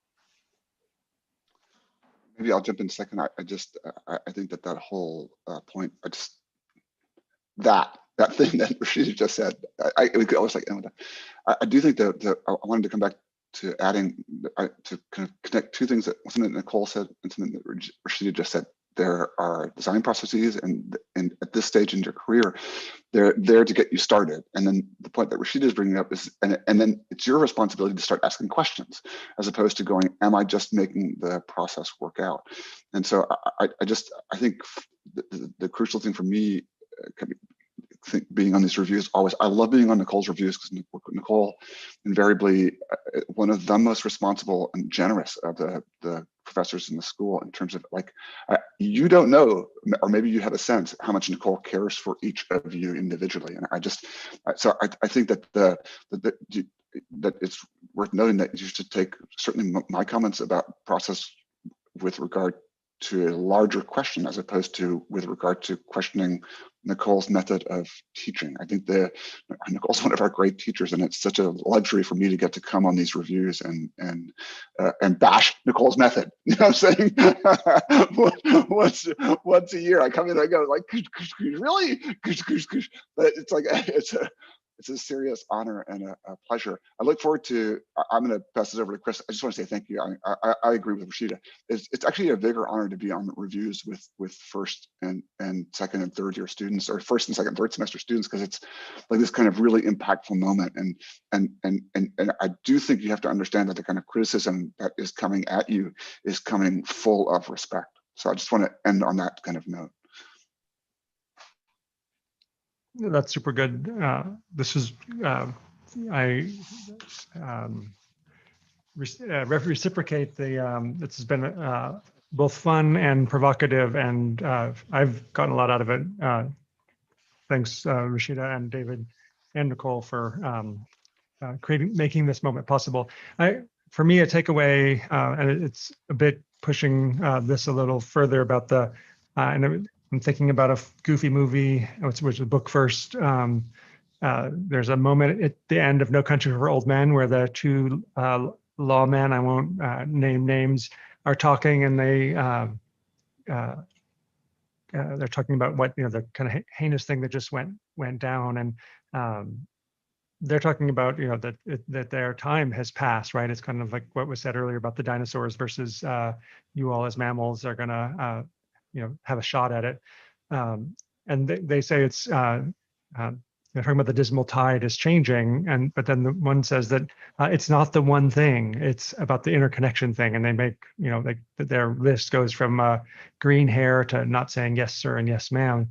And for me, the piece of the takeaway from that isn't that the world's going to hell and old guys need to be pushed off the bus, which those things may be true, is that it's not the one thing. That to essentialize and to generalize and try to press a discipline like architecture through a single stream of this is the one process, this is the one idea, this is the one necessity is deeply problematic. And I think of it that way from a social perspective as well as an ecological, like just what's needed in our time in this moment on the planet. It's understand if anything that this pandemic moment has taught us is that the idea that we're somehow different because we live in different counties or states or countries is a fiction, right? That we're all in this quagmire that we've created as a species together. And so that interconnection of, and I guess I'm saying I'm saying the opposite things, right? It's not one thing, but it's all one, like we're all one, we're all interconnected. And with that and the challenge, so that's super okay, cool, lofty, useless idea. What do I do with that? I'm trying to learn how to be an architect here. And so for me then the next piece of that is like, where does this hit ground? Where does it have traction of something that I want to make, like I want to do, what can I do with that? And how do we bring that idea? And in the brief that I read this morning from Nichole, there was a reference to, I'm going to misquote it, but it was almost William Carlos Williams is there are no ideas but in things, that the ideas are embedded in the stuff. And for me, if I could offer one friendly amendment to the project is I would be super excited to see, and this is totally unfair, but it's what critics get to do, super excited to see each of you make a drawing that acknowledged the topography, a section through the creek and your project, well, not even your project first, but a section through the creek that dealt with topography, like topo lines, and starting to think about that geometry of topography as a wire. Maybe it's not a section, maybe it's a three-dimensional model inside of a rhinoceros, but that you started to actually work by only manipulating those topographic lines as things, not thinking about them as dirt, but just like, what can I do with these lines? What does it mean, these slices of lines? And how does that language of how one makes a certain kind of line, might I begin to inhabit an architecture out of it? And at that level, we're starting to both connect the tectonic and spatial performativeness of the program and the project you have, and an analysis of site, and draw them in the same register and in the same way. And I would be like, all of these projects, I'd be super excited to see what that drawing would produce. I don't know what it would produce. I hate the end of a critique saying, if only I had more time, I would do this, this, and this. So it's not about wishing for more, but it is about what might come next, and the idea of giving the same agency to how you might draw the conditions of site, and maybe even use the way you might draw a site to draw the architecture. I'd be super excited to see that, and I'd come back for that review in a heartbeat. Thank you all so much. This is super great, Nichole. Thank you very much. Can we unmute and clap? Come on. Yay. Yeah, thank you very much to the critics. This was a real pleasure to get together for a couple of hours.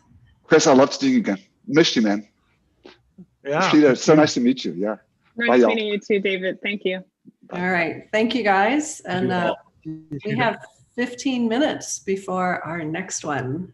Nichole, I just have to show you. Can you see? Oh, yes. There it is. I was looking around and I was like, oh, this is from Nichole. Thank you. See you later. I miss you. I miss Bye, you. everybody.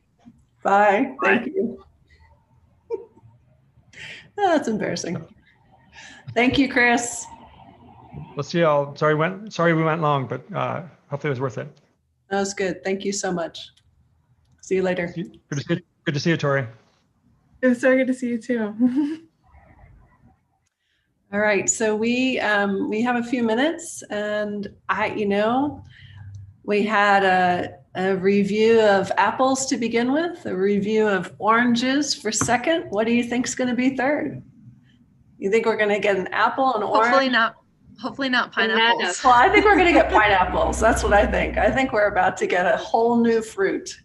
So it's all, this is how it is. That's how it works. Different conversation entirely.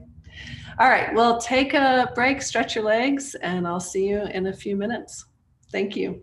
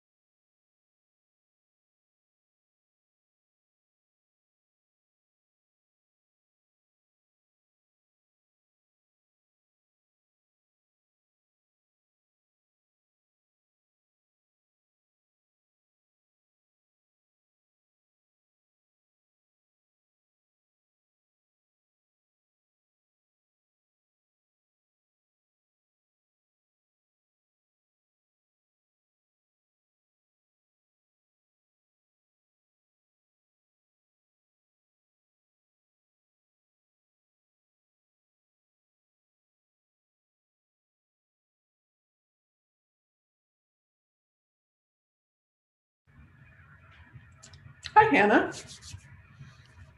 Hi, Nicole. Looks like you're ready to go. I am. I'm excited.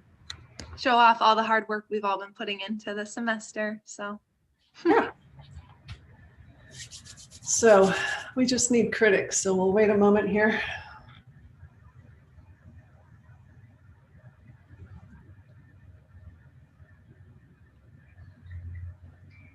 I didn't get to eat before, so now I've got my sandwich and more tea. It's still freezing in my studio. Not my studio, actually. I stole it from my husband. It's his studio.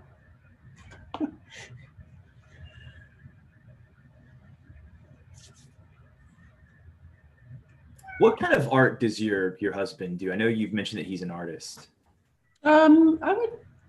He would be well, he did graduate school for painting. And I think you'd characterize him as a painter, but they're not always paintings. Hi, good to see you. We're waiting for a few more critics. You're actually on mute, Raphael, you're on mute. Good to see you. Are you in the middle of something? No. No. Okay. Okay. No. Okay. I was afraid of interrupting. How are you? Good to see you. I'm good. I'm good. I feel like we're sprinting to the end of the semester. It's going so fast. Right. And you started today at 8 a.m., right? No, I just set up my my Zoom early. I didn't know. Okay. It was just kind of afraid of. No, there was no real reason for that. 8 a.m. It just, it encompassed enough time. Right. I didn't really think about it. Okay. Hello, kind of Hi. Good to see you. Good to see everyone. Hello. So we have Smelia, and then I think we need, one more person. Morgan. Hi, Smelia. Good to see you. Hello. Good to see you too. Hello. Oh, look at you. You're in Rome. I'm so jealous. Yeah, I wish. My mind is there. My body's here. Oh, and Morgan, you're there as well. Great. Not in Rome, I can tell. All right, I'm gonna stop sharing the screen for a moment so we can introduce ourselves, and then I will show you a little bit more information about the site. So welcome, everyone. It's a pleasure to see you. Were you able to connect to Concept Board? Did that work for you guys? No? No, I apologize. I used Concept Board for my class, and for some reason, like it suspended my account, and now it won't let me back in. And I even tried to do another email, and it wouldn't let me. Okay, that's fine. We will be using Zoom to share the screen anyway, but it's good to know that. So students, just make sure you're navigating around, following the conversation. That would be great. And I also sent an email. I talked a little bit about what we're looking at today. If you didn't get a chance to look at it, just let me know and I can recap. But if you looked at it, then I won't repeat myself too much. I did not look at it. Okay, then I'll repeat myself a little bit. I can also quickly, while we're introducing, read it. Yeah, okay, that's fine. That's fine. So we'll begin with introductions, and Burton, why don't you go first and then you can focus on the email if you want. That's perfect. I'm Burton Baldridge. I have a firm, a 9-person firm. We do stuff kind of residential, institutional, hospitality, etc. And I'm Burton. That's about it. You're in Austin. Oh, I'm in Austin, but okay. I'm in Austin. 9-person firm, all kinds of things. And you've taught with us a couple of times as well. You do this better than me. That's correct. Exactly. I've taught a couple of times. 9-person firm, Austin. Okay, perfect. Raphael. Hello, everyone. I'm Raphael. I'm in Houston. I'm the director of undergraduate studies, and one of my time is dedicated to that part. The other one is in practice. We've been in practice many years, so this is something that we are attached to. And we have the practice in Spain, and we are in Zoom. We're living in Zoom from here to there. So that is another part of our new normal. Yeah, happy to be here. Thank you very much for the invite. Perfect, thank you. Morgan. Yeah. Hi, I'm Morgan Slusarek. I'm teaching another vertical studio this semester, and I've worked professionally in Austin, and I graduated from the master's program at UT, I think 6 years ago. Time has gotten away from me. And then have you already finished your review? Or Yeah, we had ours yesterday, yeah. Congratulations. Thank you. A huge weight has lifted off of my shoulders. Congratulations. And Smilia. Yes, Smilja Milovanovic. I've been teaching here at the University of Texas for a number of years. I teach beginning design, advanced design, sometimes vertical. I teach a seminar in design process. I teach and study in Italy. Teach design studio and visual communication. So I'm sort of all over the place. I've been here for a long time. Perfect, thank you. And what are you teaching in the spring? Are you teaching a vertical? Advanced studio. Advanced, okay, that's great. Well, thank you all for being with us. I'm gonna share my screen and just show you where we're working. And so then the rest really the students will do. So those three X's or plus signs are the location of our projects. They're pretty close together. Shoal Creek is about 10 miles long, and you're seeing in gray the watershed. The images to the right, the little films, it just gives you a sense of the character of the place. And then let me see. This is an older map of Austin. And you can see that Shoal Creek is to the left, and it's also the point in which the Edwards Plateau begins to pick up. We began the semester doing two types of studies, one which was a mapping project that they worked with in teams, and they looked at things like cultural history and ecology, water, different types of thematic studies that they researched in teams. And then the second was an observational study where they went from approximately 34th Street to 5th Street and did a series of observations independently along that path, that itinerary. The drawing to the right just shows how the Shoal Creek Conservancy is beginning to consider Shoal Creek and these different zones that they're working on. And they've sort of identified the character of each zone. I'll show you where we're working. Our first site is just below 34th Street. That's the diagonal coming in from the right.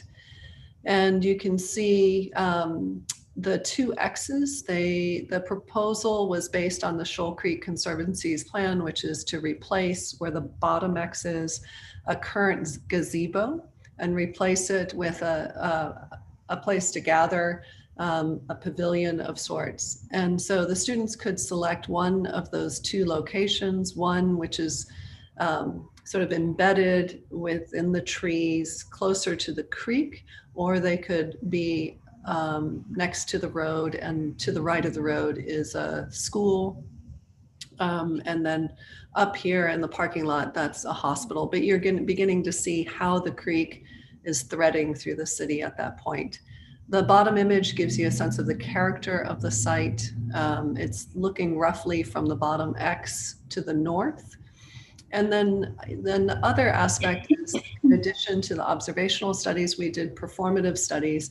And this is on the site, and we strung together these surfaces that filtered or engaged light in some way. So given that we were working with a pavilion, it was a question about the poetic and pragmatic qualities of light in order to establish the roof.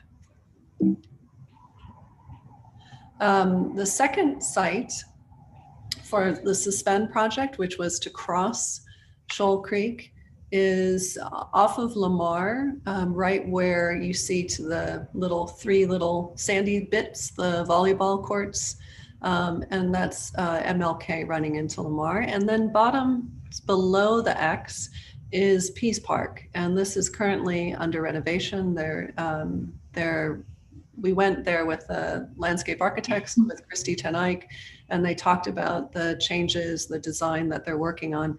It'll maintain a playscape, it'll still have the basketball, it will still have the picnic areas and so on. And this area is an area that will also, has a lot of families, but it'll also host some of the larger events, one of them called Eeyore's birthday party.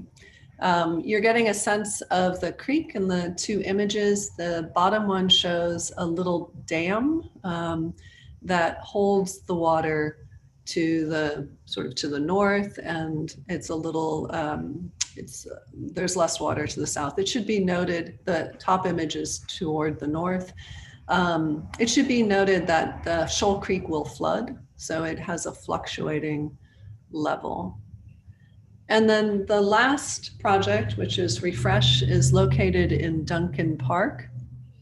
In this park, there's a proposal already underway, thinking about how to redesign the space, maintaining the large open field, but beginning to acknowledge that over to the right, there's some springs, so it's a squishy landscape. And then to the left, you see Shoal Creek threading through there. It's a very urban park. It's a neighborhood park. It's all in the floodplain except that upper level where the X is.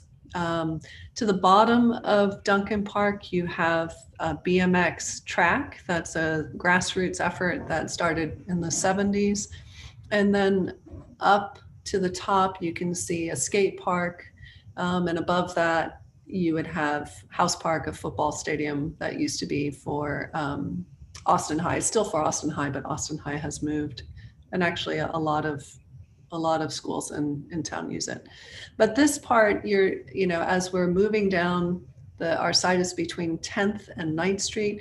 You're starting to get a sense of the downtown environment. You can see that in the bottom photo.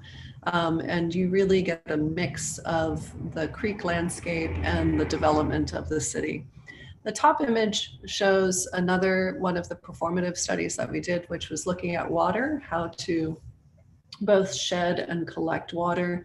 These studies, like the light studies, were not scaled. They weren't specific to a human scale, but really as a way to sort of test the performance, in this case, of water. So those are the three sites. They're three distinct locations, but the idea is that in some way they might produce a collective architecture. Having said that, we did them sequentially. So, we did the gather, then suspend, then refresh, and then we had about 2 weeks at the end for them to reflect. There was no requirement that they all needed to look the same specifically, but at the end, I think the students began to reflect and tried to understand, are there some aspects or approach, methodology approach, outcome, whatever it is that they could amplify as they did their final drawings. We're going to see students of different backgrounds. So this is a vertical studio, which means it's a graduate, sort of a foundation studio. It would be called foundation in other schools, but it combines both students with and without architecture backgrounds. In this case, all the students are really in their first semester. If they didn't have an architecture background, they did a short summer sort of immersion studio. But everyone's in their first semester, but some have architecture backgrounds and some do not. There are broader questions of site, which you guys looked at, the role of site and architecture, and those sort of broader theoretical things. But I think that's enough to begin. Is that enough for you guys to begin? I just have one question. So are all of them at the Refresh site now, since it's your third project, or are they choosing from those 3 sites individually? You're going to see all 3 projects. Oh, okay. Sorry, I just misunderstood. Okay. Yeah, you're going to see all 3 projects. Okay, great. Okay, Nichole, I have a question. What kind of readings have they done for this? Because I mean, no, you know, we've talked a lot about precedents. We really, I mean, we did a reading and we never discussed it. Do you guys realize that? We never, we really haven't done a lot of readings. We've looked at artists, we've done writing, we've looked at architects, we talked with Murray Legg, we talked with Margot Sawyer, who's an artist and deals with light and color. We met with Christy Tenag on site. We talked to Ada Corral, who did one of the restrooms on Town Lake. So there's been a lot of context, but actually not a lot of writing. Mm-hmm. Okay. Any other questions? Yeah, there is something very appealing here. That is the word peripatetic that you're using. And I am intrigued if you can, expand just the brief, what do you consider as such? I can understand from my standpoint of view, but I do want to hear from you since this word. Yeah, I mean, so peripatetic is sort of the walking about, sort of a sense of itinerary. Shoal Creek is literally that. It is literally a path that stitches its way through the city. I was also interested in the origin of the word coming from Aristotle and sort of philosophies that exist in things or exist in the world around you through observation. And so we've tried to work in some ways through observation, trying to test the things in front of us, and also the assumption that maybe ideas or concepts may come from the world around us as well. So it's a couple of things. We've probably engaged the itinerary more directly as a path.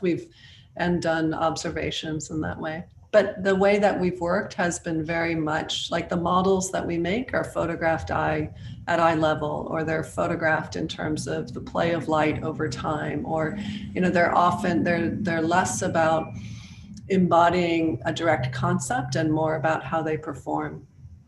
So right. So at some point has some lineage with plein air, the plein. The flaneur. Yes. Yes, I would say yes. Yeah. Right. That was probably, yeah. Thank you. Mm-hmm. Okay. All right. Let's begin. And we're going to begin with Hannah. And so you can share your screen and take us away. Excellent. Nice to see you, everybody. I'm Hannah Hill, and I'll share my screen. Let me know if you can't see it, but I'll just move forward, assuming you can. Good. Okay. Just a brief background on myself. I have a limited background in architecture, and I'm in the 3-year program at UT. This is my first semester, first studio, and I'm born and raised in Minnesota, but I've been in Austin for about 5 years now. So I do have some previous experience with Shoal Creek. I do live pretty close to it. So it's been really interesting for me to take on this studio and to gain more of an insight around the creek than what I previously had, and to dig a little deeper with some of these studies. So especially fortunate in a time like this where we've been able to meet on site during a pandemic. So with that said, I'll get right into it. And the first thing that we kind of looked at the beginning of the semester was these thematic elements around Shoal Creek and how there's a richness in place, and how a study that I did with another partner in class kind of unveiled a history that I previously hadn't known about the creek, and these connections that were there, connections to past and the present, and connections to people that existed there before us.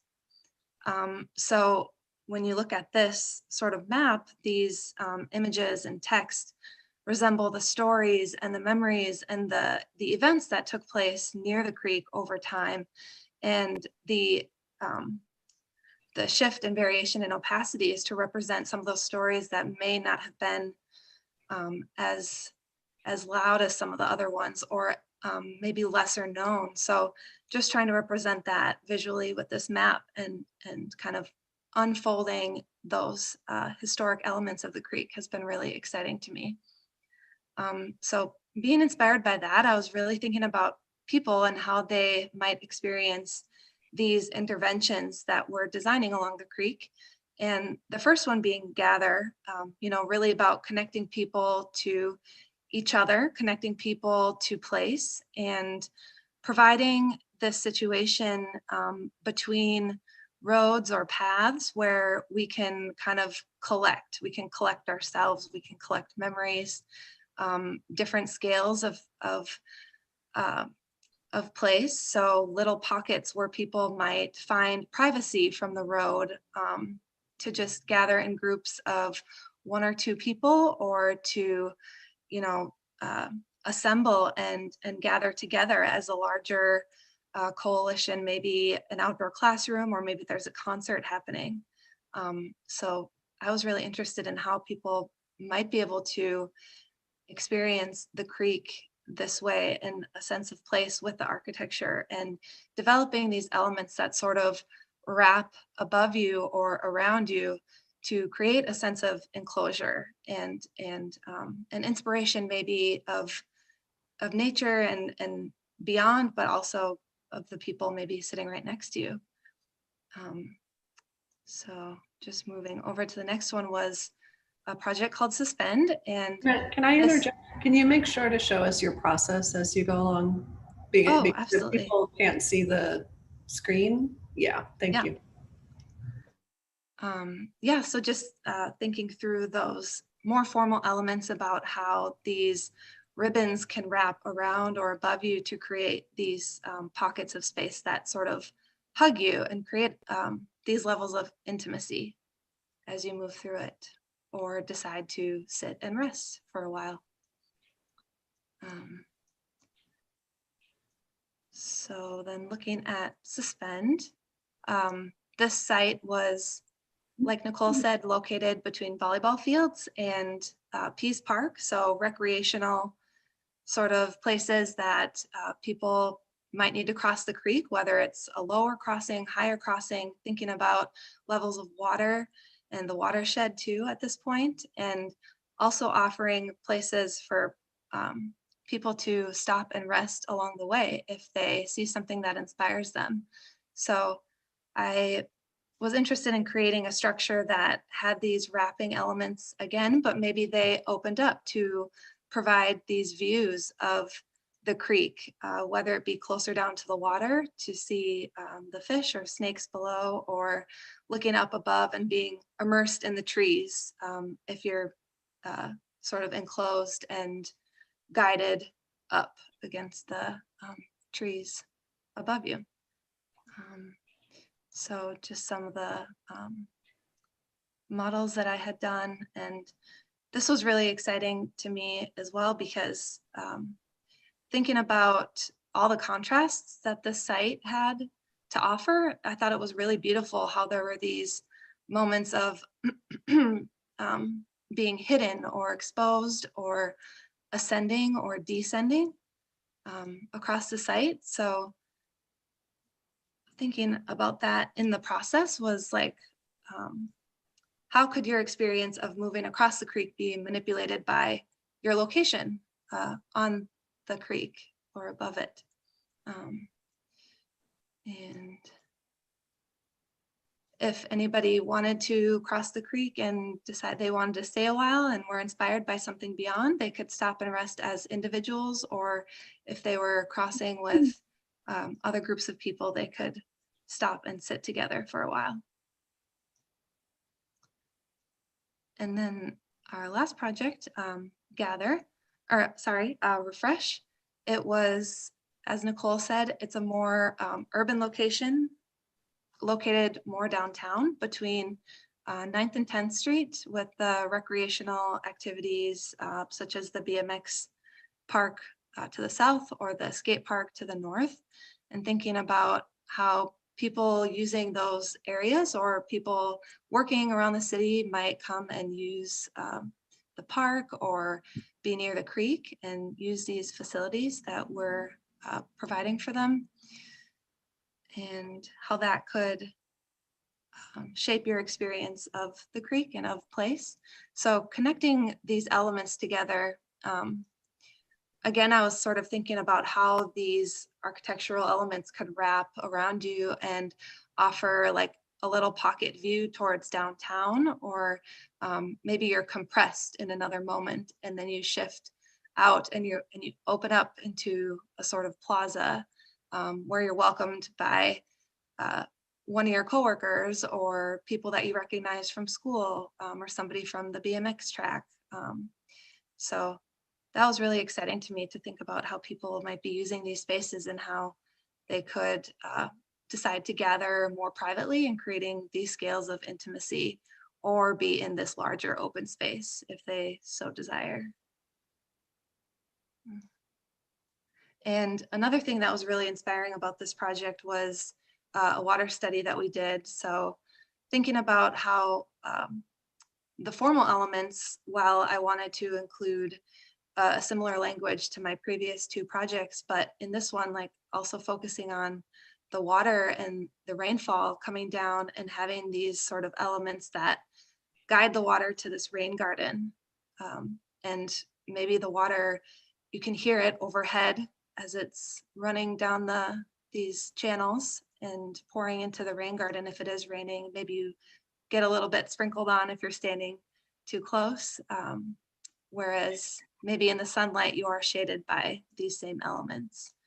And it's oriented towards the downtown view as well. So looking out across the grassy field below, out onto the more urban views.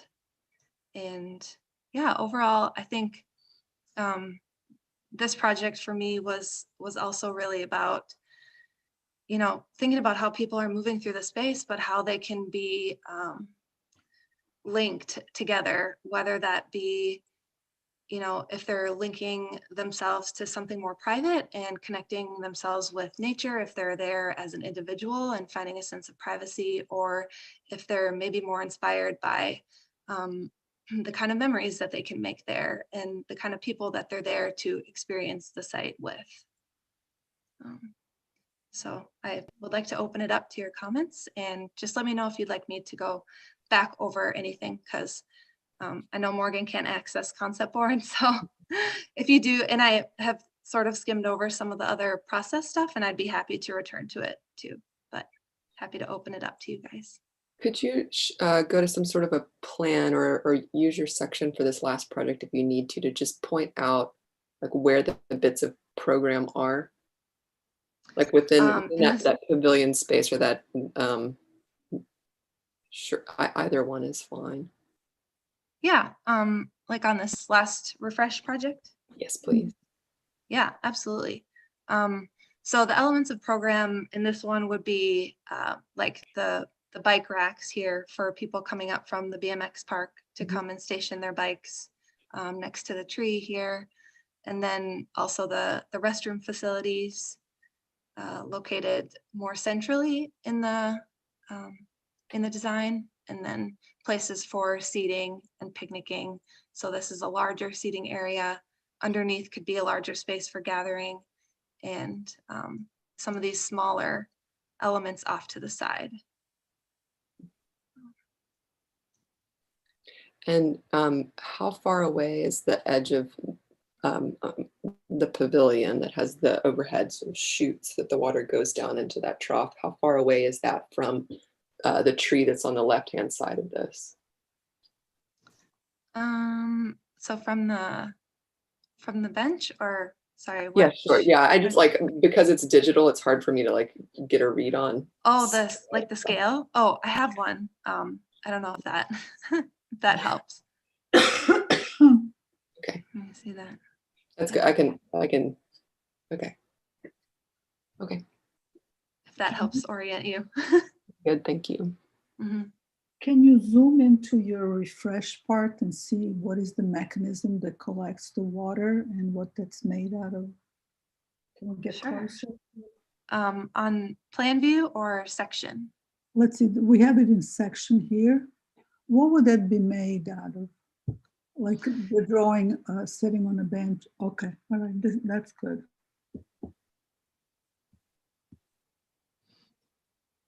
How would you build it? What are the materials? Just talk to us a little bit. Yeah, absolutely. So I think from a materiality standpoint, I would really love to have something, I think made out of a metal material, perhaps like a type of steel where you could hear the rain if you were there on a rainy day in Austin and could hear it pouring down above you as it's running down the channels, I think would be really wonderful. And if that material happened to have like a patina, I think that would add a really nice richness to it as well. Can we look on top and see what it is made out of? The slanted roof. Yeah, it looks like in your rendering that there's an air gap, but like in between the channels, that they're not fused together or it's not solid. Correct. So let's see if I can show you in plan view. So they kind of break away. So they taper. Okay. It is sort of this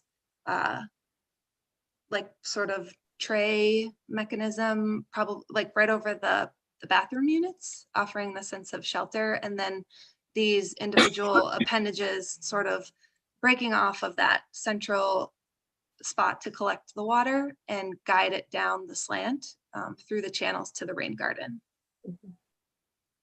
I'm just trying to imagine what is the surface that the water is collected and how that is, what is the water flow? Looking at the roof. It's porous, right? It's not a single surface that you run the water. Right. Yeah, she's saying that it splits after the bathroom. It starts to open up. Yeah. You will get increasingly wet. That's true.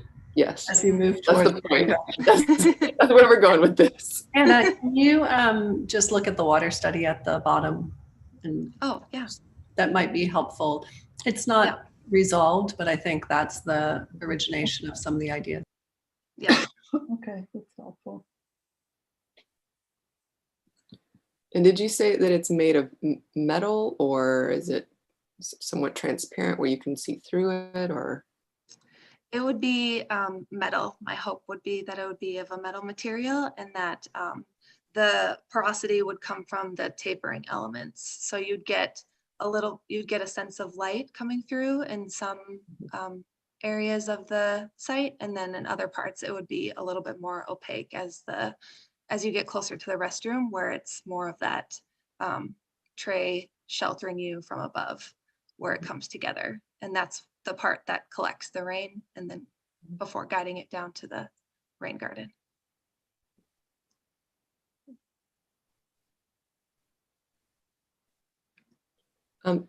Sorry, I know, I feel like I'm doing a lot of talking right now, but I have another question, and it's sort of general that, so if the title of this project is Refresh, beyond this just being about like a study about water, and water isn't inherently refreshing, I find it so, what does refresh mean to you? Like either in your like life experience, I mean, what does refresh mean to you? Yeah. And what is refreshing about this building beyond just the presence of water?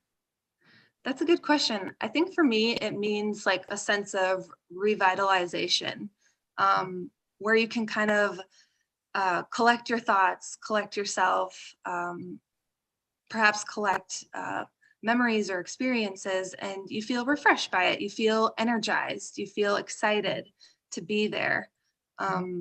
It puts you in a position to sort of create your own destiny in a way, whether you want to sort of move into these more individual pockets of self-reflection, or go there with people that you know and love, or meet people there in pre or post-pandemic times, of course. But I think that's what it means to me. It means to be energized and excited and enthusiastic about something, in addition to the straightforward sort of a water connection. I found the I don't know, you unfolded, Hannah, a very beautiful narrative of three places under the title Gather, Suspend, and Refresh. But there is another, I think, underlying structure that goes through the idea of shading, light, let's say light, views, and acoustics of rain. I think you're building three mechanisms to experience more tactile dimension of the landscape with very specific points, I guess. One that particularly for me is kind of beautifully at the point of wishing to have one is the bridge, where you're bringing something very I mean, the likes of the bridge that normally try to be straight and cross-by, and you're making a creek or you're making a trail that is, you know, challenging the idea of the rectilinear line, and getting a lot of from that capacity of the handrails, producing different spatial situations. And I found this thing particularly I don't know, very well calibrated to the condition of the scale, to the condition of the space, and this opportunity of being, you know, surrounded by these two walls and suddenly open both to get out of the trail. Something that I think is a very, you know, beautiful decision, because you want to be out of the walking path when you want to, you know, stop and don't disturb the other pedestrians crossing by. I see here, you know, this idea of a form that gets very very sensitive to something else, which is the scale. The scale. I don't know. Scale is. You mentioned that is the first time you're working with architectural matters. I guess, I don't know if all of you will agree with me that the scale is one of the most difficult skills to achieve in an education and in a career. And I found here something very, very well measured, I think. I don't know if you can elaborate a little bit on which ones were the elements that were putting you in front of this section that I think is quite surprising for me.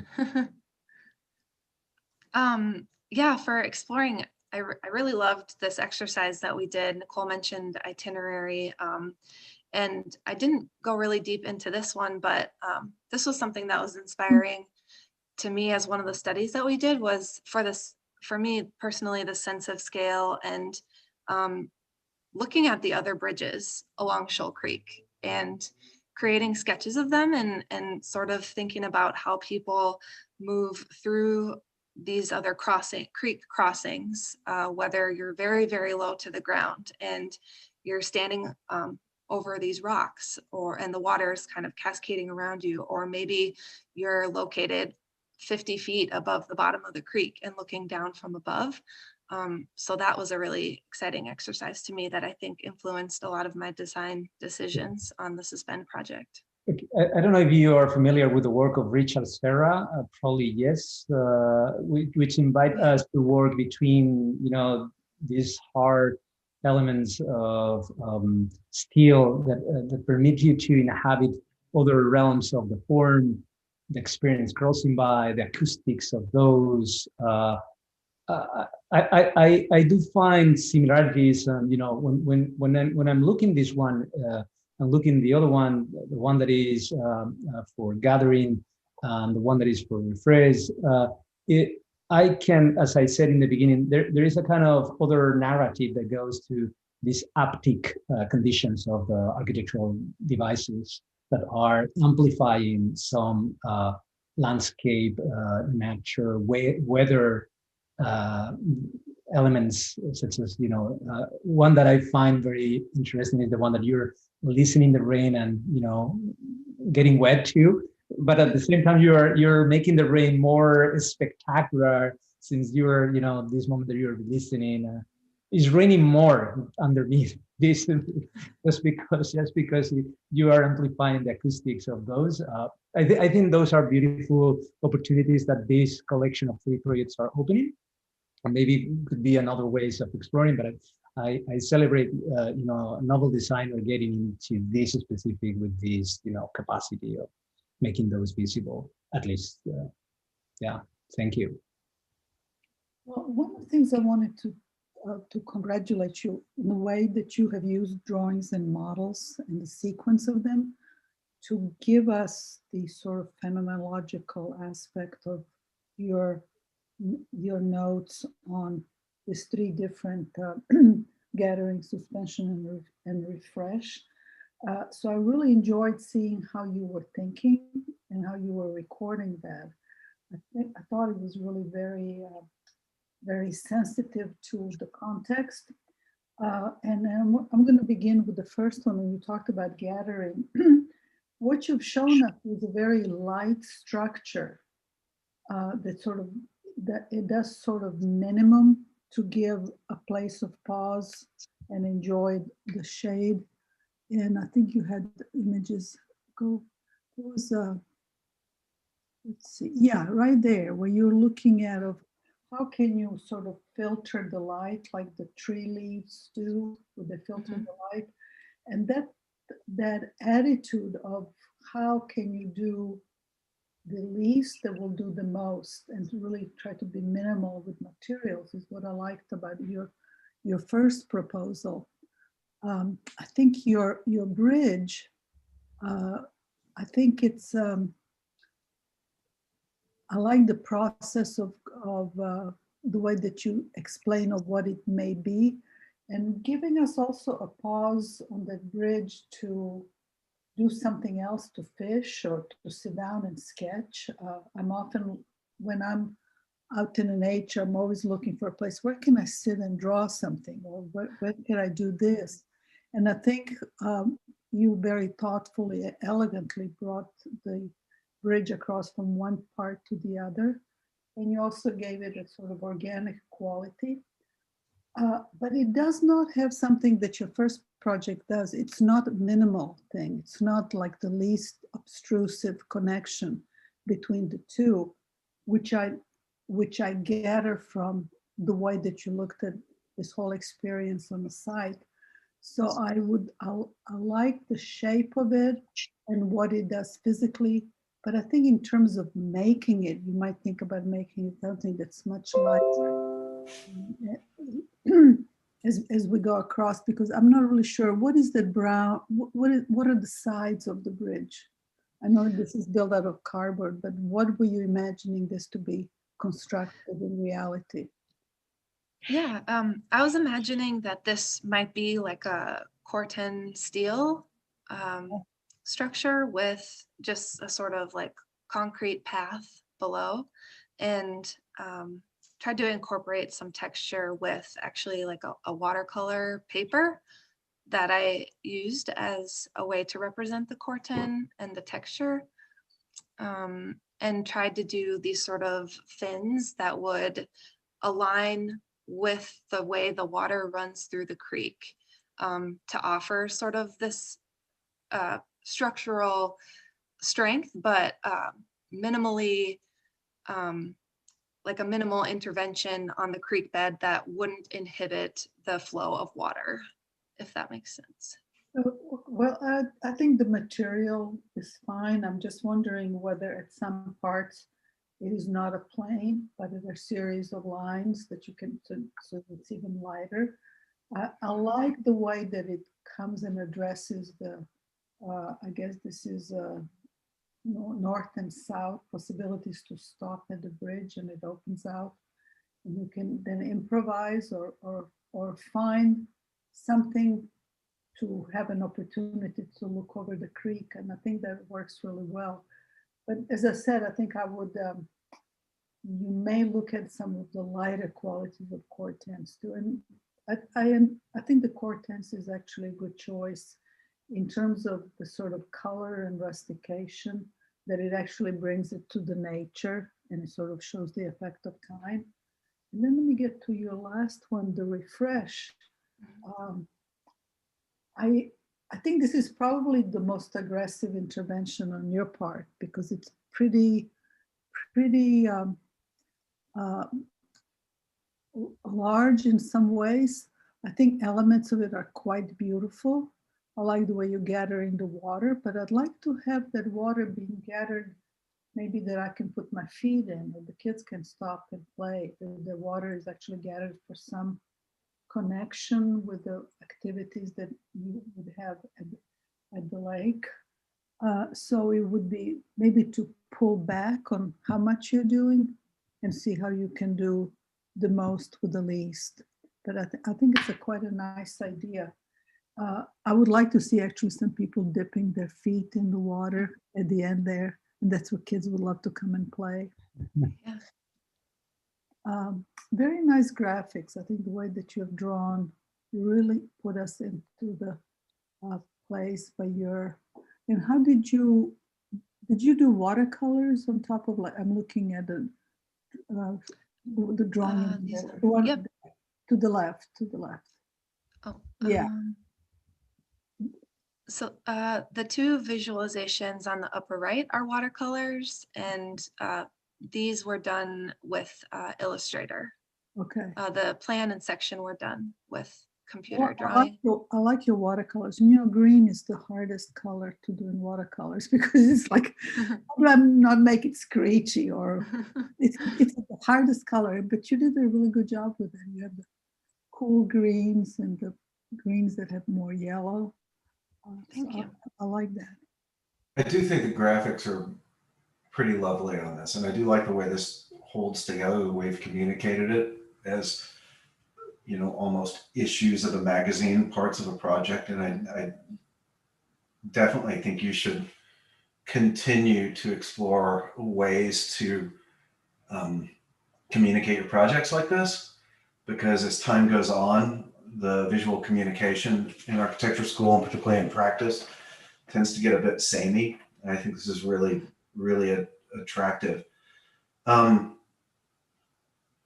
I like everything that you're showing here. I actually live, you know, very close to Shoal Creek, and my wife and I walk our dogs down Shoal Creek, you know, almost, well, I'd like to say daily. That's a lie, but we do it frequently anyway. And I am intimately connected with Shoal Creek.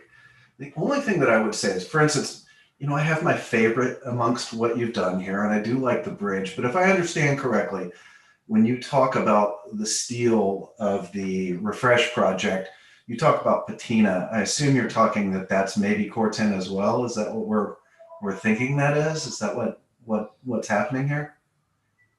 Hannah? Possibly. And I guess my knowledge, I'll just be honest, my knowledge of materials is a little bit limited. So that's something that I would explore more in the future.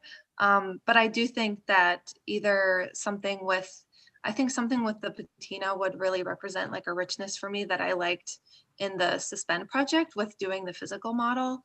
And I think with the Refresh project, thinking about it as metal, but maybe not fully like resolving what type of metal, I sort of wanted to represent it a little bit more,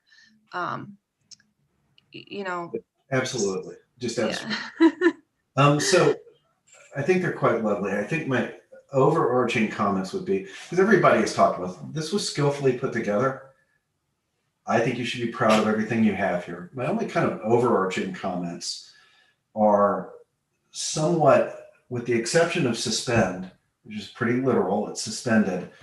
there is a sameness about gather and refresh, where I think your comments with respect to how gather played into one, you could flip these two projects, use your rationale for refresh about the first project, use your rationale for gather about the third project.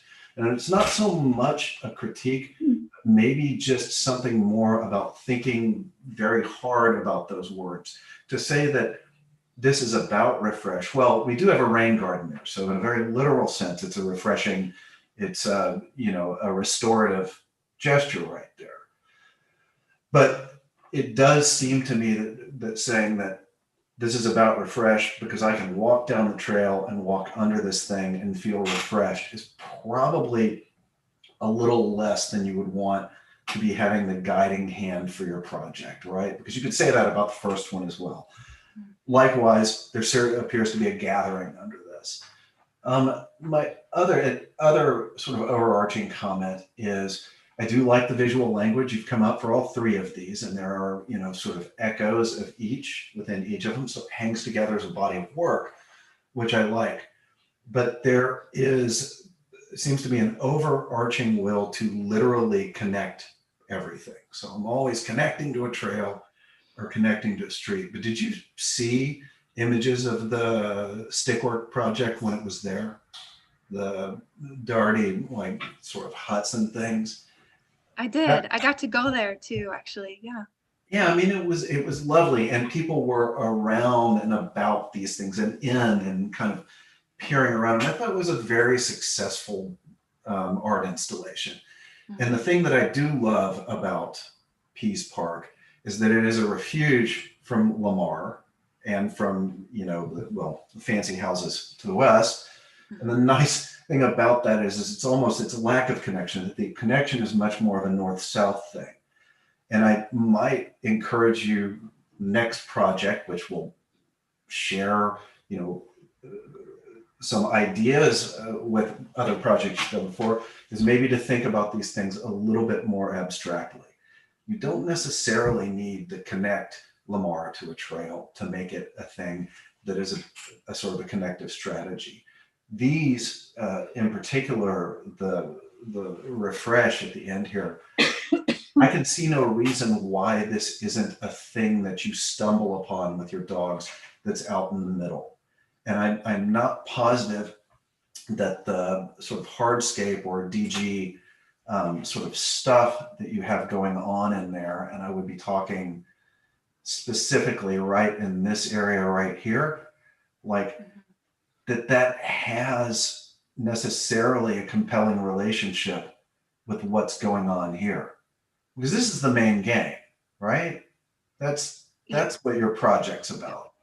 And at a certain point, I've got sort of echoes of the bridgey shapes right there, which are bits that, you know, pull me off of these other things.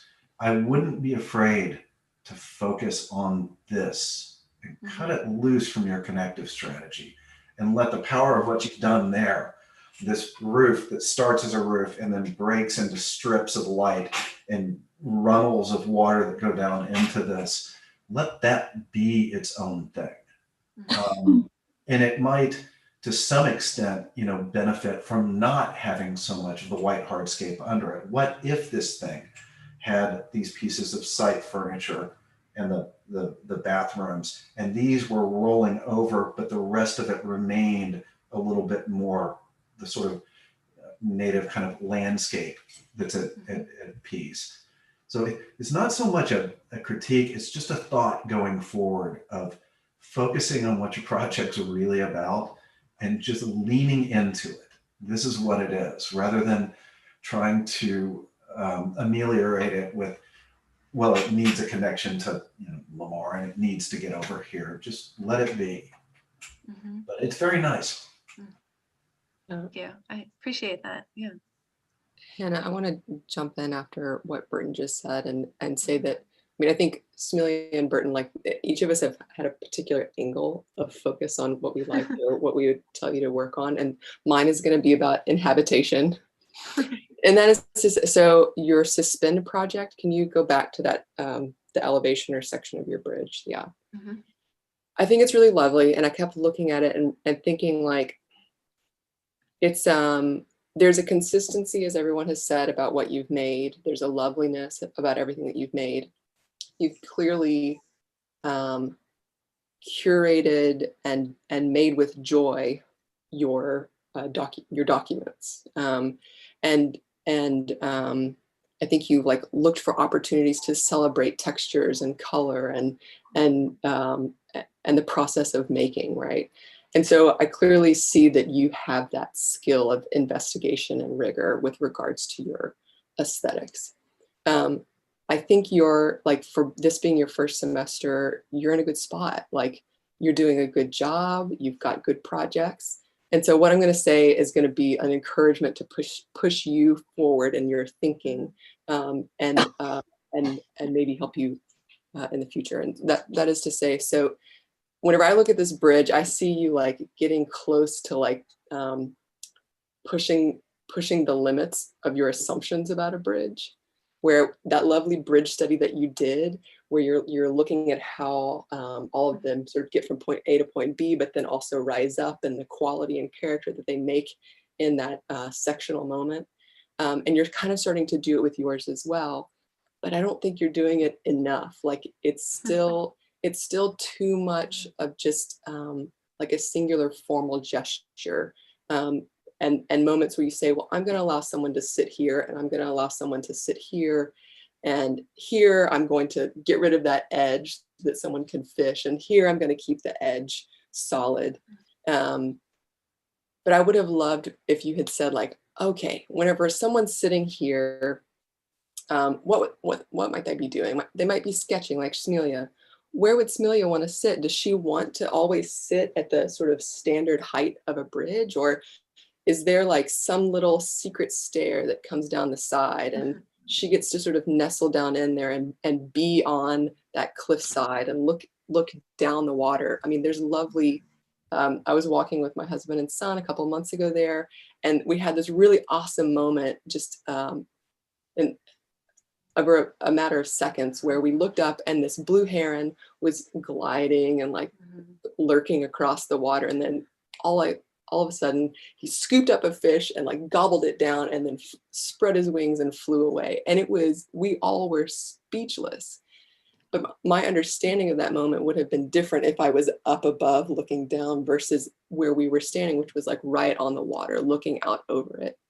And so I would encourage you to do that more, because you've done it a little bit with the elevation change in your bridge. You started to sculpt that, like bringing someone up and dropping them down. But I think it needs more, and not being really rigorous and judicious about saying like, I want to give someone a moment to pause, like suspend themselves in time to like hover and settle over this bridge and really think about celebrating that. And letting them be in something that's not just an opening in a bridge with a bench. Right.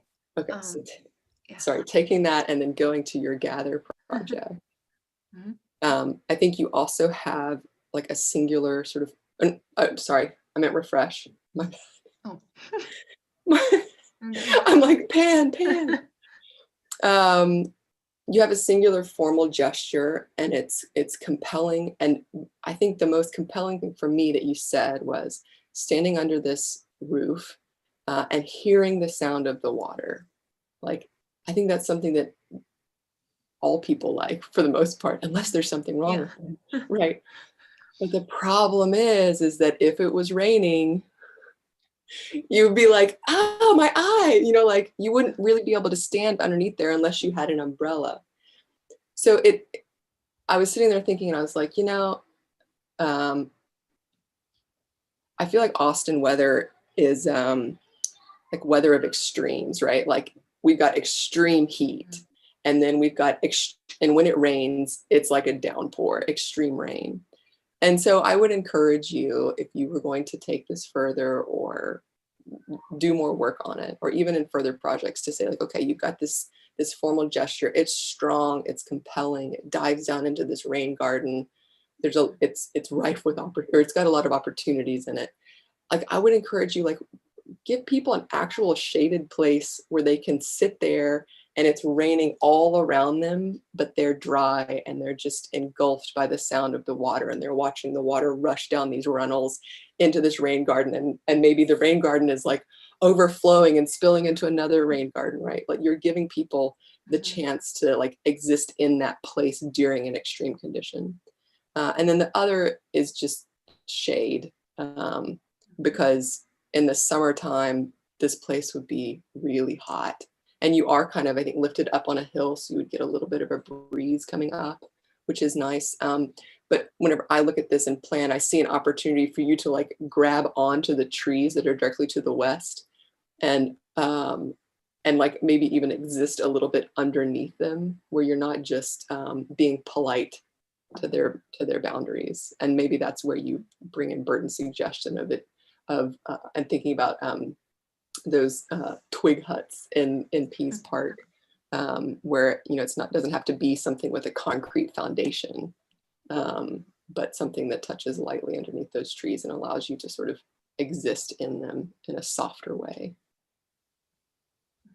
We will need to move on. Is there any final comment?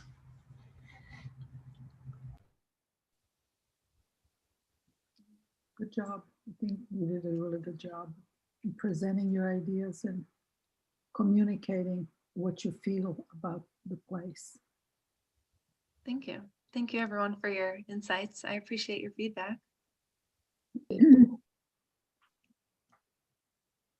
All right. Thank you very much for going first.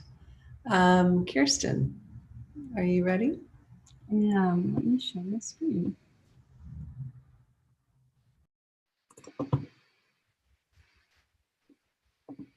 All right, is everyone seeing that? Mm-hmm. Wonderful. Okay. Hi, everyone. I'm Kirsten Vogel. I am a first-year student. I have a background in environmental science. I worked in energy efficiency for a few years and then environmental education before coming to grad school. So over this semester, I used these projects to celebrate the natural beauty of Shoal Creek and examine how an architectural intervention can connect people to the site and that beauty. I tried to explore the sensitivity of each intervention and the extent to which an intervention is necessary to achieve this connection to the site. And then across all three projects, I used the study of views to guide my design process and sort of stitch together the landscape. So here we have my Gather project. And I began designing this project and orienting it by thinking through the views that would be created within the space. You can kind of see that in these process drawings over here. So I'm new to Austin and I'm new to live oak trees, and I absolutely love how unique and beautiful they are. So I anchored my project with this huge live oak tree and used it in conjunction with the other surrounding trees to create a sense of intimacy within this sort of southern portion of the structure. The views, basically, when you're in the section, the views are blocked by trees, but then in this northern section over here, you get these nice long views north along the park. It's not blocked by trees, and there's this grassy open area on the side. So it has this open feel in contrast with the intimate feel. I thought of the field of columns as sort of the understory of a forest, like a series of delicate trees. And then I used this light study to play with the dappled light that it would create if it were a roof. I'm just gonna scroll down. I see that's kind of messing up the Zoom drawing. And you can see in this bottom collage, this huge live oak tree here that I focused on.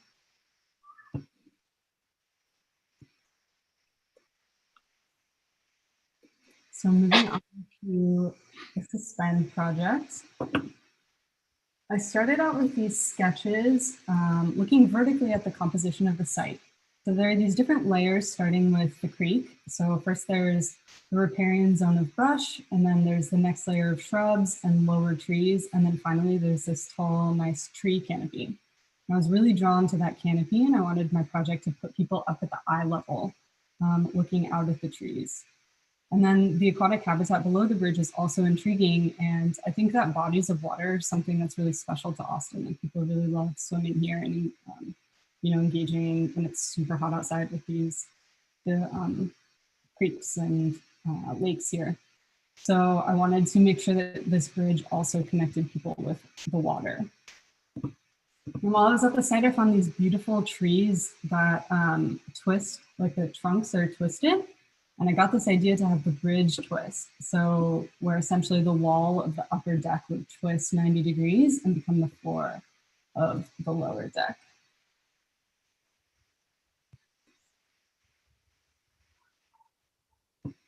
I have some precedent study here. So with the trees as my inspiration, I really wanted the bridge to feel warm and welcoming and organic. So I started looking into precedents of bent wood and the natural tendency of wood to curve and how the twisting of a tree gives it strength.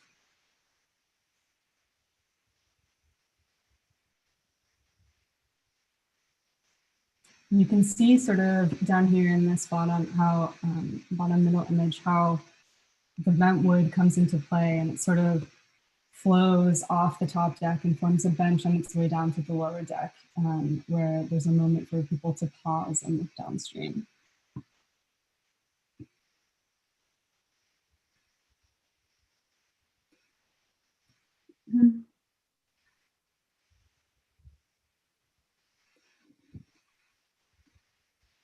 And then my last project, Refresh. When I was the first time I was on the site, I was immediately drawn to this view looking south to downtown Austin, framed by trees. And so I wanted to focus my project around this. I started working on some quick paper models to think through what kind of a structure I could place onto the site that would fulfill the need for a bathroom and a spot to refresh, but also leaving that naturally apertured view unobstructed. And I landed on these duplicative curving shapes, which I liked for the way that they interact with each other and the space that they create between them. Can you zoom in on that? Yeah. Whoop, wrong way. There you go. So here's the little paper model studies and the shapes that I landed on.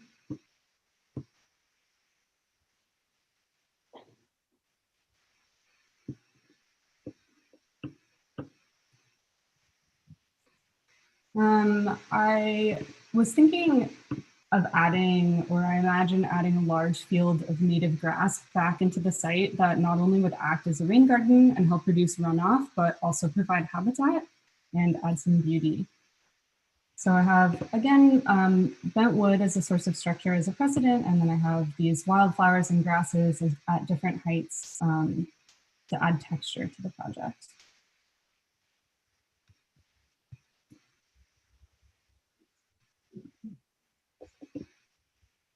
I have the roof lifted off the bathroom walls to let in natural light. And it's this conical shape to catch the rainwater and direct it down through the supporting column and into the grassy rain garden. And then I just want to take a look at this moment right here that's examining what it might feel like to have these native grasses surround the project and sort of this just like natural dirt path.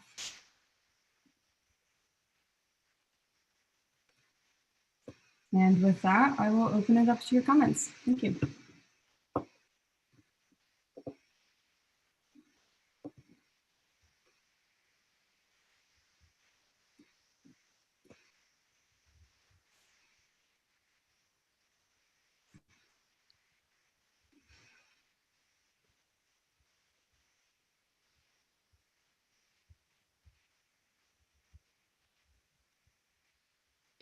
Sorry, can you say again, the roof structure, is that supposed to be wood as well as the walls that wrap around?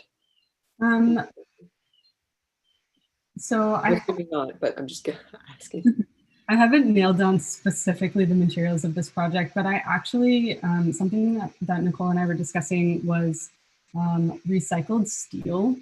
So I've been thinking a lot about my own consumption of material goods, and I think that it's really important to think about this through school and the projects that I design as well. So thinking about maybe recycled steel providing the strength for the structure, and obviously that's an impermeable material, so that's the thought for the roof.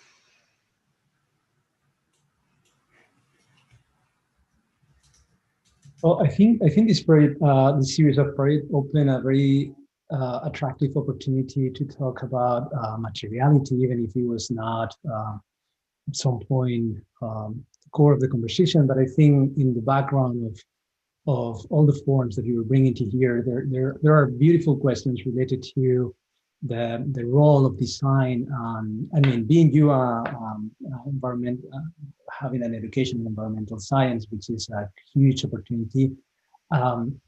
You're working with the oaks, and the idea of the wood is kind of in the bios of many of your comments, and so ally the work on the design with the material, the matter itself, considering the matter as an ally, like matter. Let's say that we escape from this statement of these philosophers that says that matter is stupid and we are the thinkers. I would say that matters thinks, or matter has a lot of information that could be enacted positively towards the idea of design, and enacting the interior capacity of the matter could be a huge opportunity.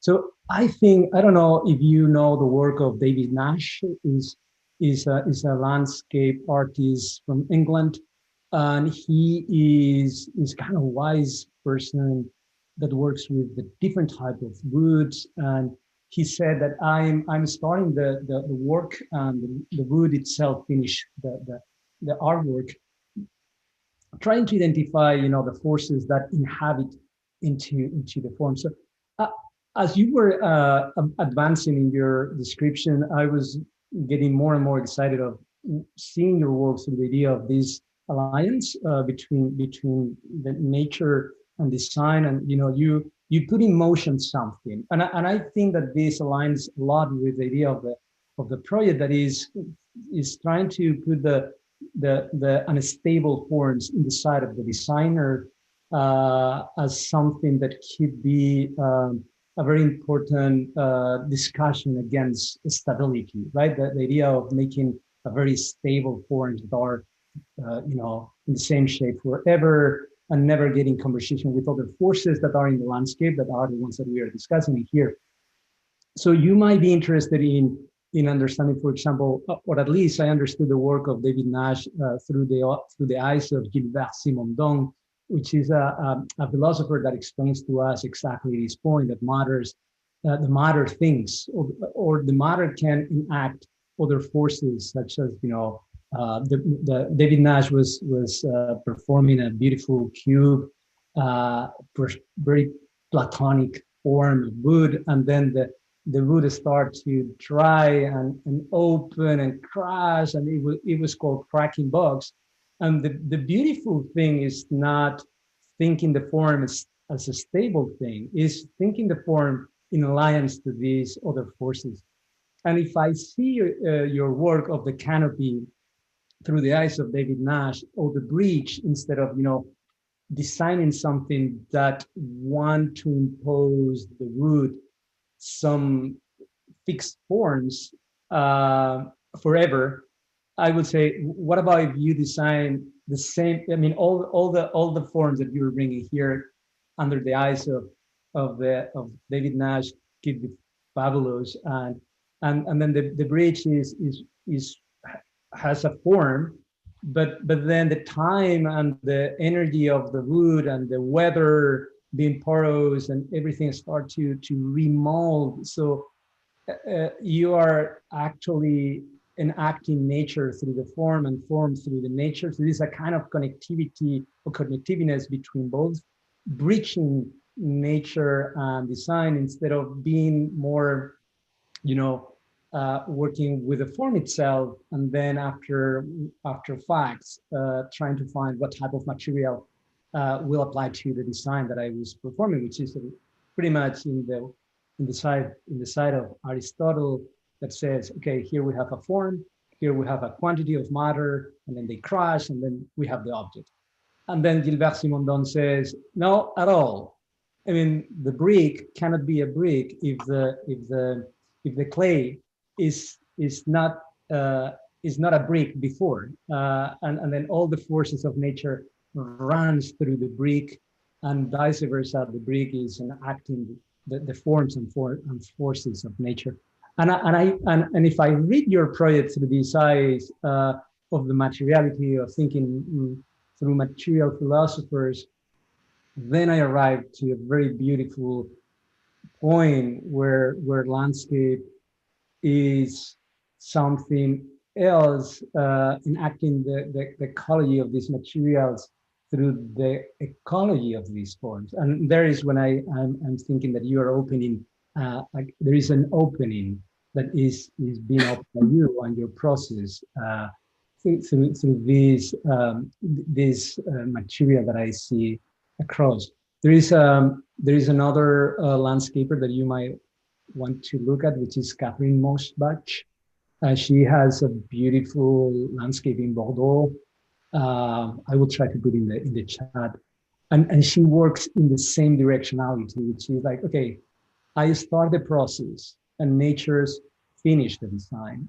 I don't know there, Nichole, maybe we find this question that you're putting, why do we design through concepts instead of getting in dialogue with other forces, right? And I do really appreciate, Kristen, your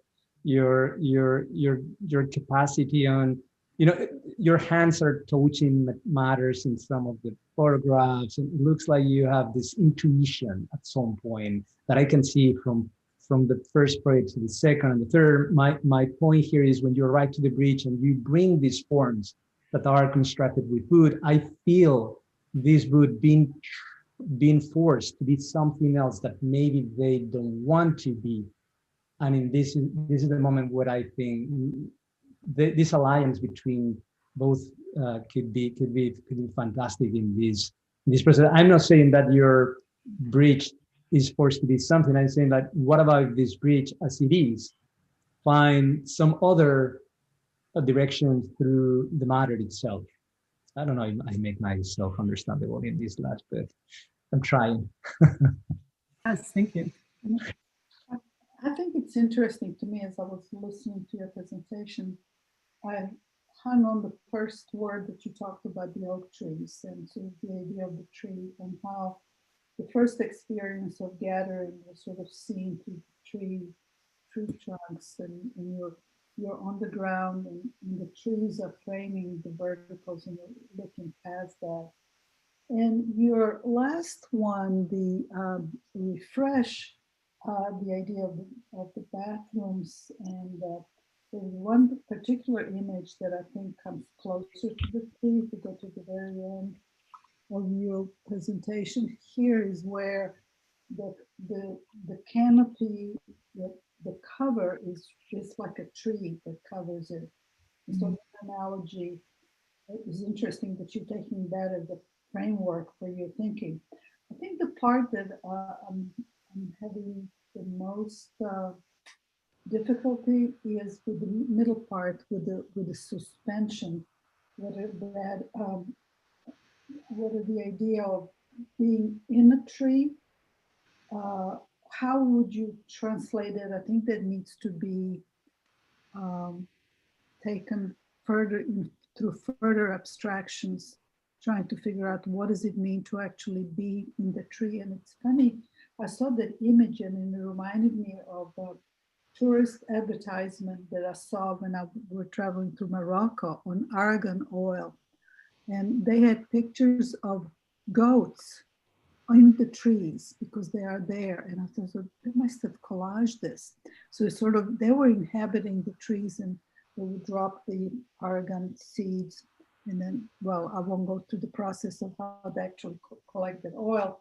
But that was sort of an image like, is the middle part, are you thinking conceptually to utilize the tree at a different level than the first one?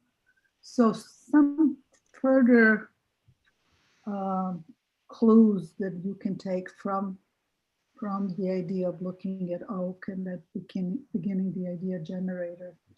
I like the sort of the folding that is like a tree bark. You can think about it as well. Glenn Murcutt had looked at Aborigines as well, and used tree bark to cover the structure. So I'm just wondering if some other translation can occur for the suspension.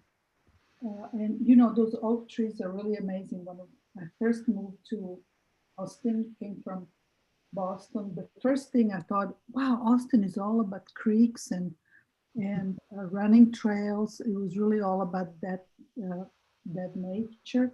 So the first thing I did is got a pair of jogging shoes so I can actually be part of it. And so this is sort of, to me, that's really the essence of Austin. It's all those creeks collecting down to Town Lake. It's about being outdoors.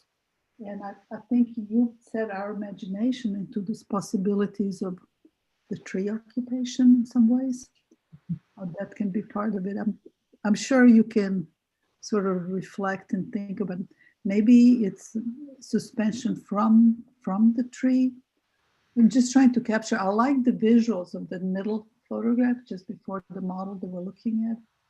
And how can we have our imagination travel in that way? So it's more about implication, how you can imply the suspension than maybe physically doing it. This is, Burton, you were talking about that in the previous project, is not to be abstract, to have implications versus mandatory directions of how to move through. So, those are my observations. I think it's a lovely investigation. Yeah, I think that was more Morgan who said that, but it was definitely a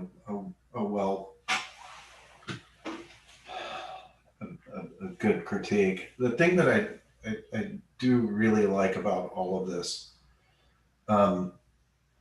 is that it does feel to me, Kristen, like the thing that I really love about Shoal Creek is the just sort of fact of how unplanned so much of it is. You know, and this thing's alive, like half of it's caving into the creek and the houses are coming with it, right? And it's kind of cool. And what I like about what I'm seeing here is that there is an element, there is at least an image in each of these where yours becomes something of a found object, sort of a thing. Now, building a little bit off of what Smilia said, and I would agree a ton, and I'm not positive. Can you track me if I go into the board thing? You guys can see where I am, is that correct? Am I seeing? Right, there's something that without the trails that I like about this as a thing. And my critique for almost each of these is it's less about what they are as where you were going with them and how they sort of stopped. Like here, you're working with, you know, things that are expressly reminiscent of trees, and it's these two planes between it. And I guess my thought with this is you're being almost too respectful of people's space in there, of how they would inhabit it. Like there's a part of this where this could be much more like even the visitor center at Stonehenge, where it's literally the forest is in there, and this is a thing where you really have to work your way into. But of all these images, it's almost a mixture of this and this, where I'm getting at the nature that kind of takes me there. When I roll over to the bridge, like for me, this one right here is where you were headed. And I really love that drawing. Like that is great. And I can see what's happening here. Now, if we're talking about this being done with bent wood, and you might not have had the time, these are pretty lovely studies. And I love the nuances of one thing becoming another thing. But the bridge doesn't have to be so much of a connector. It's a thing unto itself. It's almost like the David Adjaye Bridge in New Orleans or some other ones, because these are really all sort of follies. And the thing that I would encourage you to do is much more about how this could become a found object. Like this right here, where it's been translated into, now it's a connection and I've gone from a place to a place, to me is far less compelling than this right here. Because there's really no place I need to get to when I'm within Shoal Creek. I am a floodiner. I'm not doing anything except just kind of hanging out. And it does feel to me that if you're talking about wood and nature and these things sort of insinuating themselves out of the landscape, that this hard edge right here, right there where this starts and stops, you know, right here, that doesn't happen with this bridge. This bridge doesn't have a start and a stop. This thing just dies into the ground or insinuates itself into the landscape. And I do tend to agree with Smilia, like, it seems to me that with all of these, this is much more what you were getting towards and what you ought to lean into. It's much more about coming upon in these things, insinuating themselves or emerging from, you know, the ground itself or the trees. The fact that you, with the bridge, are wishing to be up in the trees, I don't think that the bridge itself needs to be redolent of the trees, and I don't think it needs to be especially functional. But I would, in all of these, to question yourself about where it is you're trying to take it, and then lean into it, purify it, question it, and take it to, I mean, this is architecture school. This is where you get to test out ideas, you know, in some cases, function be damned. And I would definitely push into these and make sure that they become what they want to be. This, I can tell you, this bridge wants to be that drawing. It really does. It doesn't want to have a start and a stop. It doesn't want to connect to anything. It just wants to be. And I feel the same way about all of these. And this isn't any nature of like negative critique. It's just like, it's more like more, less. That's kind of where I'm headed with this. So as usual, I probably have the least useful sort of critique of anybody on this, certainly the least articulate, but that's what I would do. I will step out now. That was helpful. Thank you.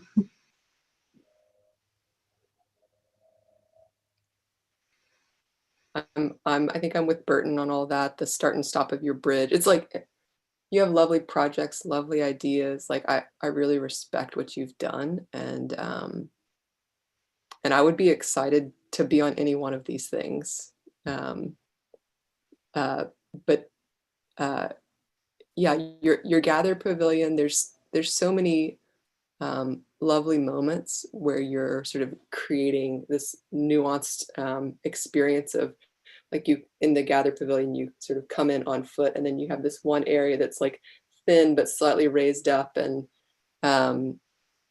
the way that these columns, I actually really love that they're not like totally straight, that they're sort of like arching and bending, and like you're finding like what may be considered an imperfection and making it lovely, and organizing it and orienting it in a way that composes something artful and not just structural. Like the beauty isn't in the structure, it's in the artful presentation of your use of the materials. And also, I mean, the image on the top right here, the way you've included grass and shadow, the way you've photographed it, says that shadow like hits half of the columns and the other half are in shade.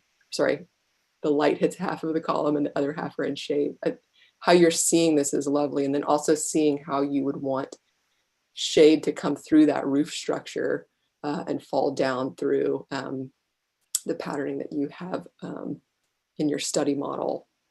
I think it's like you've got all these really lovely components and the makings of what would be a really nice folly in a landscape or place to pause.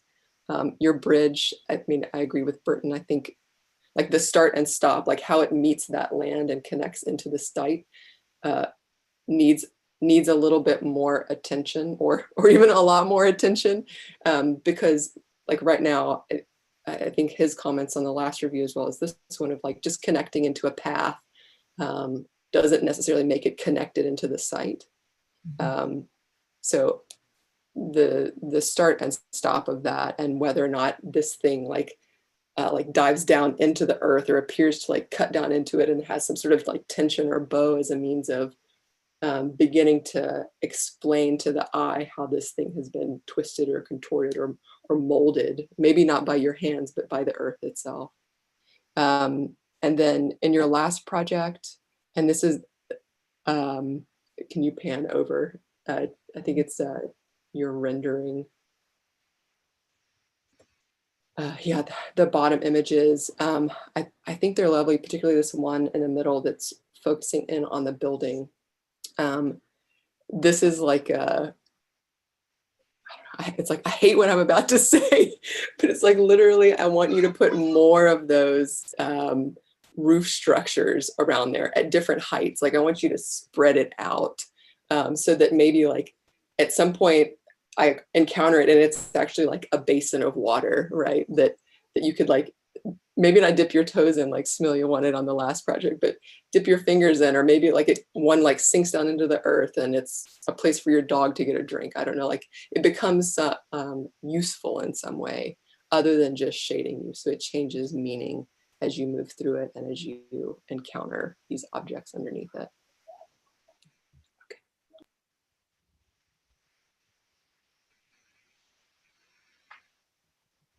I think there's an interesting resonance between Raphael's and Burton's comments about materiality and the found object. And I did put a few things in the chat, but it could be, I actually think, Kirsten, they're really hitting on things that you've been seeking within the work.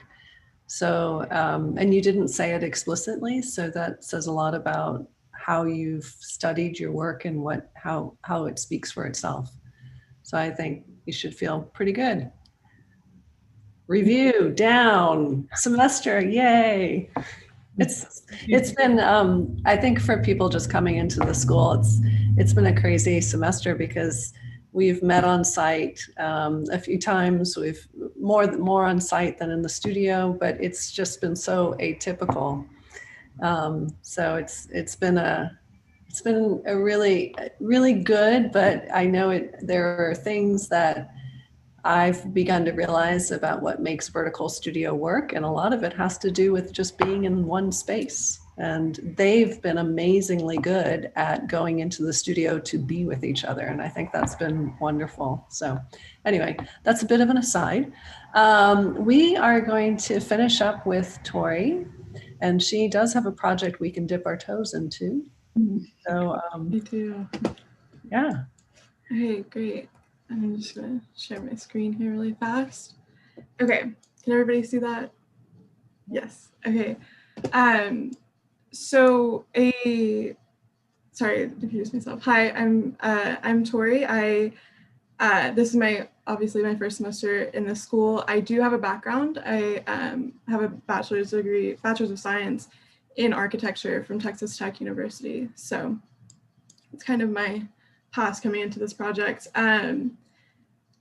My exploration of this semester really began with these studies over here on the left of walking Shoal Creek and seeing how this is one path that moves through Austin and how it changes not only in section, but really just in identity along this. It's along the same creek and same path, but it has kind of all of these different identities and can feel like completely different places. So beginning with the Gather project, we started out with these light studies, as Nichole said. I became really intrigued by the idea of kind of scooping or bouncing light and how, sorry. I'm not seeing your screen. Are you sharing the screen? Oh, yes, sorry. I didn't realize. Can anybody see my screen? I'm not, but I don't, maybe. Yeah, okay. Well, hold on, let's let Smilia, let's fix this for you. If you click on the Zoom icon on your on your toolbar on the bottom of your computer. Sometimes like all I see is the pictures of people talking and the screen goes away. And if I click on the Zoom icon, it'll come back up. Okay, I got it. Okay. Thank you. Great. Thank Sorry you about for letting that. us know. Good. Okay.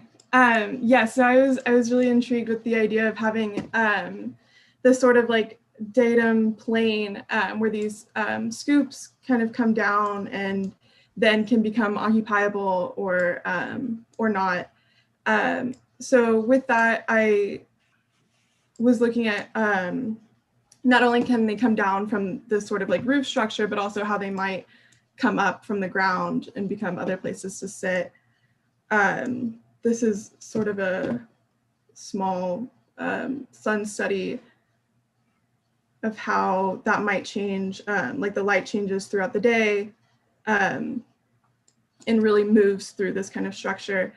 Another focus for this project was really on differences of scale too. So when you gather, is it, you know, one person, few, many, and kind of having the structure really just be a frame or a canvas for the kind of gathering that happens there. And then moving into the suspend project, again, thinking really in section of how we get to the water at Shoal Creek. As Nichole said before, this was right by a sort of dam that's already there. So there are these kind of large steps down. So I started to look at like a different experience of stepping down and creating these kind of moments for pause. Again, with the different scales of gathering and pausing. So you can see in the section how it's a few steps down and then a few steps back up to get you back to the kind of normal trail that's along there. And then also how there is this sort of center line where things kind of come off of and, you know, create a place to sit or just a place to kind of be immersed along the creek, which also led into this kind of development of the vertical elements along the creek, where you might be along this plane that immerses you into the space, but then there's a vertical element that contains you into still being in the structure. And then finally, the Refresh project, we started with these kind of performance models of water. So this was the one that I focused on, which was really just an exploration of how the structure can lead the water and how it can move to from being horizontal to vertical, back to horizontal. And then we kind of prompted some of these charcoal explorations of really what this could be.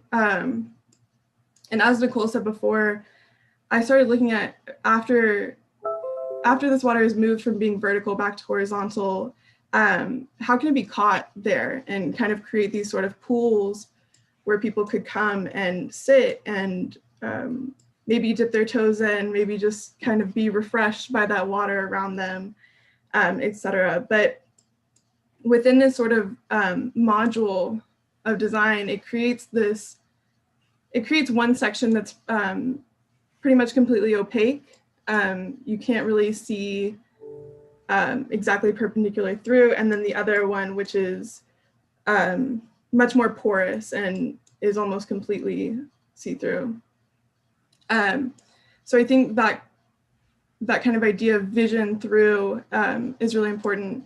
And then also just emphasizing, as you can see here in plan, not only a space to walk through, connecting, you know, the road to this part, but also these kind of places to sit. So this module, it not only becomes a place to sit, a place for this pool, but also a roof over and then back down. And then the relation of these gardens that are along the structure, not only is like a green garden, but also a water garden. And then we can see in the section too, a relationship to the roof garden that would be on top. So with all three, I really tried to, or the intention was to frame a more flexible program while really focusing on individual experience as you move through. So just, yeah, a real focus on the individual and place and space, and also how the path can kind of change around you as you move through. So with that, I will open it up to comments. Can you go to the very end of your presentation? Yes. See again. Okay. Thank you.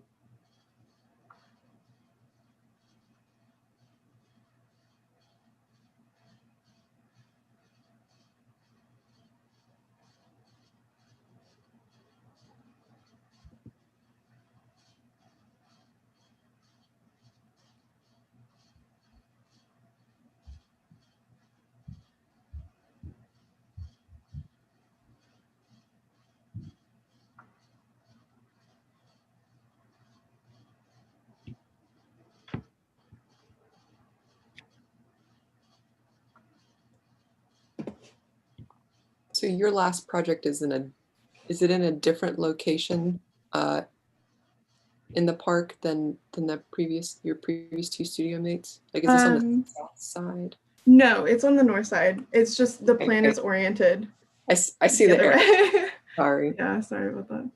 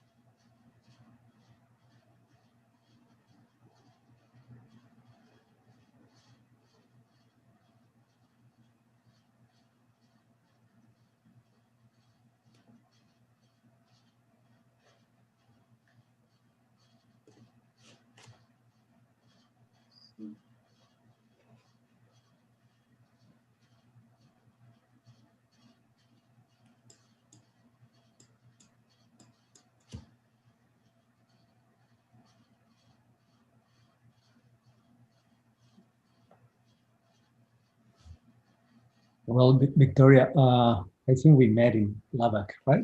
Yes.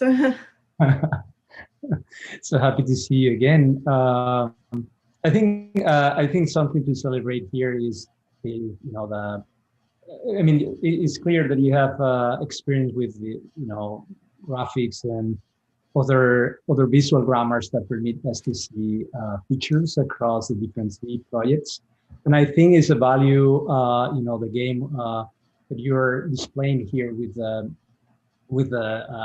operations on the plane and how the plane becomes multiple spatial possibilities, right? It's like you have a board and then you start to cut and blend and make some movements that are pretty much related to how to transform the plane into something else. And I think that is a very beautiful way of understanding the coherency between the three of them. Like if the three of them are aligned to be something that one's can walk across and then have an experience about what is the meaning of operating the plane with different forms.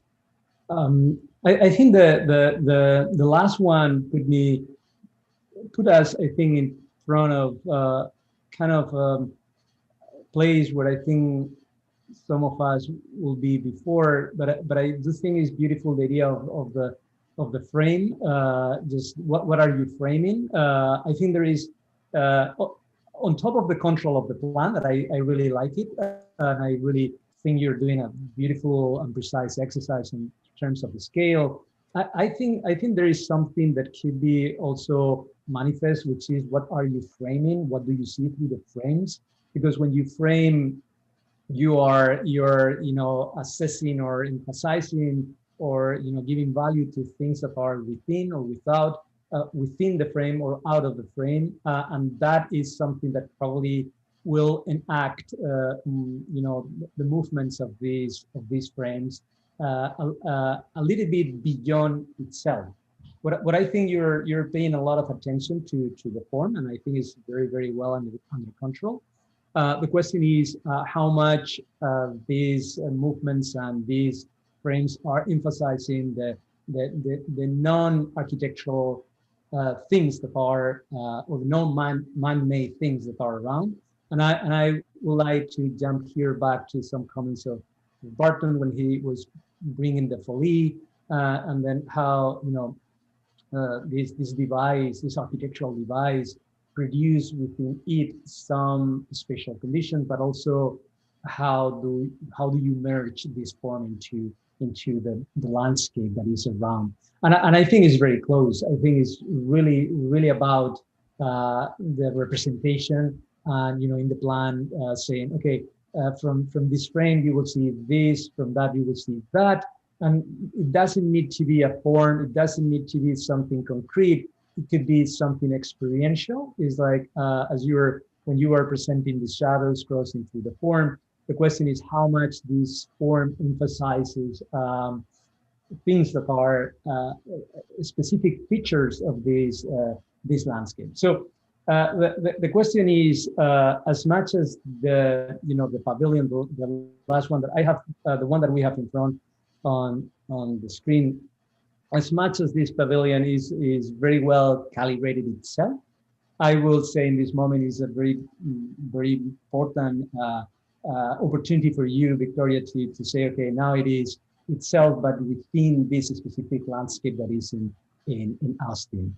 If I move back to the bridge, I think there is something else here, which is a wise operation of the plane. It is a kind of this abstract expressionism of the broken lines and the vertical elements. In that point, I guess the idea is so interesting, since it looks like it's a kind of a collapse of vertical and horizontal planes that produces something else, which is a bridge. The bridge is always challenged by the light, the span of the bridge, and how do you produce rigidity is something that, under the expectation of being, educated in architecture, maybe it's something that you can explore and say, okay, the game of display walls are also putting the exercise in a stable capacity, which is something pretty much, Nietzschean in the moment that the planes are, being displaced on top of an open plan.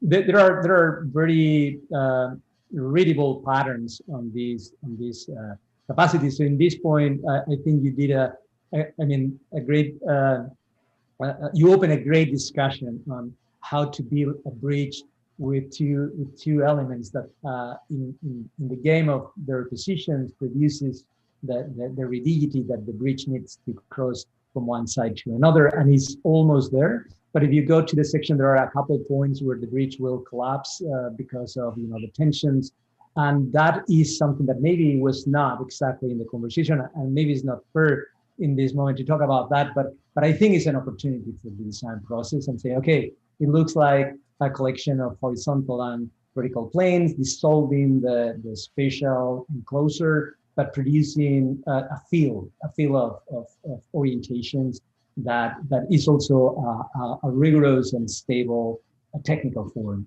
And if we move to the other one on the left, if we move in this direction, I think this is a completely different animal related to the other ones, though it is built with operating on top of the plane and how do you cut it.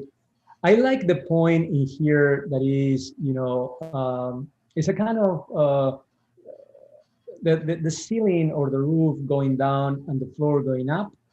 I think there are a lot of interesting moments about what is the driver of this thing. It looks like the roof is the more important element. I think you did a beautiful drawing. I really appreciate the beauty of these drawings. But I think the floor could be implemented with more movements that will produce on us, the expectation that the space is not on the roof, is not on the floor, is just in between, and what type of spaces. I think in one small movement it could happen, and then what you do if you do that thing is it produces a sense of the building is a sandwich that is unattached to the roof, is unattached to the ground, and is in between, and then you invite to us to jump from one to another, climb, and I don't know, in this moment, you can dissolve the vertical elements, make those completely disappear, and build the rigidity of the form, connecting the ones that are coming from the roof down, the ones that are going from the floor up. And at some point, it produced the sensation that there is not a vertical element that is producing the stability of the form. In this moment, I think what you are dissolving is gravity, and at least at the level of stable forms. But I would read out of the pillars. I will take this is what I will do. You probably will have other things in mind, but I will take those and emphasize, the plane being cut like that. It produces something else that is exactly the element that rise the roof. But overall, I think I'm trying to find in all the projects we have seen a kind of lineage that produces a kind of, more cohesive understanding of the three of them. And I do think in your case, if in the first one it was about shading, light, views and acoustics, and the second one was the wood that I was trying to use as matter, connecting the three capacities of the design. And this one is operation on the plane, making, appear these spatial capacities that I found very, very attractive. So I celebrate a lot the visual grammar that you're using to explain to us this. So thank you.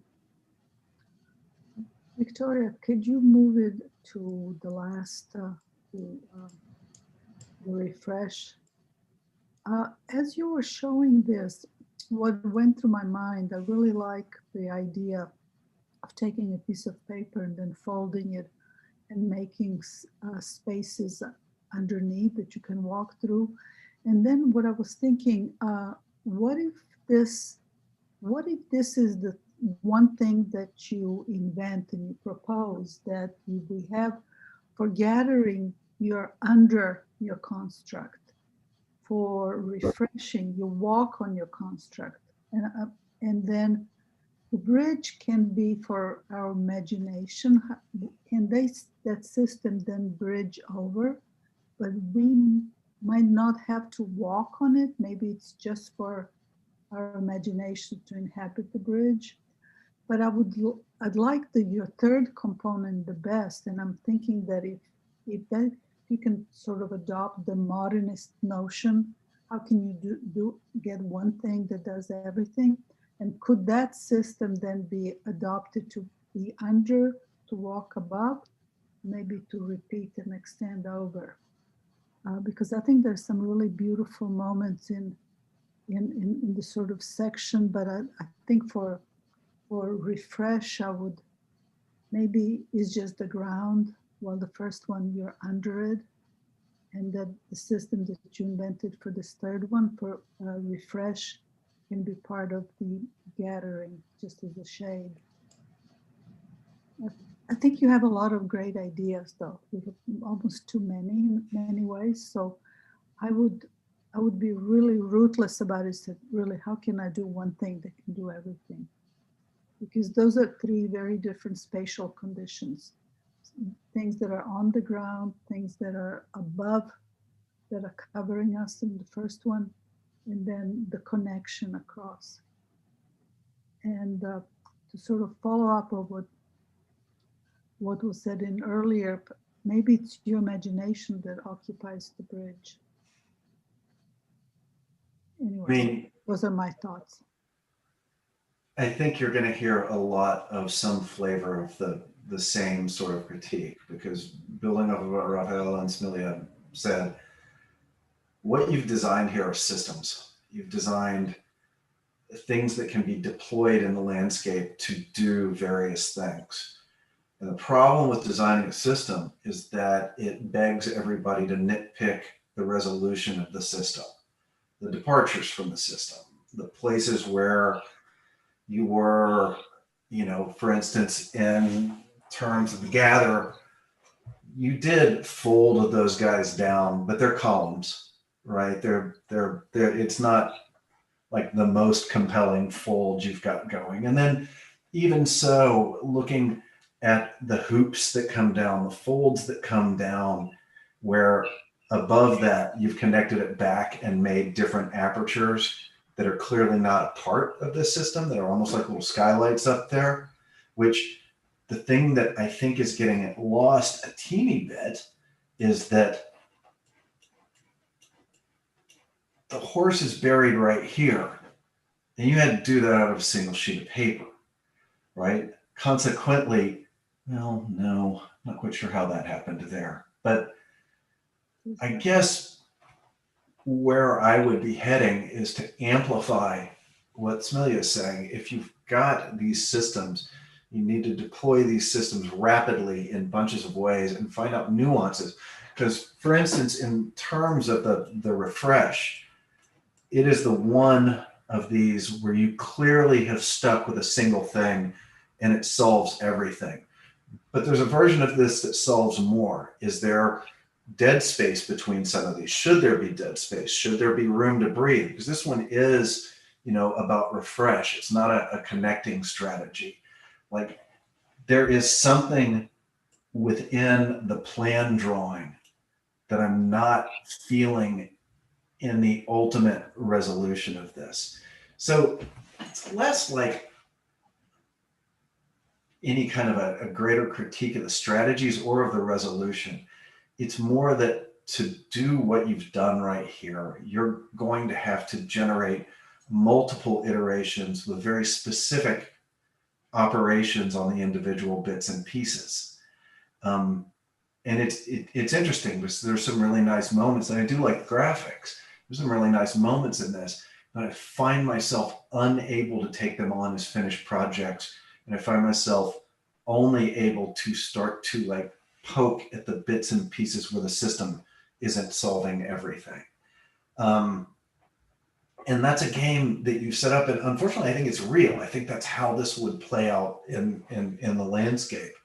So I'm not suggesting that you abandon this type of an operative technique. I'm just saying that it requires a heightened amount of rigor that is going to be something of a pain, because with the other two that we saw, some of the elements there were a little more traditionally architectural. These were things, and this is where the bathrooms are, and it becomes these runnels, or this bridge. This right here, you are absolutely saying, I'm setting this game loose in the landscape, and this is where it landed.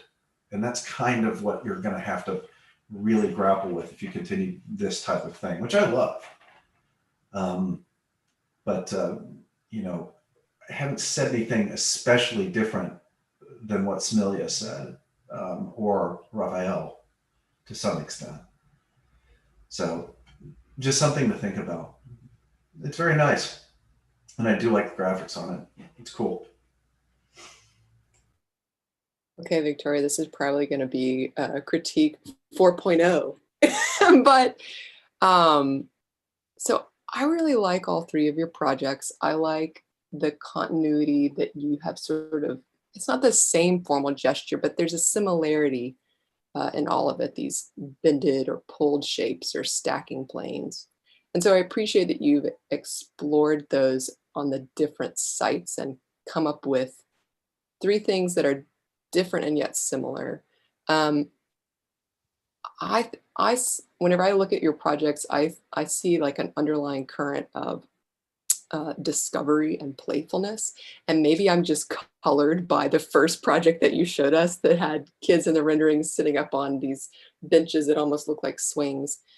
And so as a means of like tightening up each one of these projects or simplifying, after teaching this semester, it's like, I never want to use the word simplify again because it's so misleading. So get some soap for me. But as a means of tightening up these systems that you've made, or these gestures that you've like repeated in your particular sites, I would encourage you to think in terms of like playfulness or like elements of surprise. So in your Gather project, I agree with everyone else that has said the columns have to go. I mean, they have to be there, but the columns as they are, they have to go because they're detracting from that initial sort of paper study model that you then tried to turn into a building. But so, I mean, I would encourage you to like, maybe they're round columns and they sort of like taper off at the top so that you're like de-emphasizing that connection point and you've got this plane that hovers down and folds and peaks down. But I also like this one moment where we've got a little kid and he's sitting on one of these ribbons that is like sagged down from this roof. Like, I want you to put like a pin connection on that, like it's a hinge, and like he could start swinging or something, or he or she. Sorry, I have a little boy, so everything is a he whenever it's a kid. But these moments where you see something that otherwise looks rigid and like up on stilts and pointy, and then you've got a couple of moments where it starts to move in a way that's unexpected. So you're starting to think about, and I think this is a theme for me, it's how I think about infusing meaning into buildings or pushing projects forward, is to think about special ways for people to inhabit these places, things that they wouldn't expect, things that make them feel like they've found a place all their own or it's special. So I really like this project, but I would encourage you to think of it in a more playful way, because I see your roof and it seems very playful to me. Like it's almost this park made out of a roof structure or a canopy structure. And then especially when you look at your plan, the fact that you've placed one, like you've commandeered this intersection of footpaths. And I really appreciate that. Like you haven't been like respectful entirely of what's there. You sort of made this building that wants you to pay attention to it, and then you doubled down and put it in the middle of the path and said, no, you're going to pay attention to me, you're going to interact with this, and you're going to like it, as long as those columns don't happen. Okay, so can you go to your next project? And I just wanted to point out like a moment where I already see like playfulness occurring, as these moments where these planes have pulled apart from one another and framed a view down into the water or the shoreline. And that seems like it would be a really fun thing to sort of, I think the word would be like scamper or hop. Like if I was on this bridge, I would be scampering or hopping, right? I would not want to just walk across it at a normal pace and then, oh, look at that over there. It's like, yeah, I would want to tumble and scamper and hop. And then whenever I see these frames cut out, it would be so much fun to go there after a dry season and see it sort of with no water and seeing how plant life is growing there, and then come back and after a big rain and see it rushing down below you. So I think that moment already exists. If you were to take this further, I would focus on those particular points as a means of sophisticating, is that even a word? Making your project more sophisticated or more resonant. And then the last project is just the same, like pulling these bands apart, like you've kept it all sort of contained into one object made out of many parts. But I think it's like, if I got a hold on this model, I would be wanting to like pull certain ones out and and really starting to think about how the landscape or grasses aren't just above your head, but how they could move through these rings, or even the nature of that grass. Like, you've also made that grass very polite, but like, what if it's huge and like billowy, and you kind of have to like part it out of the way to move through it in certain ones. Like, you're not just beholden to the form that you've made, but you start looking for moments where life can sort of surprise you. Right. Yeah. Well said. I think that was great. I think we should stop here. And Tori, thank you.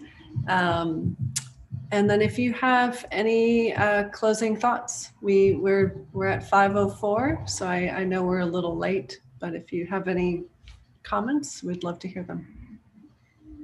Thank you all also, sorry. Thank you for those comments. I really appreciate it. I'll just say in general, like, Nichole, I never took you in school. I know you through Matt's high recommendation. Matt is my husband, for everyone that doesn't know, his high recommendations, but really appreciate the way you structured this project, and actually the way you had them present all 3 projects in the semester. In fact, I'm watching this and I'm like, why didn't I do that yesterday? I should have made my students do that. I think that was really nice to be able to see the continuity of where your headspace is as a teacher in terms of crafting these assignments and leading them through, but also the continuity of the students' work. And I just want to say that it seems like, and maybe this is an illusion, but that the studio as a whole, at least in these 3 students' work that we've seen, is very measured and thoughtful and poetic. And that, I mean, I think that must come from them, but also from you, Nichole, and your leadership style of being nurturing and thoughtful and a good guide. So I really appreciate seeing that. Yeah, I think that's, I want to second that by saying that as a pedagogue, what I really appreciate the way that you brought in the thinking, drawing, and making. And those 3 things are something, it's difficult for students to make all the connection between an abstraction, the realization, and then the way that you draw, digitally and analog, and the way you make models. So how are all of those ideas translated? I thought was set up really well. They had students who were able to think, create, make through very personalized ways in which they sought how to solve the 3 different conditions of, gathering, suspension, and refresh. I thought that connected really well, the semester investigation.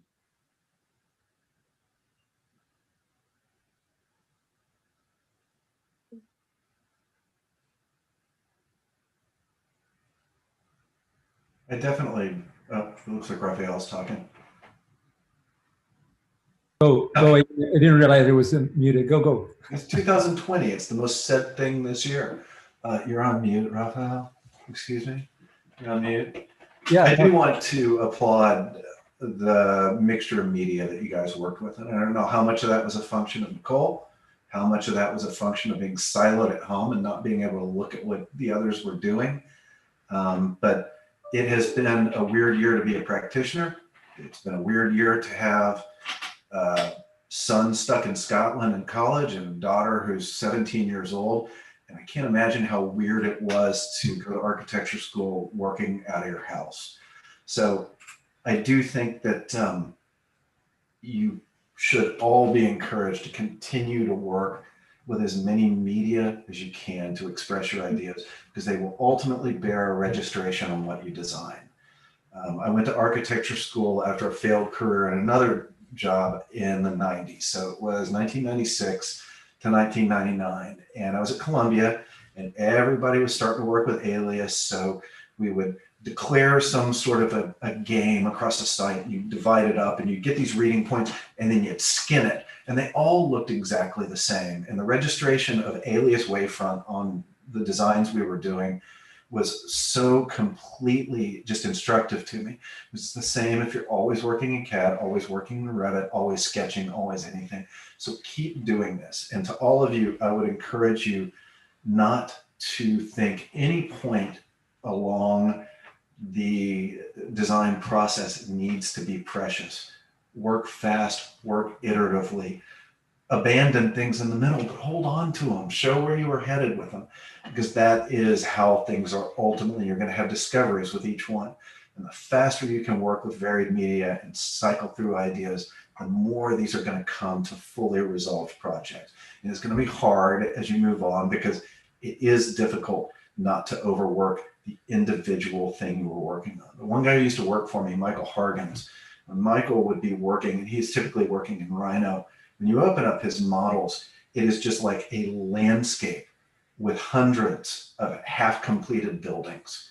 And I could show you for the Arrive Hotel what that looks like. And it's like, yep, nope, that didn't work. Yep, no, that's terrible. Ooh, kind of like in this. And you'll watch these little rivulets of ideas start to develop. And that's really something that I have trouble with. But if you can learn how to do that and continue to work with varied media, you're going to be much stronger designers for it. Well said. I align with this. I really appreciate the idea of putting in questions two things of the prompt. One is challenging the tools of architecture from concept to the stable forms. I think I was repeating myself a little bit on that, but I think it's something in the bias of the syllabi, of the syllabus, that is challenging, the conversation towards something else that is not in the object, that is not exactly in the subject, is a kind of force that is there. And I think is there is when I see the work is in front of us, and I really appreciate this capacity that probably the group and the conversation led by Nichole is kind of putting brakes on going beyond and getting there in the threshold on how much do we advance the design, how much the design has to design, how less. I think this is something very, very interesting in the three exercises of Hannah, Kristen, and Victoria. And the other thing that I really like, and I think is something that maybe is meaningful in terms of the speed, which is about, it looks to me that the three exercises are calling us to make reflection at certain speed instead of running fast, as Burton is pointing here with this new system of representation that are, from my standpoint of view, flattering the earth, because everything is quite similar here and there, just because of everything is being filtered by the same eyes of representation. And I think it's true that what we have in front of us is not exactly there. There is something else that is enacting this for. One thing could be the novelty of some of the students giving these other first eyes. The other one could be also, the topic that I think is fabulous when you are bringing the idea of